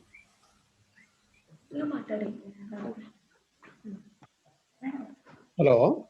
ಹಾ, ಎಸ್ ಸರ್. ಸರ್ ನಮಸ್ಕಾರ. ನಮಸ್ಕಾರ. ಸರ್, ಈಗ ತಮ್ಮ ಅನುಭವದ ಇದ್ರಲ್ಲಿ ಹೇಳ್ಬೇಕು ಅಂತ ಅಂದ್ರೆ, ಈಗ ಸಾಕಷ್ಟು ಕಡೆ ಈ ನಮ್ಮ ಒಂದು ವಿನಾಶದ ಬಗ್ಗೆ, ಕಾಡಿನ ವಿನಾಶದ ಬಗ್ಗೆ, ಮತ್ತೆ ಹಲವಾರು ವಿಷಯಗಳ ಬಗ್ಗೆ ತಾವು ಹೇಳಿದ್ರಿ. ಈಗ ನಾವು ಇಷ್ಟೆಲ್ಲ ಗೊತ್ತಿದ್ರು, ನಮ್ಗೆಲ್ಲ ಹರಿವಿದ್ರು ಅರಣ್ಯ ನಾಶ ಮುಂದುವರಿತಾನೆ ಇದೆ. ಅದರಿಂದ ಹಲವಾರು ಸಮಸ್ಯೆಗಳು ಉದ್ಭವ ಆಗ್ತವೆ. ಸೊ ಇದನ್ನ ನಾವು ಯಾರನ್ನ ಟಾರ್ಗೆಟ್ ಮಾಡಿದ್ರೆ ಬಹುಶಃ ಇಂತ ಸಮಸ್ಯೆಗಳನ್ನ ಕಡಿಮೆ ಮಾಡಬಹುದು ಸರ್? ಇದು ನೋಡಿ, ಈ ಸರ್ಕಾರದಲ್ಲಿ ಎರಡು ವ್ಯವಸ್ಥೆ ಇದೆ. ಒಂದು ರಾಜಕೀಯ ಮುಖಂಡರು, ಇನ್ನೊಂದು ಅಧಿಕಾರಿ ವರ್ಗಗಳು. ಈ ಇಬ್ಬರಿಗೂ ನಾವು ಇದರ ಬಗ್ಗೆ ಹೆಚ್ಚಿನ ಮಾಹಿತಿಯನ್ನ ಕೊಡುವಂಥ ಒಂದು ಅವಶ್ಯಕತೆ ಇದೆ ಅಂತ ನನಗನ್ನಿಸ್ತದೆ. ಒಂದು ಯಾಕಂತಂದ್ರೆ ಇವತ್ತು ನಮಗೆ ಹೆಚ್ಚು ಎನರ್ಜಿ ಬೇಕು ಅಂತಂದಾಗ ಎನರ್ಜಿ ಎಲ್ಲಿ ಸಿಗುತ್ತೆ? ಒಂದು ಹೈಡಲ್ ಎನರ್ಜಿ, ಇನ್ನೊಂದು ನಮ್ಮ ಕೋಲಿಂದ ಬರುವಂಥದ್ದು ಎನರ್ಜಿ, ಎರಡೇ. ಈಗೀಗ ಏನಾಗಿದೆ, ಆಲ್ಟರ್ನೇಟಿವ್ ಸೋರ್ಸಸ್ ಅಂತಂದ್ರೆ ನಮ್ಮ ಸೌರಶಕ್ತಿ ಅಥವಾ ನಮ್ಮ ಗಾಳಿಯಿಂದ ಬರುವಂಥದ್ದು ಇವೆಲ್ಲ ಇದೆ. ಸೊ ಬಹುಶಃ ನಾವು ಇವತ್ತು ಈ ಕಾಡಿನಲ್ಲೇ ಕಾಡು ಕಡಿಮೆ ಮಾಡಿ, ಈಗ ನೋಡಿ, ಈಗ ಕುಡಿಯೋ ನೀರಿಗೆ ತುಮಕೂರು, ಬೆಂಗಳೂರು, ಗ್ರಾಮಾಂತರ ಪ್ರದೇಶಕ್ಕೆ ಕುಡಿಯೋ ನೀರಿಗೆ ನಾವು ದಕ್ಷಿಣ ಇದು ಏನು ಇದು ಮಂಗಳೂರಿಂದ ಎತ್ತಿನ ಹೊಳೆ ಅಲ್ಲಿ ನಾವು ಆ ಥರ ಮಾಡಬಾರ್ದು ನಿಜವಾಗಿ. ಯಾಕಂದ್ರೆ ಎತ್ತಿನ ಹೊಳೆ ಅಲ್ಲಿ ಹಾಳಾದ್ರೆ ಮುಂದೆ ಅದು ಪರಿಸರ ಜೀವ ವೈವಿಧ್ಯ ಹಾಳಾಗುತ್ತೆ, ಮಳೆ ಬರೋದು ಕಡಿಮೆ ಆಗುತ್ತೆ. ಈಗಾಗಲೇ ನಾವು 50% ಕಾಡನ್ನು ಕಳ್ಕೊಂಡಿದ್ದೇವೆ ಅಂತ ಹೇಳಿದೆ. ಅದು ಕೆಲವರಿಗೆ ಪಾಪ ಅದ್ರ ಬಗ್ಗೆ ಹೆಚ್ಚಿನ ಮಾಹಿತಿ ಇರಲಿಕ್ಕಿಲ್ಲ. ನಾವು ಇಲ್ಲಿ ಇದರ ಬಗ್ಗೆ ಹೆಚ್ಚಿನ ಮಾಹಿತಿ ಕೊಡಬೇಕು ಮತ್ತು ಸರ್ಕಾರ ಇದನ್ನು ಗಂಭೀರವಾಗಿ ಗಮನಿಸಬೇಕು. ಇದರಿಂದ ಏನಾಗ್ತಿದೆ ಅಂತ ಅನ್ನೋದು. ಈಗ ಕೆಲವು ಪರಿಸರವಾದಿಗಳಿಗೆ ಏನು ಯಾವುದು ಬೇಡ ಅಂತಾರೆ, ಅದು ತಪ್ಪು. ಈಗ ಮನುಷ್ಯ ಹುಟ್ಟಿದ ಮೇಲೆ ಪರಿಸರಕ್ಕೆ ಒಂದಿಲ್ಲ ಒಂದು ರೀತಿ ಇದು ಒಂದೇನು ಡ್ಯಾಮೇಜ್ ಆಗೋದು ಇದು ಅನಿವಾರ್ಯ. ಯಾಕಂದ್ರೆ ನಾವು ಬದುಕ್ತೇವೆ, ನಾವು ರೋಡ್ ಬೇಕು, ನಾವು ಬಟ್ಟೆ ಬೇಕು, ನಾವು ಮನೆಗಳು ಬೇಕು. ಇದಕ್ಕೆಲ್ಲ ಸಂಪನ್ಮೂಲಗಳನ್ನು ನಾವು ತರಬೇಕಾಗತ್ತೆ, ಅವಕ್ಕೆ ಕಾಡಿಗೆ ಹೋಗ್ಬೇಕಾಗ್ತದೆ. ಆದರೆ ನಾವು ಸಂಪನ್ಮೂಲಗಳನ್ನು ತಗೋಬೇಕಾದ್ರೆ ಕಾಡು ಹೆಚ್ಚು ಹಾಳು ಮಾಡ್ದೇನೆ ಕಾಡಿನ ಸುವ್ಯವಸ್ಥೆಯನ್ನ ಸುಸ್ಥಿರವಾದಂತಹ ಕಾಡು ಉಳಿಬೇಕು ಅಂತನ್ನೋ ವಿಧಾನಗಳನ್ನು ಬೆಳೆಸಿ, ವಿಧಿವಿಧಾನಗಳನ್ನು ಬೆಳೆಸಿ, ಅದರ ಬಗ್ಗೆ ತಂತ್ರಜ್ಞಾನ, ವಿಜ್ಞಾನ ಹುಡುಕಿ ನಾವು ಇವತ್ತ ಕಾಡನ್ನು ಉಳಿಸ್ಬೇಕು, ಪರಿಸರ ಉಳಿಸುವಂಥದ್ದು ಮಾಡಬೇಕಾಗುತ್ತೆ. ಆದರೆ ಇದ್ರ ಬಗ್ಗೆ ಹೆಚ್ಚು ಜ್ಞಾನ, ಅದ್ರ ಬಗ್ಗೆ ತಿಳುವಳಿಕೆ ಇರಬೇಕು. ಈಗ ಫಾರ್ ಇನ್ಸ್ಟೆನ್ಸ್ ರಾಮಕೃಷ್ಣ ಹೆಗಡೆ ಅವರು ಇದ್ದಾಗ ನಾವು ಈ ಪಶ್ಚಿಮ ಘಟ್ಟದಲ್ಲಿ ಈ ಕೈಗಾ ಅಣುಸ್ಥಾವರ ವಿರೋಧ ಹೋದ್ವಿ. ಆವಾಗ ರಾಜಾರಾಮಣ್ಣವರು ರಾಮಕೃಷ್ಣ ಹೆಗಡೆ ಅವರಿಗೆ ಪರ್ಸನಲ್ ಆಗಿ ಅಡ್ವೈಸ್ ಮಾಡಿದ್ರು, ಈ ಪರಿಸರವಾದಿಗಳಿಗೆ ಏನು ಗೊತ್ತಿಲ್ಲ ರೀ, ಅವ್ರಿಗೆ ಸುಮ್ಮನೆ ಕೂಗ್ತಾ ಇದ್ದಾರೆ ಅಂತ ಅವ್ರು ಹೇಳಿದ್ರು. ನಾವು ಅವಾಗ ಹೇಳಿದ್ವಿ, ಇದು ಜೀವ ವೈವಿಧ್ಯದ ತಾಣ, ಈ ಜೀವ ವೈವಿಧ್ಯದ ತಾಣ ಇರಬೇಕು. ಇದರಿಂದ ಸಾಕಷ್ಟು ಫಲಾನುಭವಿಗಳು, ಇದರಿಂದ ಸಾಕಷ್ಟು ಸರ್ಕಾರಕ್ಕೆ ಅಷ್ಟೇ ಅಲ್ಲ, ಇಡೀ ಒಂದು ರಾಷ್ಟ್ರಕ್ಕೆ ಹೆಲ್ಪ್ ಆಗುತ್ತೆ. ಮಳೆ ಎಲ್ಲೆಲ್ಲೂ ಹೋಗುತ್ತೆ. ನಮ್ಮ ಈ ಪಶ್ಚಿಮ ಘಟ್ಟದ ಕಾಡುಗಳಿಂದ ಮಳೆ ಬಂದದ್ದು ನದಿಗಳು ಇವತ್ತು ಎಷ್ಟೊಂದು ಬೆಳೀತಾರೆ. ಕೃಷ್ಣಾ ನದಿ, ಗೋದಾವರಿ, ಆಮೇಲೆ ಇತ್ಲಾಗೆ ತಿರುಚಿ, ಇತ್ಲಾಗೆಲ್ಲ ಪೆರಿಯಾರ್, ಎಷ್ಟೊಂದು ಸಮೃದ್ಧವಾಗಿ ನಮ್ಮ ಇಡೀ ದಕ್ಷಿಣ ಭಾರತ ಇರ್ಬೋದು. ಇದರ ಬಗ್ಗೆ ರಾಮಕೃಷ್ಣ ಹೆಗಡೆ ಅವರು ಹೇಳಿದರು, ನನಗೆ ಈ ಸೂಕ್ಷ್ಮ ತಾಣಗಳು ಅಂದರೆ ಏನು ನನಗೆ ಗೊತ್ತಿಲ್ಲ, ನೀವು ಬಂದು ಸ್ವಲ್ಪ ಎಕ್ಸ್ಪ್ಲೈನ್ ಮಾಡ್ರಿ ಅಂತ. ನಾವು ಹೋಗಿ ಅವ್ರಿಗೆ ಹೇಳಿದಾಗ ಅವರು ಬಹಳ ಮೌನವಾಗಿ ಕೇಳಿದರು. ನಮ್ಮ ಮಾತುಗಳನ್ನು ಕೇಳಿ ಅವ್ರು ಪೂರ್ತಿ ಕನ್ವಿನ್ಸ್ ಆಯಿತು. ಅವ್ರ ತಕ್ಷಣ 2ನೇ ದಿವಸ ರಾಜೀವ್ ಗಾಂಧಿಗೆ ಲೆಟರ್ ಬರೆದ್ರು, ನಾನು ಈ ಪರಿಸರವಾದಿಗಳು ನನಗೆ ಬಹಳಷ್ಟು ಸುಂದರವಾದಂಥ, ಸೊಗಸಾದಂಥ, ಮನಮುಟ್ಟುವಂತಹ ಶಬ್ದಗಳಲ್ಲಿ ನನಗೆ ಪರಿಸರದ ಬಗ್ಗೆ ಬಹಳ ವೈಚಾರಿಕವಾಗಿ ಹೇಳಿದ್ದಾರೆ, ಆದ್ದರಿಂದ ನೀವು ಇಲ್ಲಿ ಹಾಕಬೇಡಿ ಅಂತ ಬರೆದ್ರು. ನಮ್ಮ ಎದುರಿಗೇನೆ ಬರೆದು ಹಾಕಿದ್ರು. ಆ ರೀತಿ ನಾನು ಹೇಳ್ತೇನೆ. ಅವ್ರಿಗೆ ಇನ್ನೊಂದು ಯಾರೋ ಹೋಗಿ ಹೇಳಿದ್ರು, ನಮ್ಮ ಬೆಂಗಳೂರಲ್ಲಿ ಹಳೆ ಏರ್ಪೋರ್ಟ್ ರೋಡ್ನಲ್ಲಿ ಅಲ್ಲಿ ಒಂದು ಕ್ಲಬ್ ಆಗಿದೆ ಸರ್, ಅದು ತಗೋಬಾರ್ದು, ಯಾಕಂದ್ರೆ ಮಳೆ ಬರ್ತದೆ, ಅಲ್ಲಿ ಒಂದು ಲೋ ಲೈಂಗ್ ಏರಿಯಾ, ಅದು ಬಿಡಬೇಕು ಅಂತಾಗ ಹೆಗ್ಡೆಯವರಂದ್ರು ಕರೆಕ್ಟ್, ಅದನ್ನು ಬಿಟ್ಬಿಡಿ, ಅಲ್ಲಿ ಏನೂ ಮಾಡಬೇಡಿ ಅಂತ ಹೇಳಿ. ಅದ್ರ ನೆಕ್ಸ್ಟ್ ಚೀಫ್ ಮಿನಿಸ್ಟರ್ ಬಂದವರು ಅಲ್ಲಿ ಹೌಸಿಂಗ್ ಲೇಔಟ್ ಮಾಡೇ ಬಿಟ್ರು. ಸೊ ಈ ರೀತಿ ನಮ್ಮ ರಾಜಕಾರಣ ಇರಬಾರದು. ರಾಜಕಾರಣಿಗಳಿಗೆ ಬಹಳ ಮಹತ್ವದ ಇದು ಏನು ಇದೆ, ಜಾಗ ಇದೆ ಇವತ್ತು ನಮ್ಮ ದೇಶದಲ್ಲಿ. ರಾಜಕಾರಣಿಗಳು ಇವತ್ತು ನಮ್ಮ ಪರಿಸರವನ್ನು ನೋಡಿದರೆ ನಮ್ಮ ಆರ್ಥಿಕ ಪರಿಸ್ಥಿತಿ ಸುಧಾರಿಸ್ತದೆ, ನಮ್ಮ ಕೃಷಿ ಸುಧಾರಿಸ್ತದೆ, ನೀರಿನ ವ್ಯವಸ್ಥೆ ಸುಧಾರಿಸ್ತದೆ, ನಮ್ಮ ಎನರ್ಜಿ ಸುಧಾರಣೆ ಆಗ್ತದೆ. ಈ ಅನೇಕ ರೀತಿಯಿಂದ ಅವರು ಕನ್ಸಿಡರ್ ಮಾಡಬೇಕು. ಅನೇಕ ರೀತಿಯಿಂದ ನಮ್ಮ ಪರಿಸರವಾದಿಗಳು ಕೂಡ ಇದನ್ನು ಗಮನಿಸಿ, ನಾವು ಅಧಿಕಾರಿ ವರ್ಗದಲ್ಲಿ, ರಾಜಕೀಯ ಮುಖಂಡರುಗಳಲ್ಲಿ, MLAಗಳನ್ನು ಹಿಡ್ಕೊಂಡು ಪಂಚಾಯತ್ ರಾಜಿಂದ ಹಿಡ್ಕೊಂಡು ಇದ್ರ ಬಗ್ಗೆ ಸಾಕಷ್ಟು ವಿವರಣೆ ಕೊಡಬೇಕು. ನಿಮ್ಮ ಈ ಇಲಾಖೆ, ವಿಜ್ಞಾನ ತಂತ್ರಜ್ಞಾನ ಇಲಾಖೆ, ಈ ಕೆಲಸವನ್ನು ಮಾಡಲಿಕ್ಕೆ ಸಾಧ್ಯತೆ ಇದೆ ನನಗನ್ನಿಸ್ತದೆ. ಇದ್ರ ಬಗ್ಗೆ ಫಿಲ್ಮ್ಗಳನ್ನು ಮಾಡ್ಬೋದು. ಈ ಫಿಲ್ಮ್ಗಳನ್ನು ನೋಡಿದ್ರೆ ಜನ ನಂಬ್ತಾರೆ immediately. What you see you believe. ಈ ರೀತಿ ನಾವು ಈ ವಿವರಣೆ ಕೊಟ್ಟು ಅಥವಾ ಅರಿವು ಮೂಡಿಸುವಂಥ ಕಾರ್ಯಕ್ರಮಗಳನ್ನು ಮಾಡಿದರೆ ಬಹುಶಃ ನಾವು ಪರಿಸರವನ್ನು ಉಳಿಸ್ಲಿಕ್ಕೆ ಸಾಧ್ಯ ಅಂತ ನಾನು ನಂಬಿಕೆ. Thank you sir for nice answer. Thank you.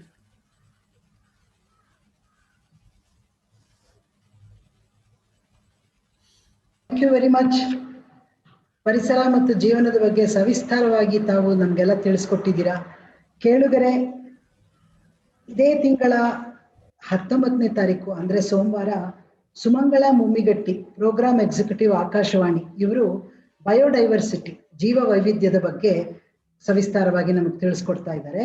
ಹಾಗೆ 23ರಂದು mister Srinivasulu IFS, pollution perspective of Karnataka pollution control board ಇಂದ ಅವರು ನಮಗೆ ಪೊಲ್ಯೂಷನ್ ಪರ್ಸ್ಪೆಕ್ಟಿವ್ ಆಫ್ ಕರ್ನಾಟಕ ಅನ್ನೋದ್ರ ಬಗ್ಗೆ ನಮಗೆ ಸವಿಸ್ತಾರವಾಗಿ ತಿಳಿಸ್ಕೊಡ್ತಾ ಇದ್ದಾರೆ. ಹಾಗೇನೆ 29, ಇದೇ ತಿಂಗಳ 29 ಡಾಕ್ಟರ್ ನಿರಂಜನಾರಾಧ್ಯ, ಸೈನ್ಸ್ ಕಮ್ಯುನಿಕೇಟರ್, ಇವರು ಗ್ಲೋಬಲ್ ವಾರ್ಮಿಂಗ್ ಬಗ್ಗೆ ಒಂದು ಲೆಕ್ಚರ್ನ ಕೊಡ್ತಾ ಇದ್ದಾರೆ. ತಾವೆಲ್ಲರೂ ಹೆಚ್ಚಿನ ಸಂಖ್ಯೆಯಲ್ಲಿ ಭಾಗವಹಿಸಿ ನಮಗೆ ಪ್ರೋತ್ಸಾಹಿಸಿ